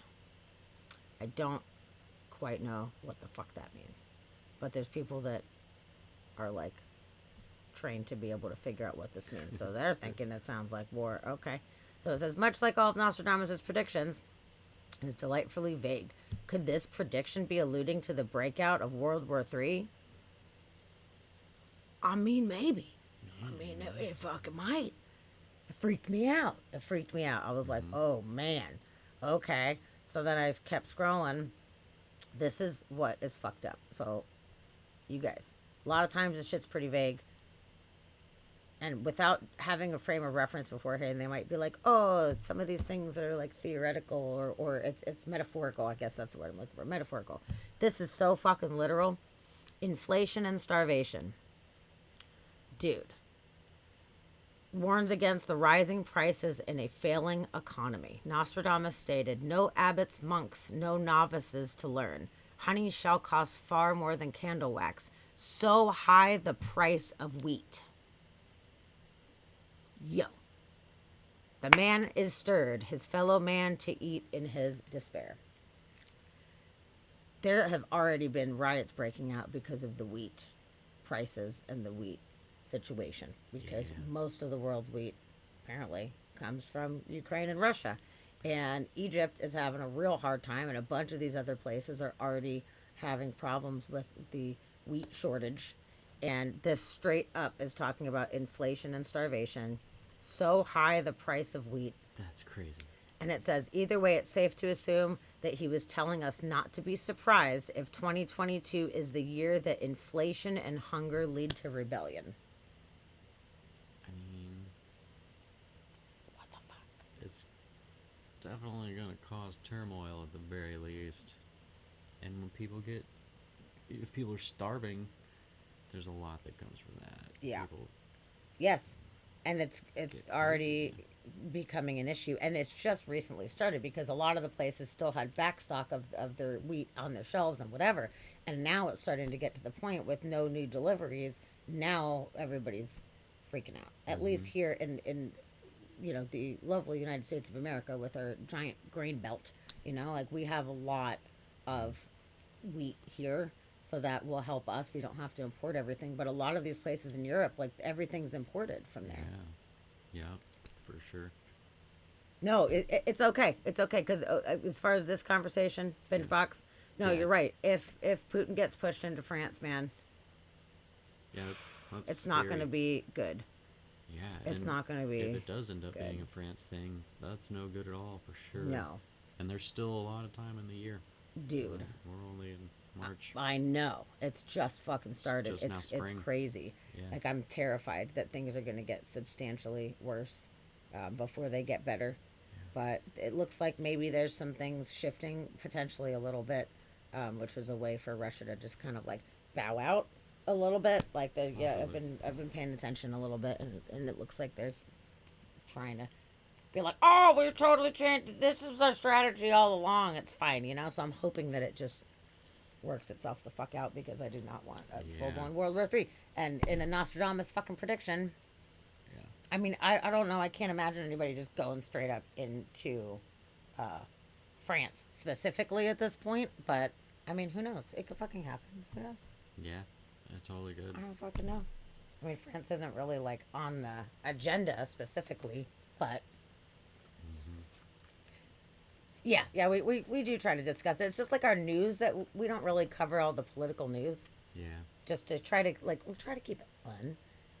Try to have fun. It's like there's so much fucked up shit going on in the world. We just try to, like, keep it fun and light. But, like, yo, this shit's crazy right now, and sometimes we just gotta talk about it. Yeah. But if anybody's is, you know, like, oh, fucking Putin's cool, whatever, like, you know, like... Yeah, we more just avoid the pushing a political agenda, but...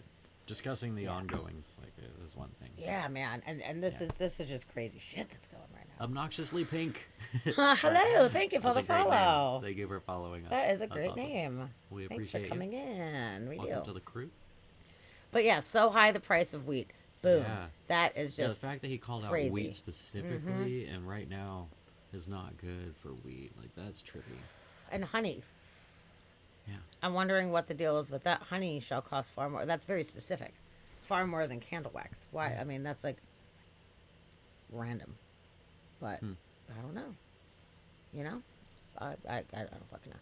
But we'll see. Maybe there's a weird honey situation. I guess we'll know. So. I mean, with all the bees dying off, it could be. Who knows? I know. And then there's one more on Nostradamus' prediction for the year.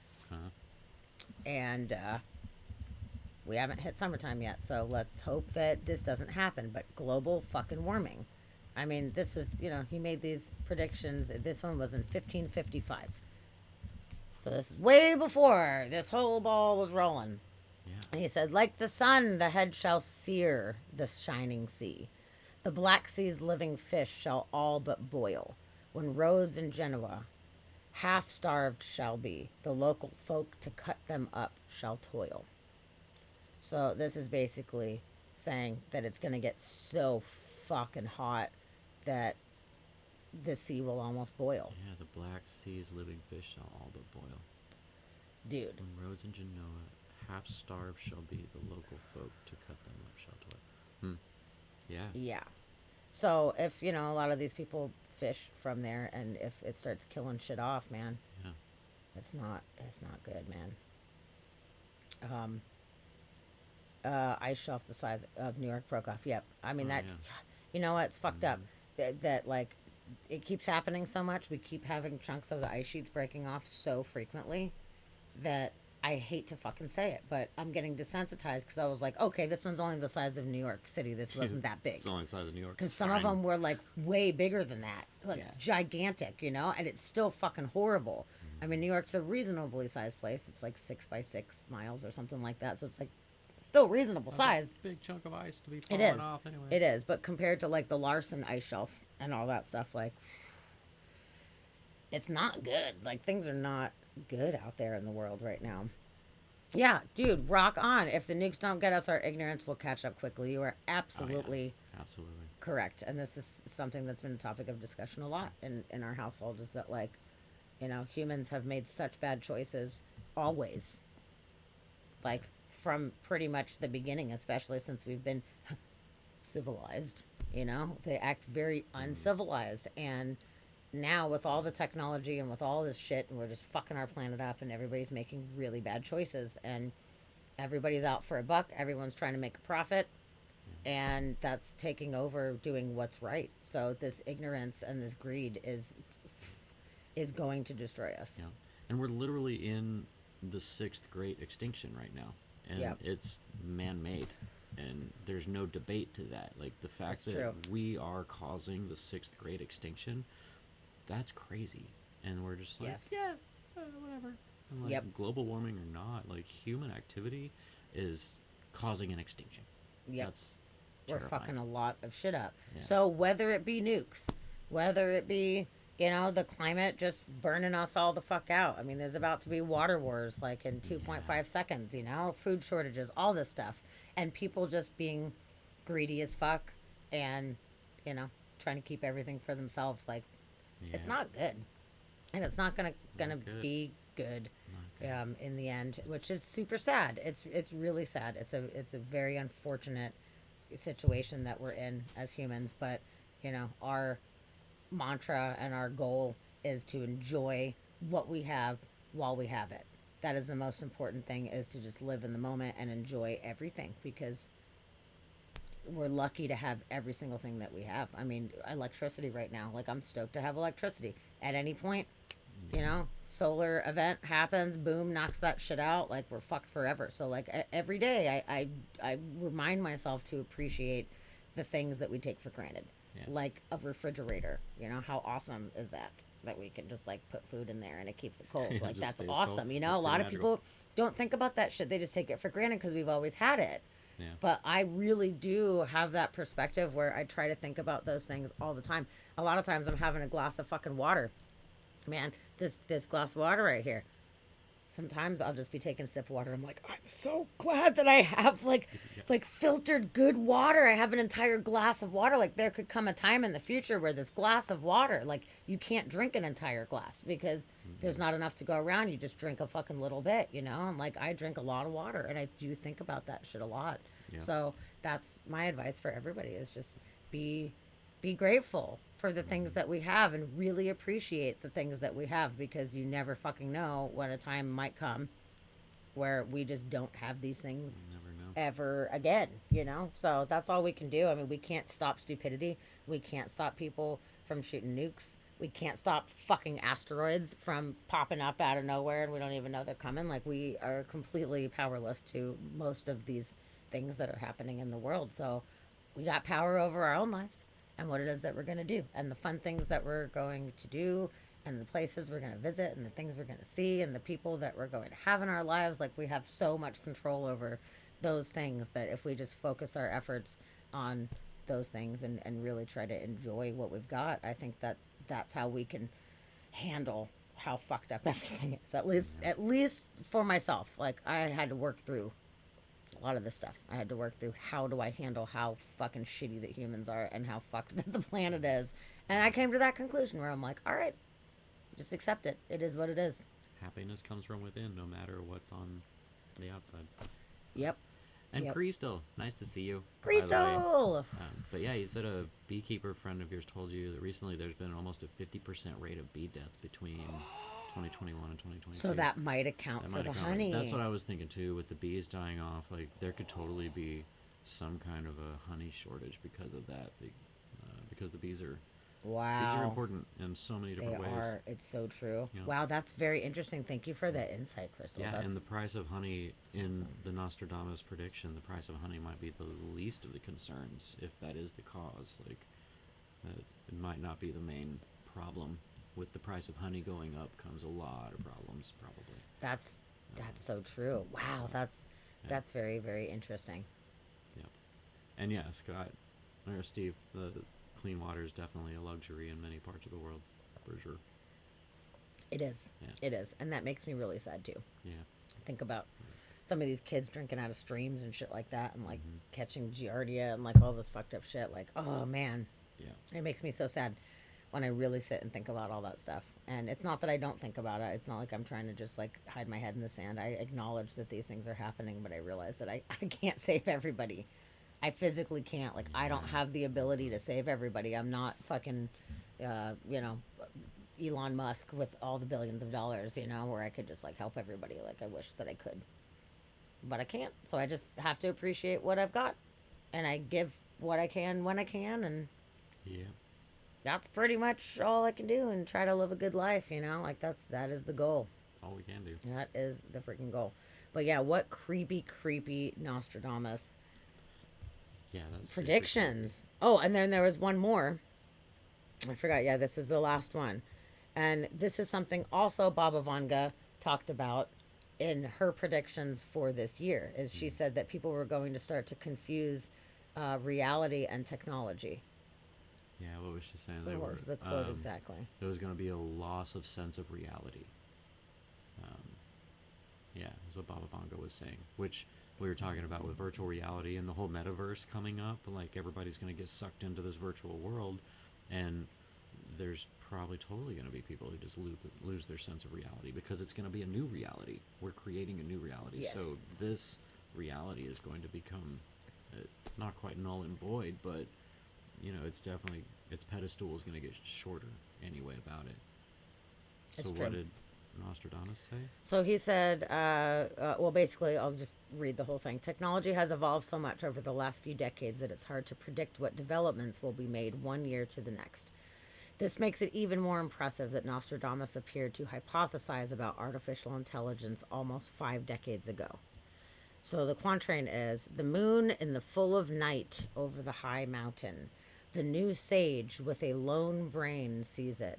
By his disciples invited to be immortal. Eyes to the south, hands in bosoms, bodies in the fire. I don't quite get the last line. But it says artificial intelligence can range from smart speakers to predictive text to facial recognition and self-driving cars. Many experts have issued warnings about the implications of relying too much on technology, especially when it comes to robots. Nostradamus was ahead of the curve with this description of immortal disciples and the potentially negative consequences. So the new sage with the lone brain, like computer, you know, the all-knowing computer brain. By his disciples invited to be immortal. So basically anyone joining this lone brain becomes immortal. So like your online life that you can't get rid of becomes immortal, and it just goes forever, because even after you die, your online life is still there, like any way about it. Yeah, sure. So if you become virtual and you have an avatar, especially if AI becomes real and your avatar has some kind of AI, you know, program about it, your avatar could kind of be immortal. Like, even after you die, your avatar could continue That's on an doing interesting whatever way it to would look be. at that. Huh. So you could join that lone brain, which is super interesting. Yes. Yeah. So that's a very interesting prediction list for this year specifically. I feel a little uncomfortable about it, to be honest with you. It's pretty freaky, dude. Last line, removing soul or spirit and disposing of the body. Yeah, so eyes to the south, hands in bosoms, bodies in the fire. So yeah, getting rid of the body. Yeah, not needing the body to have that consciousness. Ooh, that was good. That was good, Pinch Box. Yeah, that was good. And yeah, eyes to the south, like, you just kind of essentially look down, close your eyes, hands in the bosom. You don't really need them, basically. And if you're in a virtual space, your body, you don't need your body. Interesting. Yeah. Yep. That's interesting. And then Hawking said the same thing, that AI will be the downfall of humanity. And I have seen Terminator many times. Yeah, right? We've all seen Terminator. Many times. It never turns out well, no matter how many times I watch that fucking movie. It never turns out any better. Every time it ends up bad. It's weird. I know, it's never changing. It's a fucking bummer. But, you know, there's a lot of good things that can come from AI, computing things and everything. But, yeah, where's the line, and what are we going to do with that? And how is that going to benefit us, and how is it going to hurt us? And then, you know, what if it gets too smart for its own good? Yeah. it's spooky. It's fucking spooky. And it's even more interesting thinking about somebody like Nostradamus from fucking 1500s seeing this kind of shit and having no frame of reference whatsoever for what this even means. Like, I wonder what he was actually seeing in his mind. Yeah. Because if he was able to see some of these things in the future, like, what the fuck? Can you imagine being in the dark ages like that and then being like, people just keep like staring at these screens? I wonder, eyes to the south, I wonder if that's like people looking down at their fucking phones and shit like that too. Oh yeah, that's a good thought too. Yeah. You know, I don't know. I don't know. It's crazy. I mean, like, can you imagine being like, yeah, there's like lights are on and there's things flying in the sky and people are going to space and, you know, people have these weird things on their heads and they're in this virtual reality land. Like, it must have been so bizarre for somebody in the 1500s to be seeing these things and make these predictions and not know what the fuck they were even seeing. Yeah. It's so bizarre. But Baba Vanga, she was more recent. She died in 1995. And she was like super old. She was old as fuck. Mm-hmm. But she had lived through the 20th century. So she at least had a little bit more of a basis of understanding of what was going on. She saw the beginning of the internet. Yeah. But didn't hit the Google boom or anything like that. It was not what it is now. So she checked out right before all that didn't get to any kind of smartphone situation. But some of her predictions have been pretty good too. And she also talked about the asteroid too. But she talked about specifically this asteroid coming and bringing alien beings that were checking in on us and were not necessarily so friendly. In Iceland? Shit. Oh, and then Steve Scott says could be aliens. That's funny. I saw that Probably right after I said aliens. this. It's definitely aliens. Yeah, and then she also talked about the plane disappearing.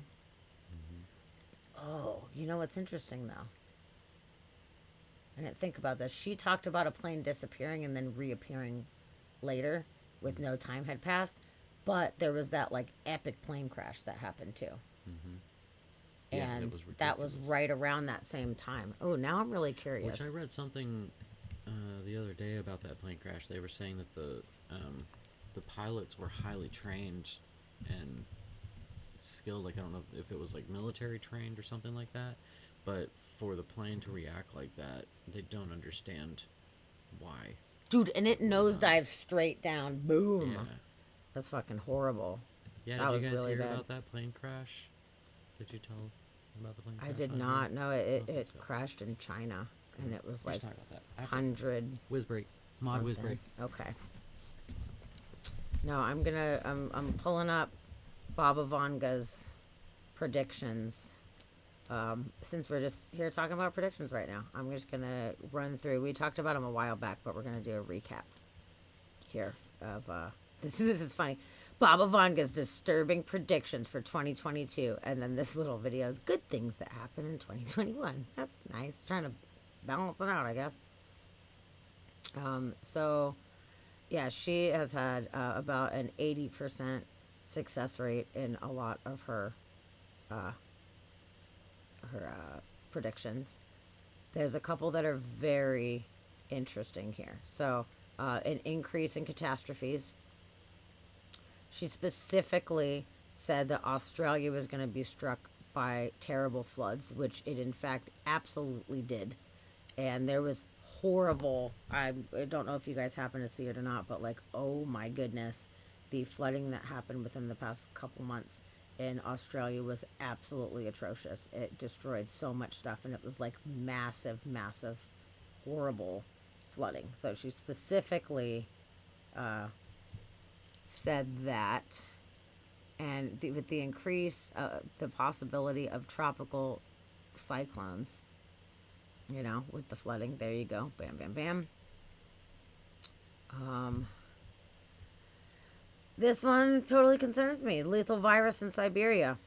I mean, the permafrost was not melting back when she made this prediction. It wasn't. And now Siberian permafrost is melting. And there has been actually a couple bizarro diseases that have popped up. One of them was in reindeer. These reindeer got this like bizarre disease and overtook this town, and it was like a whole messed up situation. And they've realized that was some kind of like old virus that they had never seen before. So that's concerning that she is bringing that up, because we just went through a pandemic. And I'm good as far as pandemics go. I'm good. So the rain here the past summer was brutal. Yeah, I heard it was pretty fucking bad. So sucks there was all of that flooding. It's just horrible. So okay, so we're talking about the Siberian thing, which will be released due to climate change. I also found the huge cracks in the glacier in Antarctica. Such a fucking bummer. And they deployed a rapid response task force to South Sudan to investigate a mysterious illness that has left at least 89 people dead. Well, that sounds fun. Shortage of drinking water. Last year, especially here in the States, like there was big concerns because a lot of the reservoirs were either dry or so low that it was a seriously stressful situation. And that this is just, I'm just speaking from my own country here, but there's been so many places that have been struggling as well. So it's obviously getting worse and worse. The alien encounter thing, where she was talking about there would be a asteroid bringing some aliens. Locusts in India. Apparently, everybody be forewarned. The prophecy is this year in the summer in India that temperatures will reach 50 C, with locusts attacking crops and farms, leading to a great famine. So hopefully that is not a situation. Loss of sense of reality. This is what we were talking about with the virtual reality thing. Okay, so she died in 96 at 85 years old.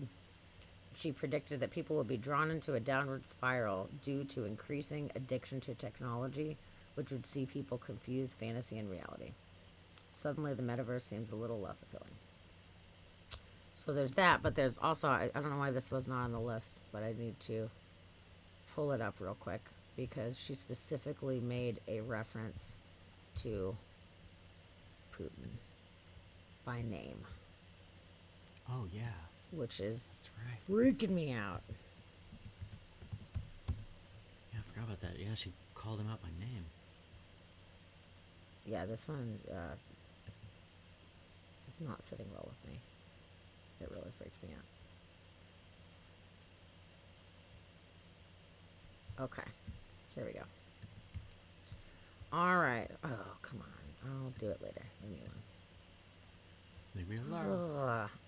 All right. So this was back in 1979. Keep that in mind. The ongoing war between Russia and Ukraine has left the entire world distressed, according to the prediction of a blind mystic who foresaw the Russian war in Ukraine. Baba Vanga predicted Vladimir Putin would become Lord of the world. I don't like this at all. She said, all will thaw as if ice. Only one remain untouched. Vladimir's glory, glory of Russia. Too much is brought in a victim. Nobody can stop Russia. End I quote. Wow. Further, she added, all will be removed by her from the way, and not only will be kept, but also becomes the Lord of the world. So there's that, by the way. Scary prediction. Vladimir specifically used him by name. Now, there's been many other Vladimirs. There are a lot of Vladimirs. There is Lenin, like there's other Vladimirs. This doesn't necessarily mean, but it is pretty fucking weird that only one remain untouched. The glory of Russia, and nobody can stop Russia. Freak me out, you guys.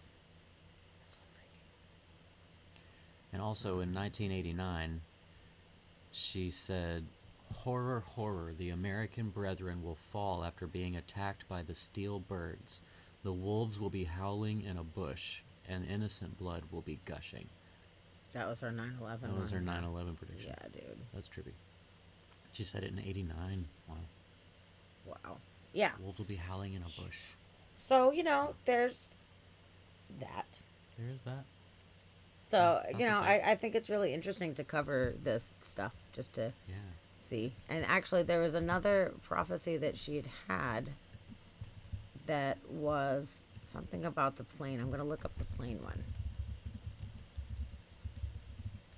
Because it's not showing up. I mean, she has so many that they didn't put everyone in every article. But there was something involving a plane that originally she had said it was going to disappear.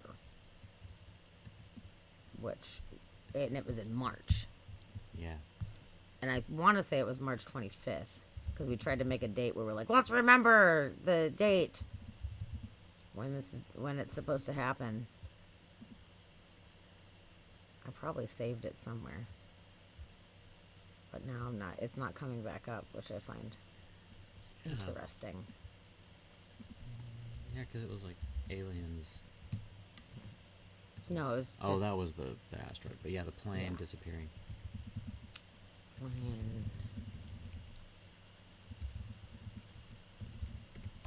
Let's see if I can find it. It's weird that it's not popping up on this one. But either way, that's what she said, that a plane was going to disappear and reappear. Yeah. So, who knows? Nobody knows. And, also something that she said as well, Baba Vanga said when she was talking about the Putin thing, she said there was an alternative. She said, but somebody also, so it makes me think there's like two separate possibilities. Somebody also may try to assassinate him from within the Kremlin. Mm-hmm. So I found that interesting as well, where it's like, well, I'll tell you what I see, but there's also different options of the way that it could go. So yeah. Now you know. Now you know. Yeah, where was the one about the plane? I was also wondering if there was more, like, how many other prophets are there like her and Nostradamus that have? I don't know. Predictions. I'm not sure. I was wondering about Edgar Casey, but I don't know if he did anything specifically about, like, the years or dates. I don't know if he had those in there, but I know he had a lot of predictions too. He did, but he was more so like seeing into the past a lot, like the Atlanteans and a lot of that kind of stuff too. That was like one of his things where he was able to see into other like past realms and shit like that. But yeah, he didn't have as many like this is what's going to happen this year specifically, whatever. But yeah, so that's interesting. That's interesting. So there you go, guys. So Baba Vanga did say apparently that in 2023 the trajectory of our planet will adjust marginally. Ooh. That's kind of weird. Interesting. Which, with the ice caps melting and the weight of our planet shifting, it could totally change our orbit slightly. Oh yeah. Could be the thing. Oh yeah, and then the Europe one, I forgot about that because originally in one of the other articles, it was saying that she said that Europe will cease to exist as we know it, and that there will be very few signs of life left in Europe. And then this says 2025, Europe remains sparsely inhabited. Yeah. But apparently it was for, I think, this year or next year. I believe it said something about, specifically about Europe not existing in the way that we know it. Which is, not very comforting. Yeah. Personally. Let's see. Discovery of a lethal virus in Siberian glaciers was one of them. Locusts. Well, that says Putin commits suicide. Huh. I didn't see that prediction. That's interesting. Yeah, I didn't see I didn't see it worded like that. It might be somebody's idea of what she meant. Yeah, it's interesting. There's so many different articles, and they kind of pull out different ones. I just wish there was like one, like this is all of the stuff that she put out there. But who knows? I mean, everything has to be taken with a grain of salt. You never know. Yeah. But it is very interesting. It really, really is. So, something to just keep in mind. But yeah, so high the price of wheat. I was like, come on right now. Come on. You're killing me. Freaking killing me, man. So yeah. Wow, I can't believe it is midnight already. It is midnight. Oh, wow, no way. I did not even know that it was midnight. We covered a lot of ground today. Yeah, we did. We Just sure having did. so much fun with you guys. We did. We're having so much fun. Did not even realize the time. Yeah, I'm kind of hungry, so I think we'll wrap it up. I'm hungry myself. And then we'll be back on Wednesday with Christian Harris. Yeah.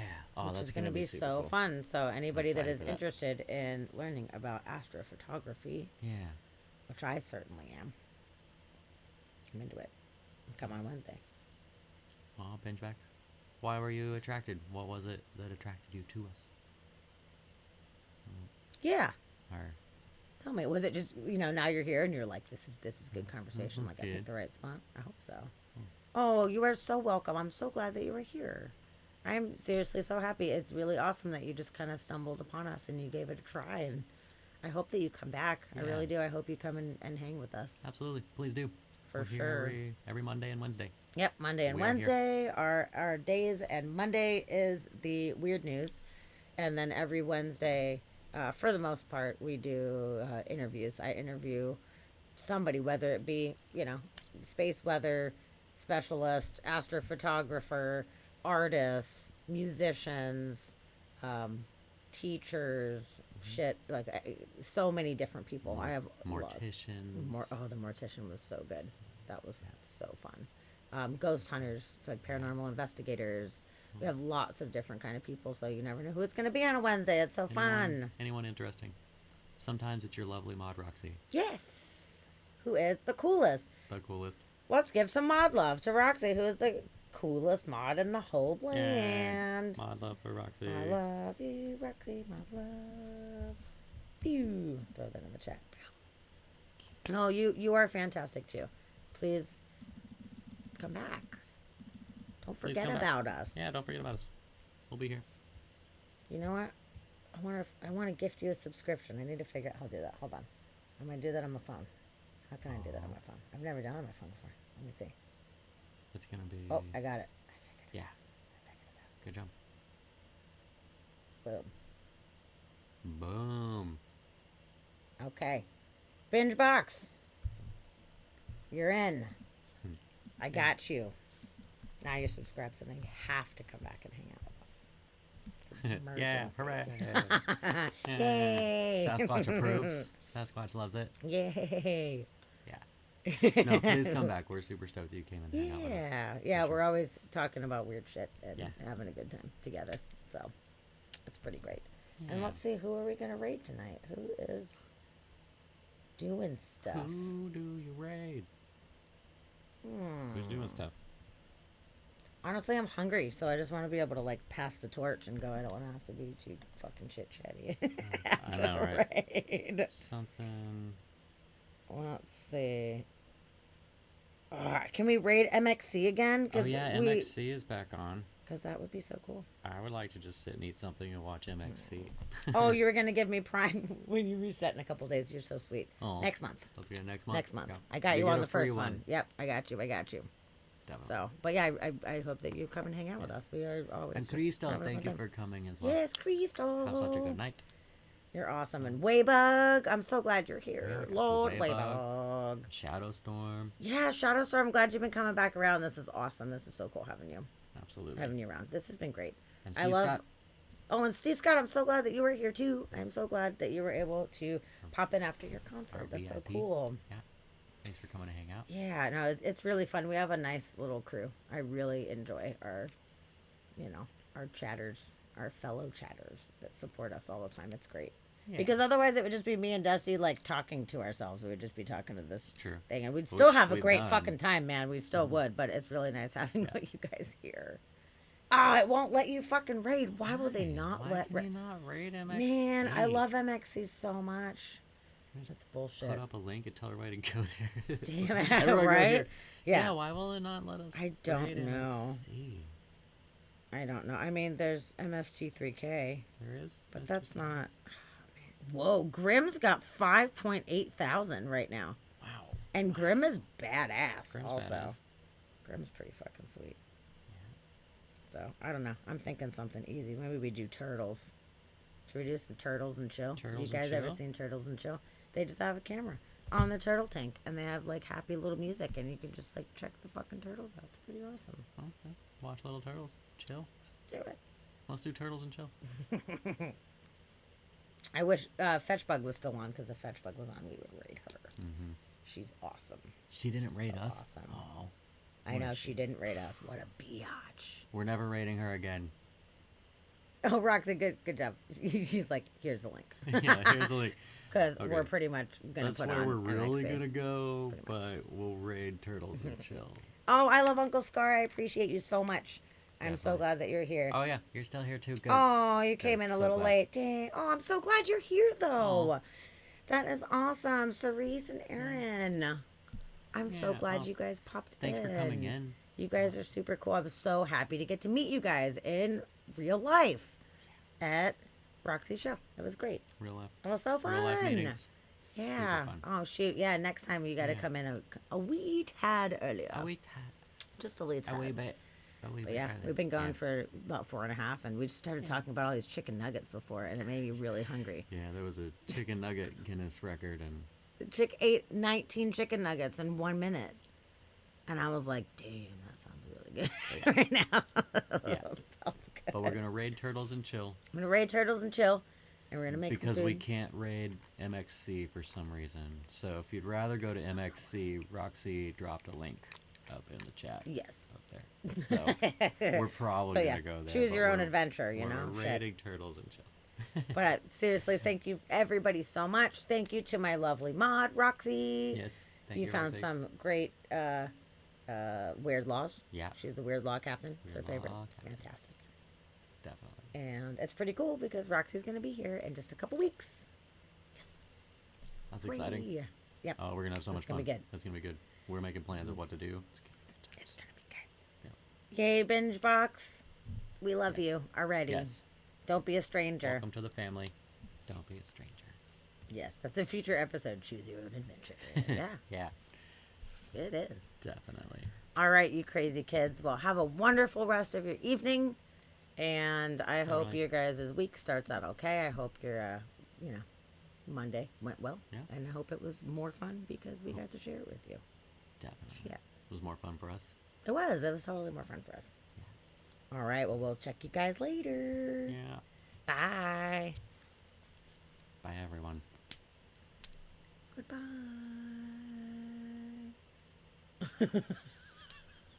Bye, still.